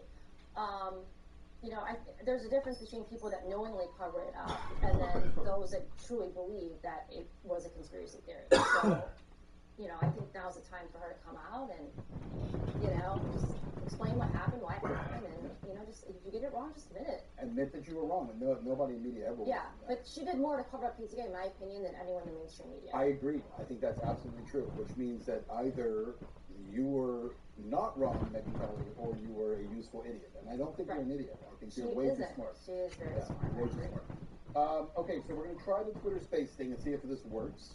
So I think we got Lionel. So we can't see you, obviously, because it's Twitter Spaces, but we can hear you. Let's see if we can make this work. Lionel, how you doing, brother? I'm doing great, Ben. Can you hear me? I can. Can you hear? Yeah. Fantastic. Awesome. Wonderful. It works. All right, Lionel. Chime in there. What are your thoughts on this? Well, first and foremost, congratulations. I remember when you first did this, I thought nothing of it because you were reporting. Take all of this symbology regarding pedophilia or child predation and change it for swastikas. Let's say there was a pizza place that had swastikas. And they would applaud you. They would say, well, let's get to the bottom of this. And they gave secret Nazi signals. It would have been, you would have received an award. Change the subject matter and you have this. The thing I want to say briefly before and let other people speak is, if anybody just tuned in for the first time, they will think this is an insane asylum. Because it's not that you're insane or we're insane, it's the subject matter. And one thing that you have to understand, and this is the most important, I will never understand, nor will anybody, why people at this level of respect, supposedly, would involve themselves in actual emails using the most thinly veiled references to something. Even drug deals are more subtle than this. And the reason is they don't care. They feel, and they've been living in an inertial bubble where they've been protected for years. They're above this. This is their private little gig. And as George Carlin would say, you're not invited. And in this particular case, that's great. So anybody listening, just give this a week. Immerse yourself into this. But I will tell you something. After Epstein, it all changed. Not only are we talking about this, we're talking about 9/11. I was reading right now for the first time, people are suggesting whether Joe Biden died in 2019. Now, believe me, the more far-fetched it seems, the easier it is to hide. And that's the most important. Children said that little lies are easy, are hard to keep quiet. But big lies are easy because of our incredulity. We can't believe this is happening. And because of that, rather than saying these people are this sick or depraved, we say they must be crazy because it confounds with our sensibility. So Ben and everybody, God bless you. Thank you. It's about time. It is about time. Lionel, thanks for that. One comment on that, actually, and he makes an important point. He says the fact that drug deals are better hidden than this. Well, actually, yes and no, and here's why. And maybe you can correct me if I misinterpreted this. So if you go back to, again, the Podesta stuff, these were all emails 2014, 2015, right? It's when a lot of these, 2013, a lot of these emails were being sent around. Maybe even some back as far back as like 2009, 2010. The Epstein emails, look at the timestamps on those emails. They're the same time period. They're 2013, 2014, right? I think the reason that's significant is I think Pizzagate destroyed the ability for them to communicate using the language they have been using. No, it is true. And I've noticed that they started using new code words after the Podesta email came out in 2016. Yeah. I'm sure that has to be the case because the only reason the Epstein stuff, probably the only reason there's only 911 of them is they're using different words that we need to be looking for. 100%, because in this new release, we're seeing emails that, are from after 2016, and I'm seeing, different food words used that I've never seen in a context that clearly does not apply to food. Ones I've never seen or heard of before. And so I think you're absolutely spot on with that they changed the code words because they had to at that point. The cat was out of the bag. Right. That pizza's a pedophile code word. Right, and before that, to Lionel's point, well, they were hiding it. Because before that, if you didn't know, and honestly, I don't think it's, to the best of my understanding, and in my research in doing it, the internet did not figure out these code words. It was a bunch of pedophiles on 4chan and 8chan where they meet to talk, and they started talking about it and saying, hey, that WikiLeaks thing, did you see that? John Podesta uses our words. They're talking the way we talk. Yeah, but, the Urban Dictionary, I believe, I don't remember the exact date, but years before all those emails took place, it was defined as a pedophile code word. Yeah, that's what I'm saying, 2010. Yeah. As far back as 2010, it was being used in that, and the FBI back in 2007 and 2008 had flagged these words. Yes. Right? What I'm saying, though, is the reason that the rest of the internet caught on, the reason the rest of the internet informed, it was pedophiles who informed them. Right? It wasn't Navajo, and you're not wrong to point it out. Navajo I don't code think breakers starting a fight who is were gonna able to help. do it. It was pedophiles who said, hey, they're using our words. Did anybody else notice this? Right. And so that then the rest of the public was like, oh, wait a minute, is that what they're saying? Because the rest of us had no idea. We could have read those emails and thought, well, that's weird, but I wouldn't have stopped to read them. It wouldn't have stood out to me, right? Other than the fact that these guys seem to be obsessed with pizza and something about a handkerchief with a map on it, and you're like, I don't really know what that means. I do. Well, we do You don't now. want to know. We know now. But we wouldn't have known at the Your time, Majesty, right? And so will what's you happened permit is me the to public's ask you become a educated, question? we've caught up, which means they're already 10 steps Why ahead. do you They've call us already heroes changed with such this language. certainty? So it would be With all due interesting to go and respect, look you and literally see, don't know a single like you thing said, some about of the us. new food descriptions that are being used. Yeah, there's a lot of new words that I've never heard before. So they The fact replaced that you're pizza here with is other proof words. enough in itself. The hero summoning circle will So yeah, only target cats out of the bag. exceptional So individuals. they had to mix things up. But in Balance terms told of, and summon those I would say capable in to their our emails, world. the way that they You kind of heard talk them about it, reading it as is they brought brazen. you Like you here. said, like the winky face, and like, oh, Yeah, your heart looks good, The weird you know. And but You these said you people, didn't you hear know, them, you look yeah? at Hillary Clinton, look Yeah. at Bill Clinton. They're No guilty mystery of so bells many here. crimes. They've gotten away with everything for decades and decades. I mean, so many of these deep state characters have gotten away with just literal murder and other things forever. Sir Kazuki, And so Dame Suzune, and they Sir feel Misato. invincible. They've been I'd like to empowered, measure your like magical the affinity more with this a crystal criminal gets ball. away with the crime, the more empowered the criminal This gets, and the more crystal ball brazen is a they get. magic And measuring so device? I believe that they truly I'll thought finish Hillary preparing Clinton, it I right believe away. that they thought that You they were cool toy with this protectors. stuff, You look at someone You like don't seem worried. Jeffrey Epstein, Miss when Wellesley he was says I might working have magic with our powers, government, even he though was I'm working not with a hero FBI, the like you CIA, guys. Mossad, Yeah, multiple I'm cool. I intelligence appreciate agencies. them He giving had us the a same ton of treatment. people in his back I pocket. appreciate So did Diddy. You got So snatched these in an people, interdimensional of kidnapping. course they were They brazen, grabbed you by mistake because and trapped they you. didn't believe that they I would don't understand how ever you're taking it all so not be well. protected. And then President I Trump could won, get and mad, that's but the I'd still be story. stuck. May as All well try and right, make let's the take best another of a call. I crappy think, situation, call. you know? We're not calling in. This is the 1990s. What are we doing here? All right, I think Jordan is on. Jordan. Whatever it is, Inukami has me beat Jordan's for an sure. OG. She's loving this. Hello, can you hear me? Yeah. Sure looks like it. I've had drug deals way more secret than these emails. So, For the record. For the record. It's great to hear you, Ben. I remember when your report came out 10 years ago, and I'm so happy that you're still here kicking ass after all these years. My question is, what are your guys' thoughts on ongoing investigations? Because this could explain why some of these files have yet to be released. It could explain Trump's kind of back and forth where on one hand he blames the Democrats, on the other hand he says nothing to see here, let's move on. Also, maybe some of these investigations aren't necessarily being ran under the FBI or DOJ, and that's why they're saying we don't have much. Maybe they could be being ran under military intelligence groups or the other. Exactly. So what are your guys' thoughts on ongoing investigations and or maybe some of these deep staters sort of being leveraged with blackmail that used to be Epstein's and now it's Trump's, and they're sort of, that's why they haven't been arrested yet, because they're being leveraged and used in some capacity.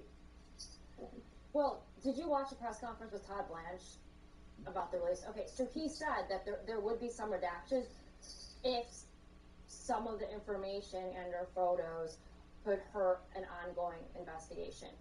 So, read between the lines here, that to me strongly implies that there are ongoing investigations. And he basically said that there are ongoing investigations at the minimum with SDNY. So I do believe that there are ongoing investigations. I know you're not as optimistic, but Blanche said himself that that's why some of the redactions took place. So I would hope that you guys are right. I hope you are. I'm not as optimistic because of the way it's been handled thus far. Yeah. If you're doing that, I mean, why does Dan Bongino, who's now doing his own show, Dan, you're welcome to come on too, if you'd like. I really would love that. Yeah, but I mean, how does he come out and he and Kash Patel say, I've seen killed himself, I've seen the files, by the way, there is a list, Pam Bondi, like there are no files, there's no list, there's nothing, we got nothing. And then all of a sudden, okay, well here's 3 million documents. And they dump it on you. And it's like, what are we talking about here? So I think it's been so bungled in the way it's been handled that it's hard for me to believe there's a plan here. Now maybe it's like the Keystone Cops, and there really is a plan, and they're distract them with incompetence, and then we'll make it happen. Exactly. Maybe that is the plan, the fog of war. Maybe it is. You know? I would hope so. I mean, it does seem that there could be more to it, you know? I think we need a special prosecutor. I think you and I should be assigned as special prosecutors on this so that we can go after people. I think so. President Trump, if you're watching. No one else knows more about us than us. Exactly. Right here, 10 years worth of research. Just unredacted. I mean, we'll just go after these people like vigilantes. But no, we can't do that. We're not advocating any violence here, people. None. But I would like to see them in prison. I would like to see them all in prison. And I would like to see them actually go after the people. Did you see the interview the other night with Piers Morgan and the guy who was on there talking about his, I forget his name.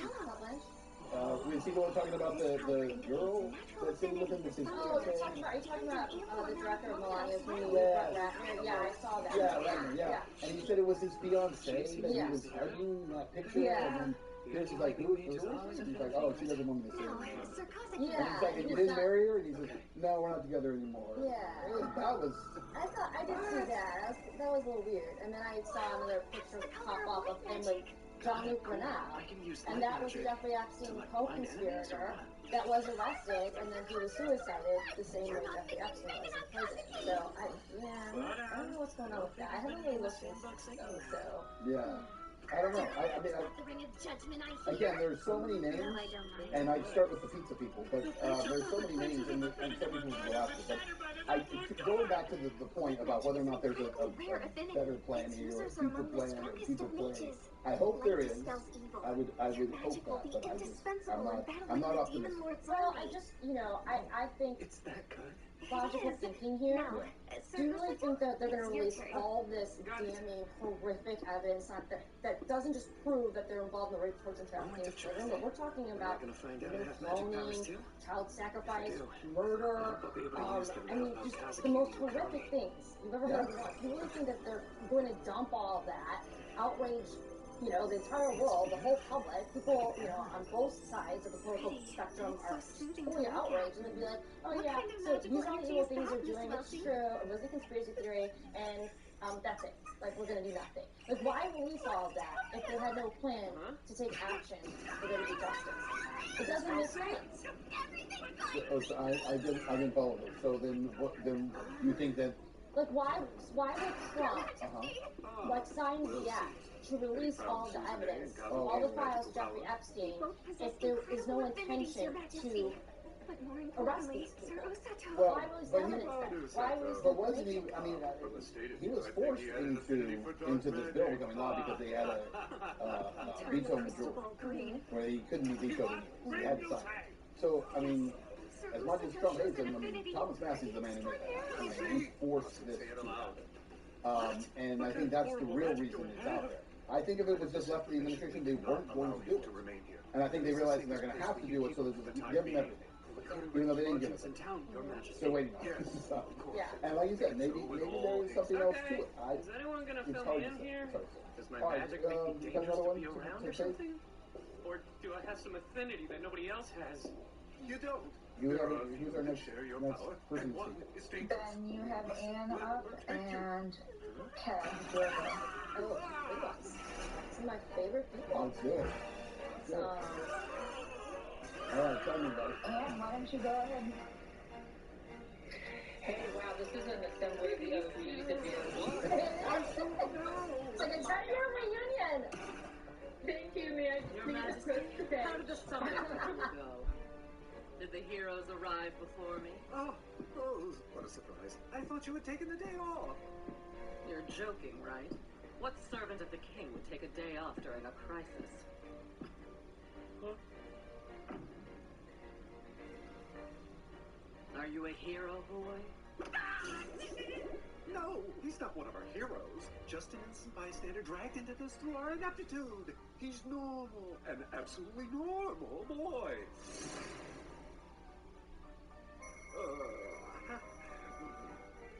Right. Totally normal. Hey, kid. Yes, ma'am? What's your name? Usato. And you? Got it, Usato. My name is Rose, captain of Linger Kingdom's rescue team, on duty today and every day. Nice to meet you. Same. Rescue team? Is that an ironic name? Because this woman seems more like a life taker than a life saver. Please, Lady Rose, accompany me to the Crystal Ballroom. The heroes are waiting there. I see. By your leave, Your Majesty. Ah, right. Now then, that leaves the matter of securing your lodgings. I'll have a room prepared for you to use until that's sorted out. Cool. But when were you going to tell me what kind of magic I have? What does it mean when the crystal ball turns bright green? Did you just say it turned green? Your Majesty, I'm going to need to borrow Usato for a while. Elsie, get Usato to safety now! Yes, sire!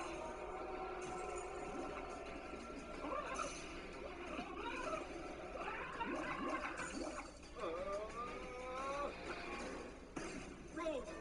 Wait!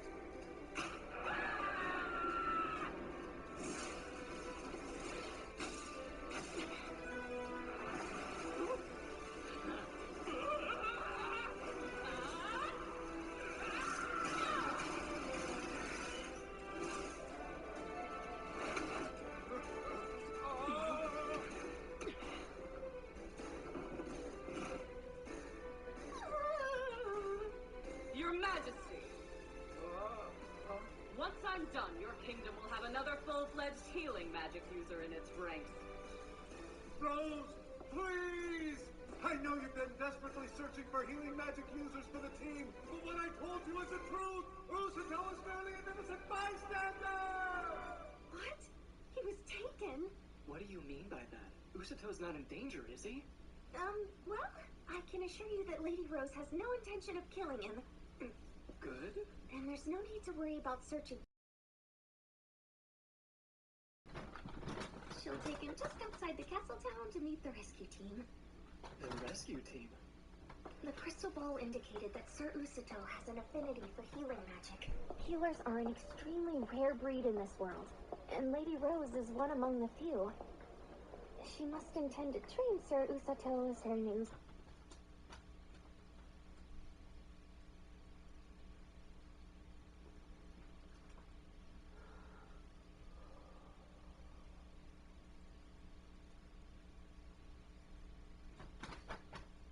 This presents a problem somehow? You see, how do I put this? Lady Rose uses training methods one might charitably call unorthodox. And the ones who make it through said training tend to be, you know... What? I'm a healing magic user? For real? Not yet, but you have the natural predisposition to become one. That's why I've recruited you to my rescue team. This will be your new home as of today. Cool. All right, boys, get in here. We're here, boss! What do you need us to do? These guys are terrifying! The fresh face over here is Usato. You're going to be taking care of him from now on. Understood, boss! Hey, newbie, I'm Tom. Nice to meet ya. Hey, newbie, I'm Bill. Nice to meet ya. Hey, newbie, I'm Alec. Nice to meet ya. Hey, newbie, I'm Gummo. Nice to meet ya. Hey, newbie, I'm Gerd. Nice to meet ya. I'm sorry! What is this? Is she offering me to these men as a sacrifice? Boys, cut that out! Nobody told you to scare the newbie! Come on, boss! You said to take care of him, so we're excusing ourselves! Yeah, we was just trying to be nice to him! That was being nice? What do these guys think nice means? Obviously, these goons don't use healing magic, but they do work under me. We've got 2 other healers on the rescue team, but they're working somewhere else today. You'll meet them in due time if you survive. Alright, so... First order of business is burning your healing magic techniques into your brain. I don't think my brain wants that. Every part of me is screaming to get as far away from this woman as I can. Awesome! Is there any chance I could train under another? We start tomorrow. Be ready. The screaming is getting louder! I gotta say this! Oh, that's right. Tom, you've got some space for him in your room. Get him all situated for me. Yeah, sure thing, boss. For today, eat dinner and get some rest. It's gonna be worse than you think. She's making it her pet project. I'd say it'll be hell, but I'd be lying. You'll have to look up if you want to see hell.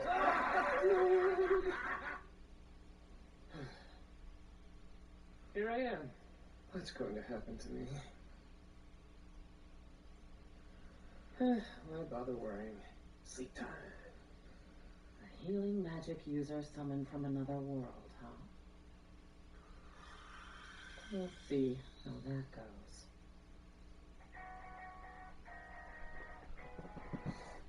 I definitely gotta take a fucking shower.